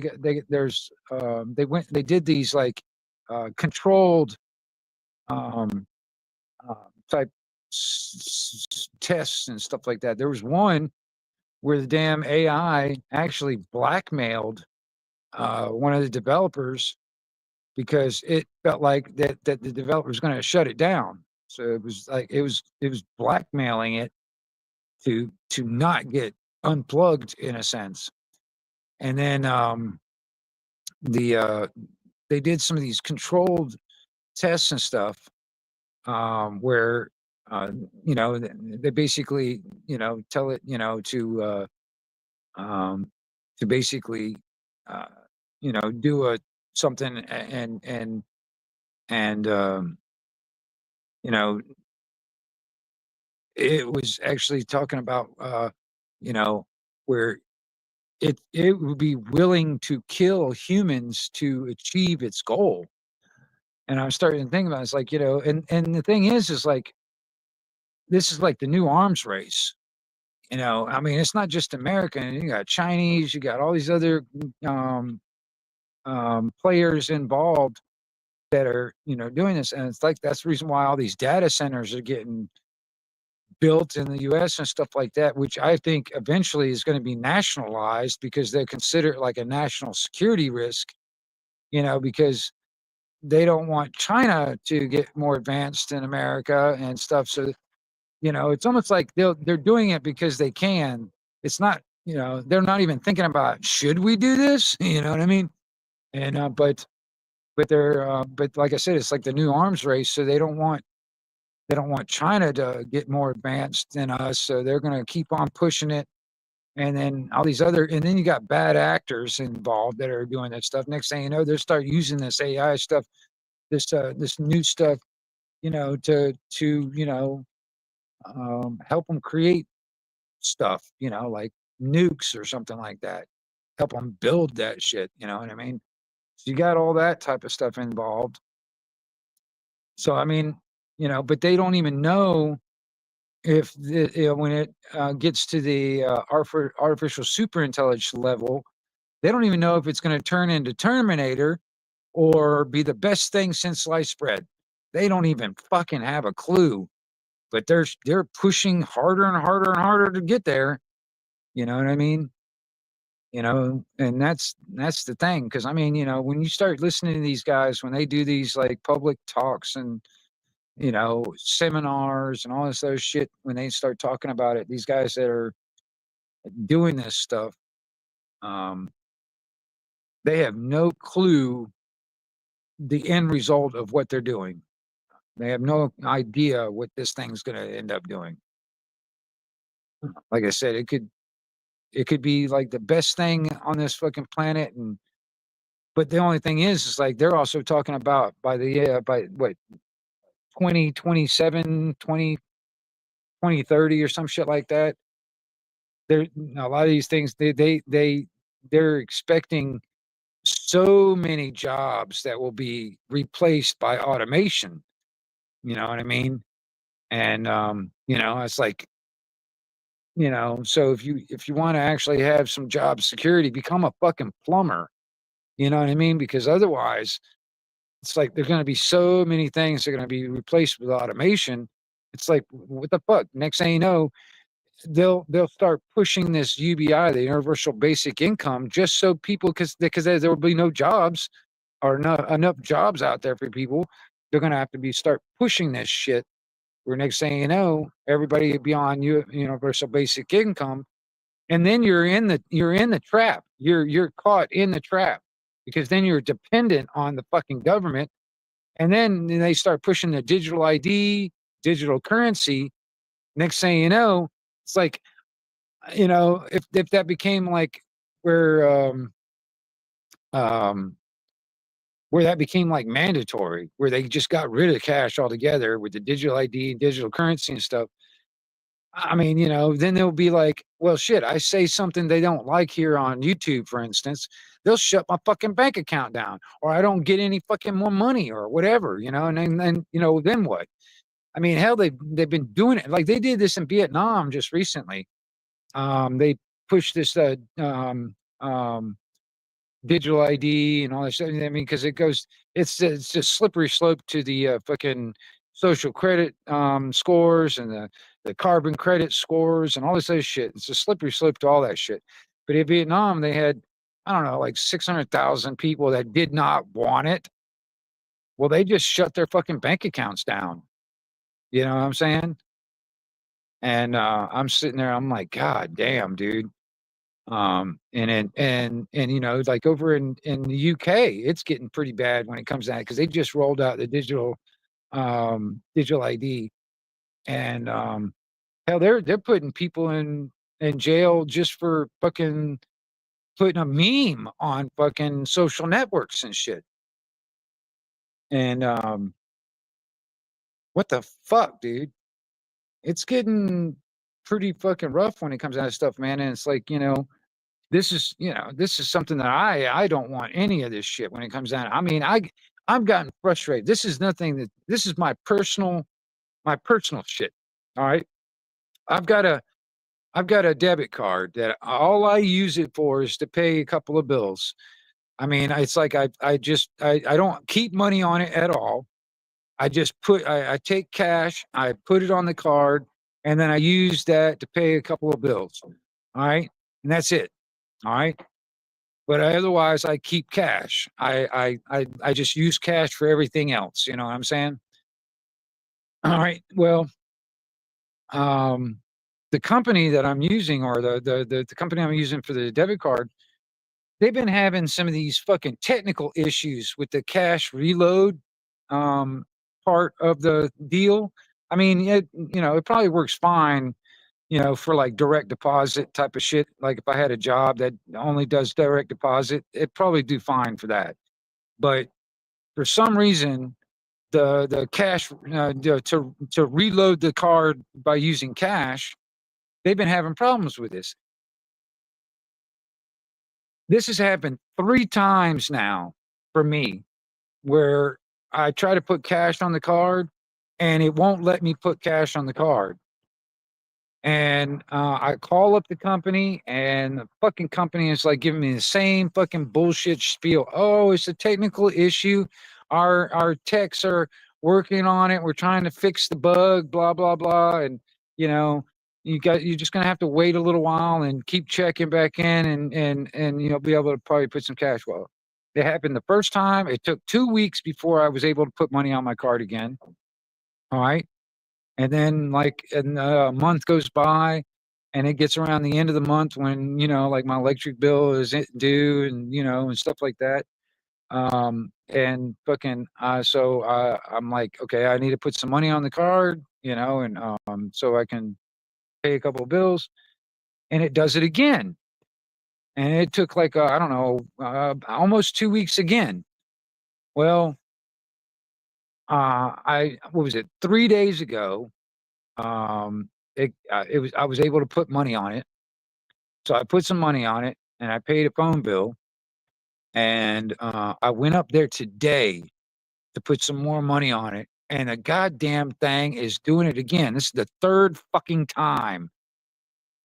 And I'm just like I'm like, how in the fuck does this goddamn company stay afloat if it keeps on doing this shit? You know what I'm saying? And evidently it's just the cash reload part of it that has been glitching. And it's pissing me the fuck off, dude. I'm just like, you know, the powers that should not be, they all want us to go to this digital currency shit, but it's all so fucking wishy-washy fucking crap. You know what I mean? Um, and then it does make me nervous because I mean, honestly, for me, it's like, I'm trying to put money on it, like it's around the time of the month when fucking, the bills are due. I'm like trying to put money on it, and then this fucking shit happens, and I'm like, I'm not able to do it. I mean, So I'm either forced to mail out a goddamn money order or something, or or I got to make a trip down to the power company and pay it in person. Yeah, like I said, I mean, when it comes down to that shit, it's just all about convenience, really. I mean, I hate, what was it about Autopalooza? You won't have to pay. You can be my guest. Oh, right on, Joe. I see. I didn't even know you were going though. I thought you didn't want. I thought you weren't going. That was another thing too. So I wasn't even counting on that shit, man. I'd love to be your guest, man. Seriously. I'd figure out a way. I'd figure out a way to get out there for sure. I mean, I'd drive myself. I don't mind. I mean, like I said, it's like only about what, hour and a half, 2 hours away or something like that, you know. So I mean, and then or whatever. And hey, like I said, man, just give me a call whenever you want to, man. Just give me a call.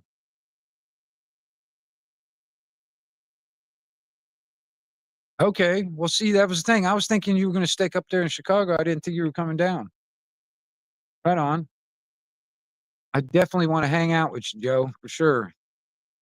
And I wouldn't mind fucking seeing some of the other people, meeting them in person and stuff.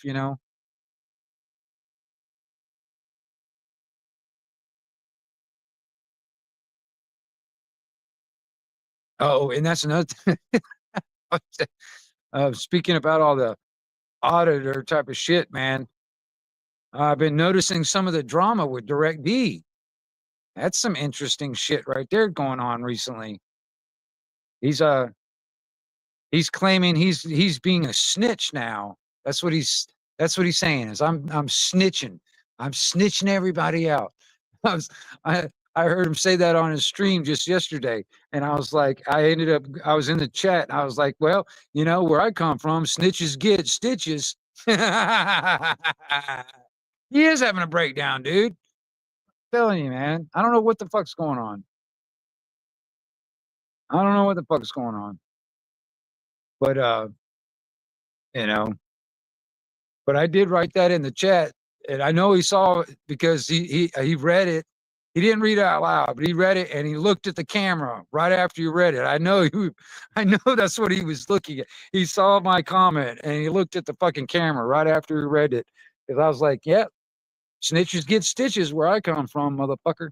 You know what I mean? It's funny, man. He is having a breakdown. I don't know, man. It's fucking drama bullshit. But I don't see anything positive what he's doing anyway, man. I don't see with all this crap that he's going through right now. I don't see what the positivity part of it is. Personally, like I said, it's just drama shit he's going through, evidently.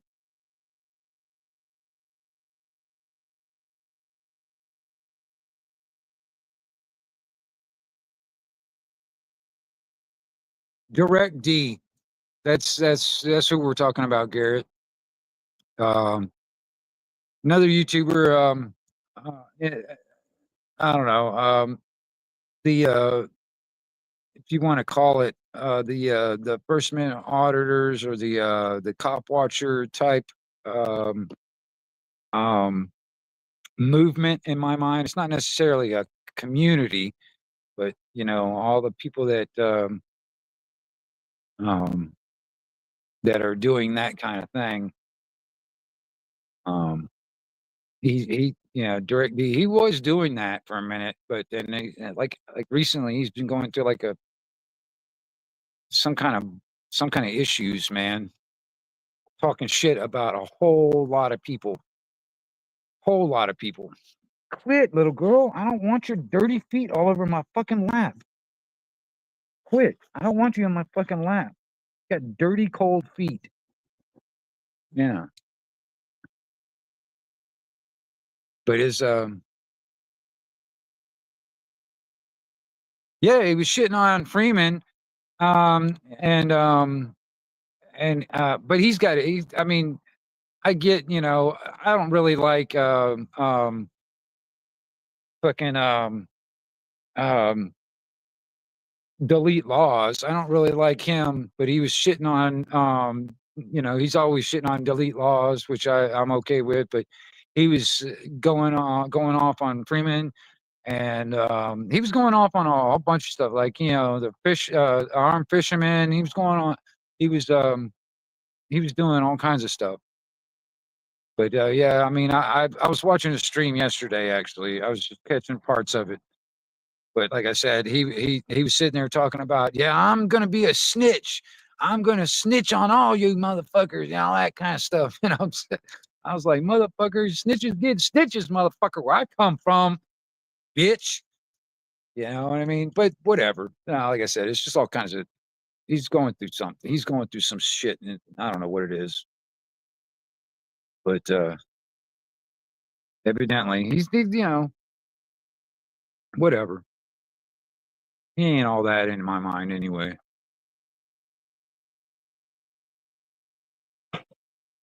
Somebody pissed in his cornflakes and he can't get over it. That's what it is, probably. And I'm telling you, man, I'm gonna tell you, man, I'm gonna tell you, Freeman, I like him a lot. I would love to shake his hand one day for real, because I mean, I really like how he does things. There are some things that I really think is, because I love the flip the script type of thing when it comes down to um, cops and government officials altogether, is basically flipping that script altogether. Because I mean, seriously, I'm so sick and tired of so many people that are in like government officials and stuff like that, thinking that they are our masters and our rulers and all this other shit, and that's just not how this nation is supposed to be. And I'm all about fucking flipping that script, going back to what it's supposed to be, where we the people are the fucking masters in a sense, and the government is just our fucking servants that they're supposed to. They're the peons. You know what I mean?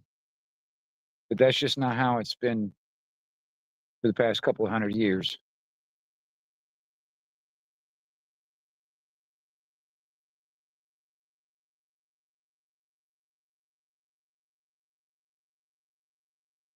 But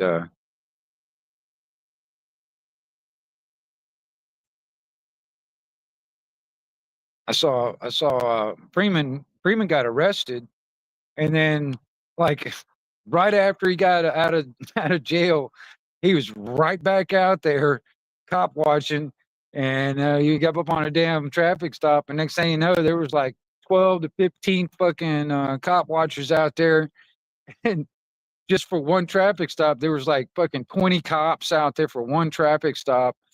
And it's mostly because there were so many people out there watching the cops and stuff like that. And I thought it was funny too. He was out there. He got arrested for telling a cop, "Shut up." Some cop got butthurt because Freeman said, told him to shut up, and he got arrested for it. And as soon as he got out of jail, he was right back out there doing it again. Right back out there, and and and then fucking Bow was out there too, boy. I thought that was funny as hell.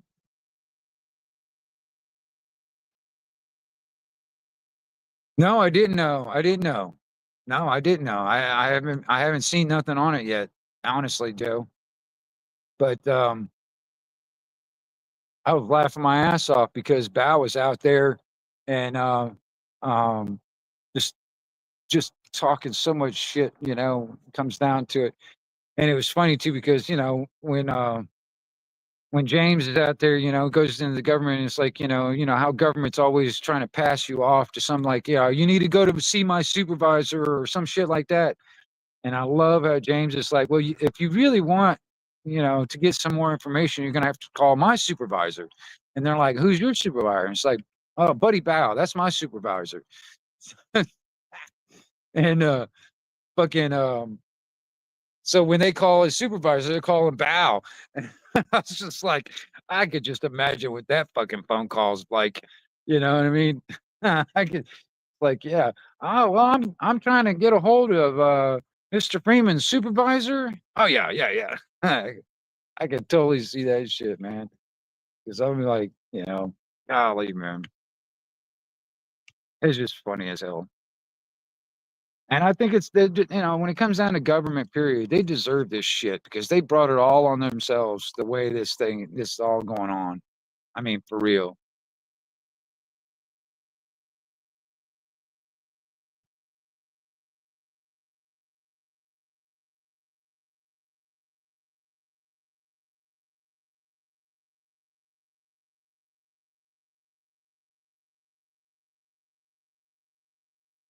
Oh, and Joe, I don't know if you saw it or not, but I did send you a link to a video. It was some dude was live streaming one of those protests and shit that over there where you're at in Chicago. I don't think you were videoing or filming or anything like that, but he got you on a live stream, and I was like, oh shit, look, it's Joe. He's sitting there like interviewing you, and I sent you that link or whatever. I don't know if you got it or not, but yeah, uh, I was flipping around live streams and shit like that, and all these protests and shit like that, and I happened to catch it right when you were sitting there uh, when you were sitting there fucking getting basically interviewed by him or whatever, and you were sitting there talking to him.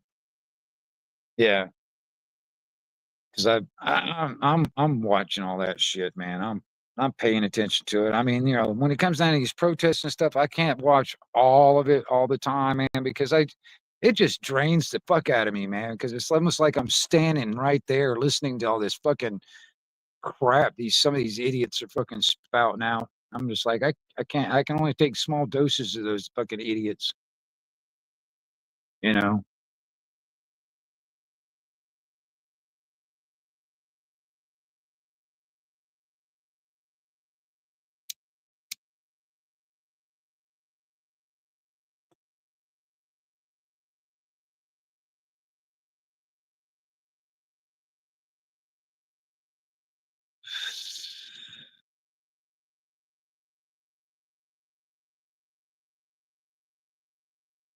But yeah, definitely, man. I mean, I'd like to go, man, for real. Because this might be the last Autopalooza anyway. I mean, for what um, um, from what I'm hearing, this is probably going to be the last one. I don't know if they're going to do it again or not. So it would be kind of nice. And I don't know how many people is actually going to show up to this one or not. You know, and I don't really have any food that I can bring unless I just bring. I can. I don't know. I got some venison sausage in the freezer. I can bring, and you could throw that. We can throw that on the grill. I don't know how many people that feed, but honestly, I don't even know if anybody would be interested in venison sausage either. But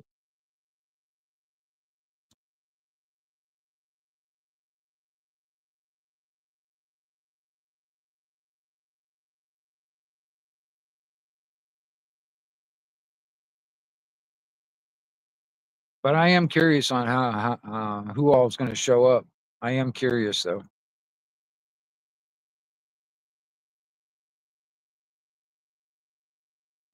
Mike, armed fisherman. I'd like to shake his hand. He's another Florida boy that I would love to shake his hand.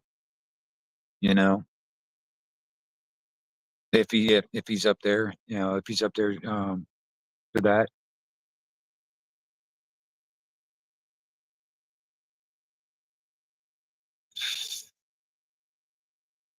Because I mean, seriously, I mean,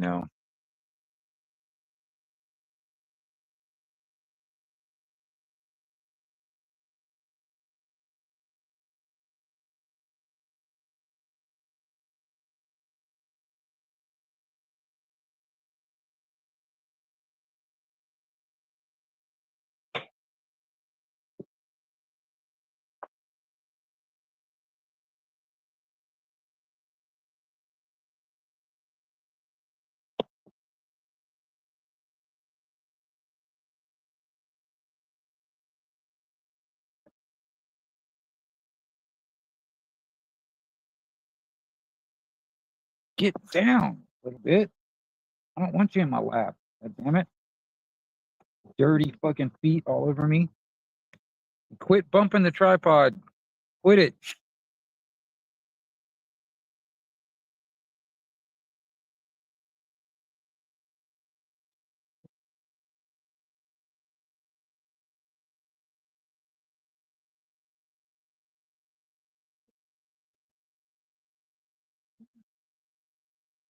Mhm.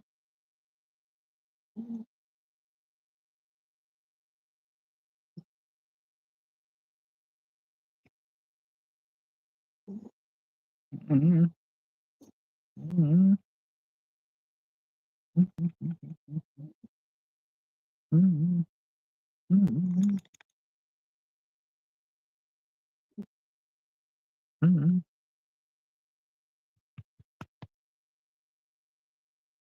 No, I don't want you in my lap, girls. Stay down there. I don't want you in my lap. You fucking dirty ass fucking feet all in my lap. I don't want it.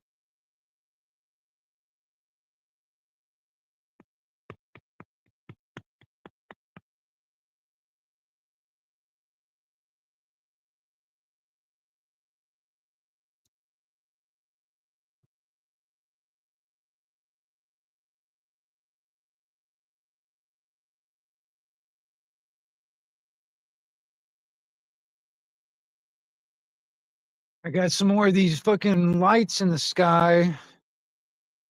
I'm looking at one right now. Another one of those fucking another one of those lights in the sky. No, there's two of them, opposite in two different directions.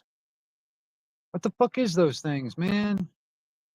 Those are not satellites. Those are not planes. They are not helicopters. They are not drones. But they are fucking in the sky right now. I see two of them right now going in opposite directions, like a crisscross fucking formation type of shit. I don't know what the fuck these things are, man. Some crazy fucking shit in the sky, man.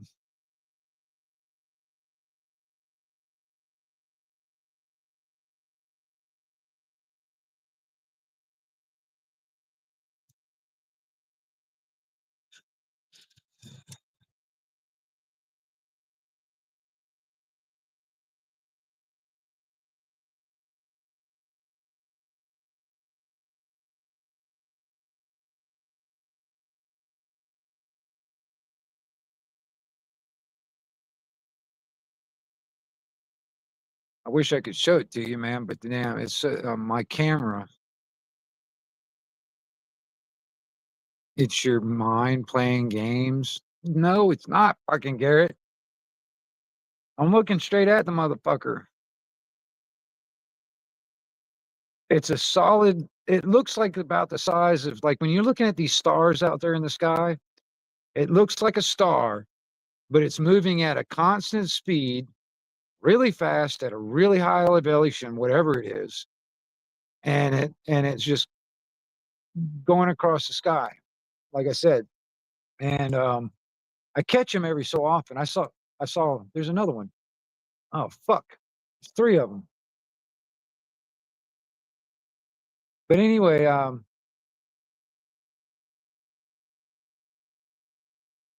one night I saw like 20 of these motherfuckers.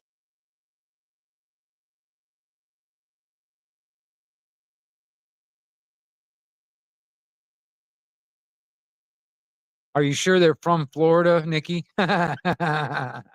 They might not even, but they might not even be from Florida. Sure, they got Florida tags on them. Probably fucking tourists.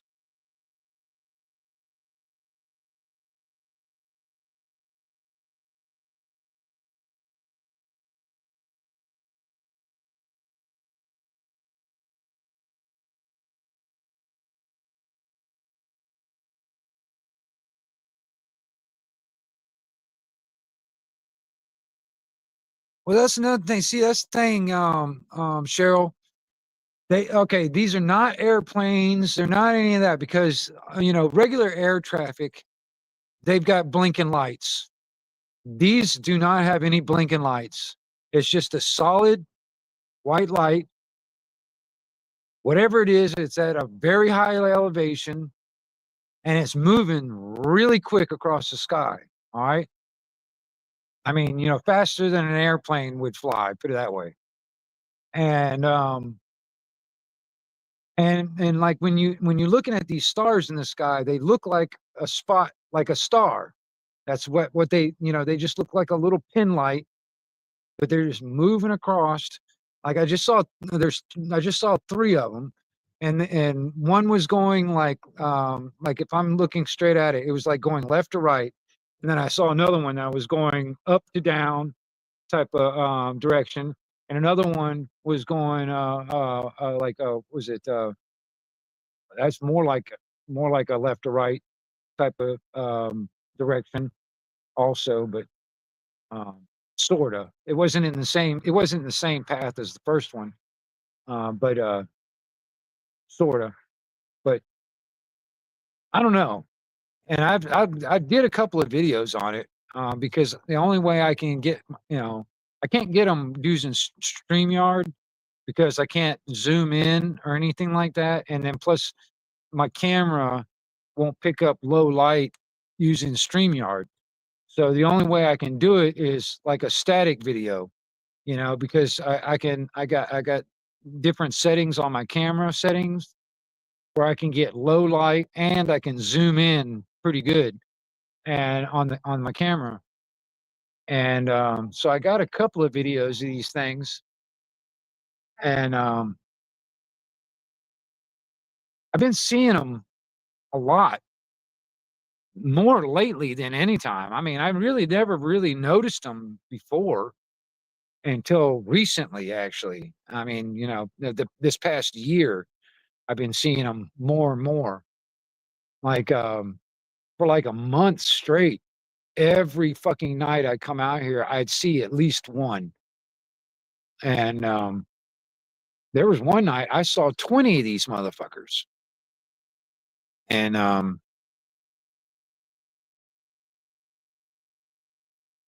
it's not, like I said, it's not a satellite. It's not a damn Starlink or anything like that. You know what I mean? Um,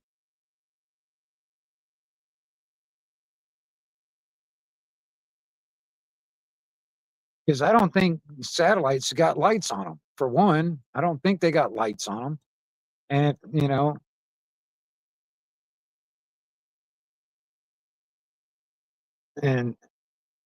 and even then, it's like I mean, I would any kind of air traffic would have a blinking light, and these don't have blinking lights. It's just a solid white light.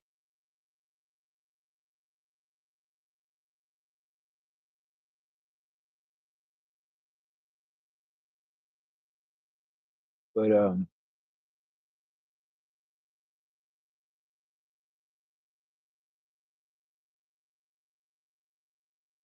you know, I can tell you what it's not.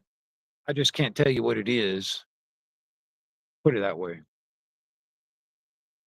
They are strange. It makes me wonder. It's just like fucking, just odd. Just odd. I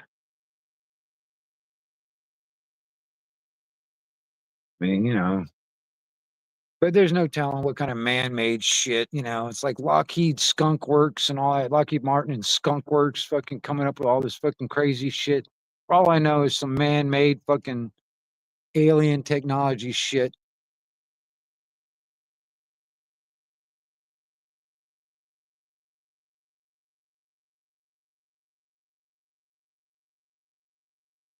No, there's no sound coming off them, but and like I said, there's no blinking lights. It's just a solid white light.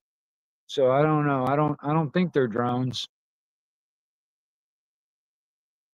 And they're moving pretty fucking fast at a really high elevation, whatever they are.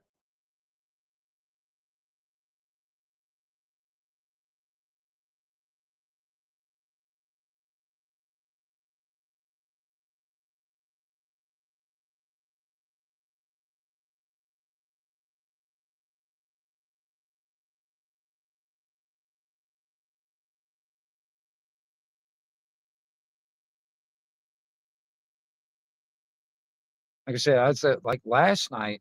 Was it last night or night before? Night before, I think it was. I saw 3 of them out here. I saw one go across the sky, and it hit it'll hit this one patch in sky, and then the damn thing would disappear, and then I wouldn't see it anymore. All right. Well, about a minute later, another one would come from the same direction the first one came from, and it would basically almost take the same trajectory, and it was, they go about the same speed and take about the same trajectory, and it would go across the sky. It hit that one patch of the sky, and it would disappear just like the first one did. And then a third one, about a minute or two later, it would come from the same direction, go across the sky, hit that one piece of the patch of the sky, and didn't disappear. I was like, what the fuck? I was like, what the hell is that? What's going on? And I'm sitting there looking through a rifle scope at it too, you know what I mean? Watching this thing. And for some reason, it would just, it's like this one spot, just this one little spot in the sky. It would just disappear. And then I wouldn't see it anymore. I was like, what the fuck just happened there? Um, that was like the other night, or, a couple of nights ago.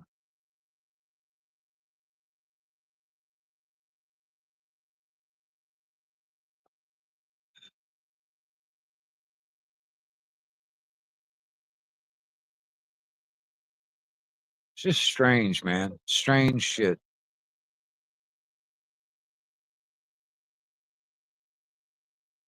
Yeah, I mean, Cheryl, like whatever it is, it's really, really high elevation, whatever they are. Because I mean, they're just, I mean, because I see planes all the time. You know what I mean? You know, so I know what a plane and helicopters and shit like that all look like. And plus, like I said, all the air traffic type of shit like that, they all got fucking blinking lights on them. These don't, and they are traveling at a higher speed. Like they're like if I was to sit there and if I had an airplane that was flying next to it, for instance, they're going faster than what an airplane's going. So I mean, whatever they're at a high elevation and going pretty darn quick across the sky, whatever they are. I don't know what the fuck. Just odd, you know what I mean? But like I said, it's quite possible. Could be some man-made shit, because I mean, there's some crazy stuff that Skunk Works is coming up with, and Lockheed Martin is like one of um, what is it, one of the top um, um, military contractors, hell, almost in the world actually, and they're coming up with some crazy shit, when it comes down to like, um, new technology to avoid like radar and all this other shit. And then some of the crafts that they're coming up with, they're just like really almost look like spaceships, but you know what I'm saying?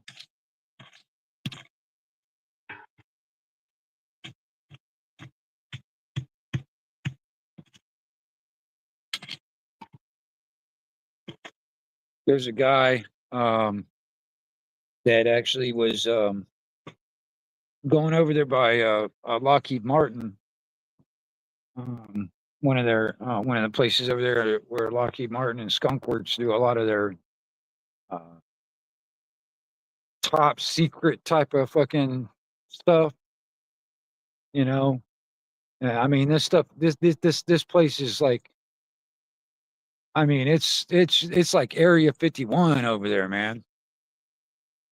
But he was getting up there and as close as he could to that property, and with a telephoto lens and night vision and shit like that, and some of the stuff that he was fucking filming just makes you wonder what they're really up to. You know what I'm saying? Because I mean, Unless you know for sure, you don't really, you can only speculate what they're really doing. But like I said, they're like one of the top military contractors in the country and in the world, honestly. Because I mean, Skunk Works, man, fucking come up with some crazy shit, man. They do some really weird shit.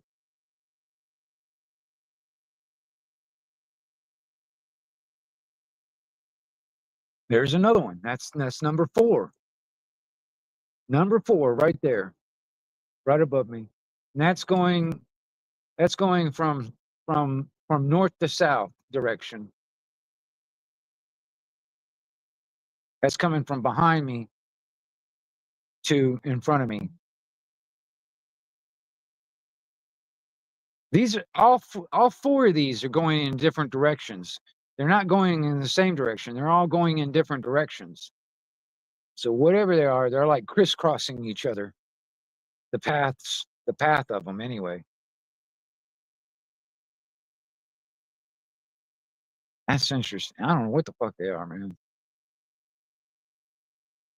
That's number four right there.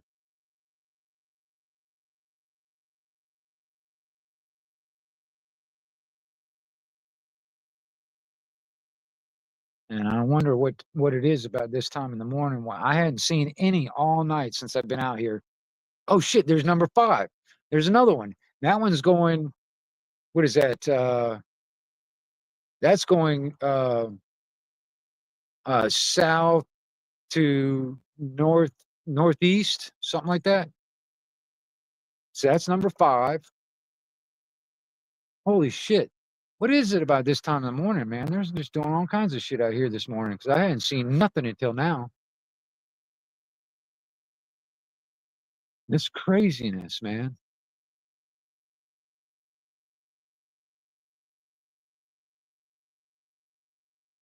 It's weird.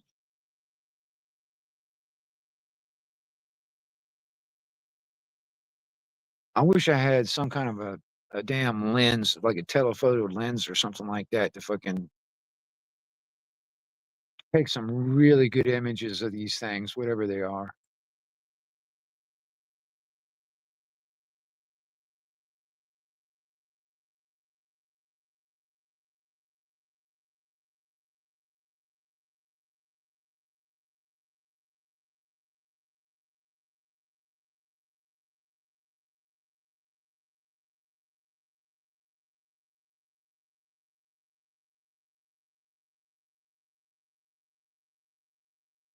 That's just weird, man. So that's five in the past. How long now? I don't know.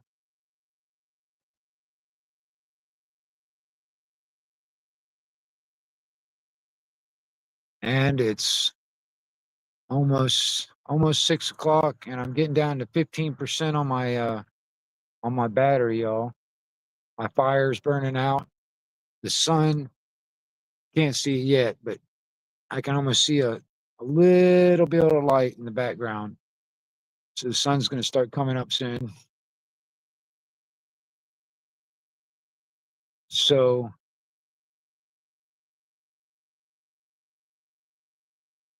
I think I'm going to go ahead and shut this thing down. Joe, if you're still in there, Nikki, man, I really, really am glad you showed up. Um, and I hope we can get together again sometime soon, man.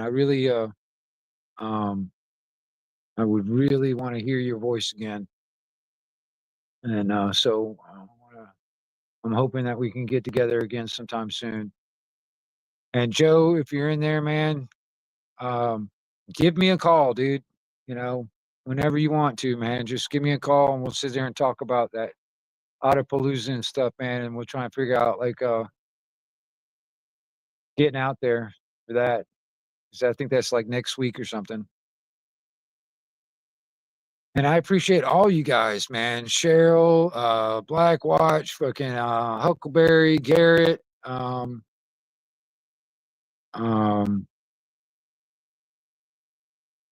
Let's see here. Nana, Moonchild. Let's see here. Who else come in here? Michigander. Anyway. Seriously, Nikki, man, we're gonna have to get up together, man, sometime whenever you got some time and stuff like that. I mean, um, like I said, I really would love to hear your voice again. I've missed you. I want everybody out there to have a good morning, and we'll do this again. I'm going to be splitting some firewood up today, but I've got a bunch of firewood I'm trying to stack up just for moments like these where we can do this again. And we'll sit by the fire and talk again. And like I said, you know, I'm willing, if I know you guys, I'm willing to have you guys up on the panel, so we can sit here and talk, and other than just listen to me ramble on some shit, you know, and all that kind of good stuff. Y'all have a good morning. See 1122 Wingnut Radio out here for Anarchy Television. And I'm back out, y'all.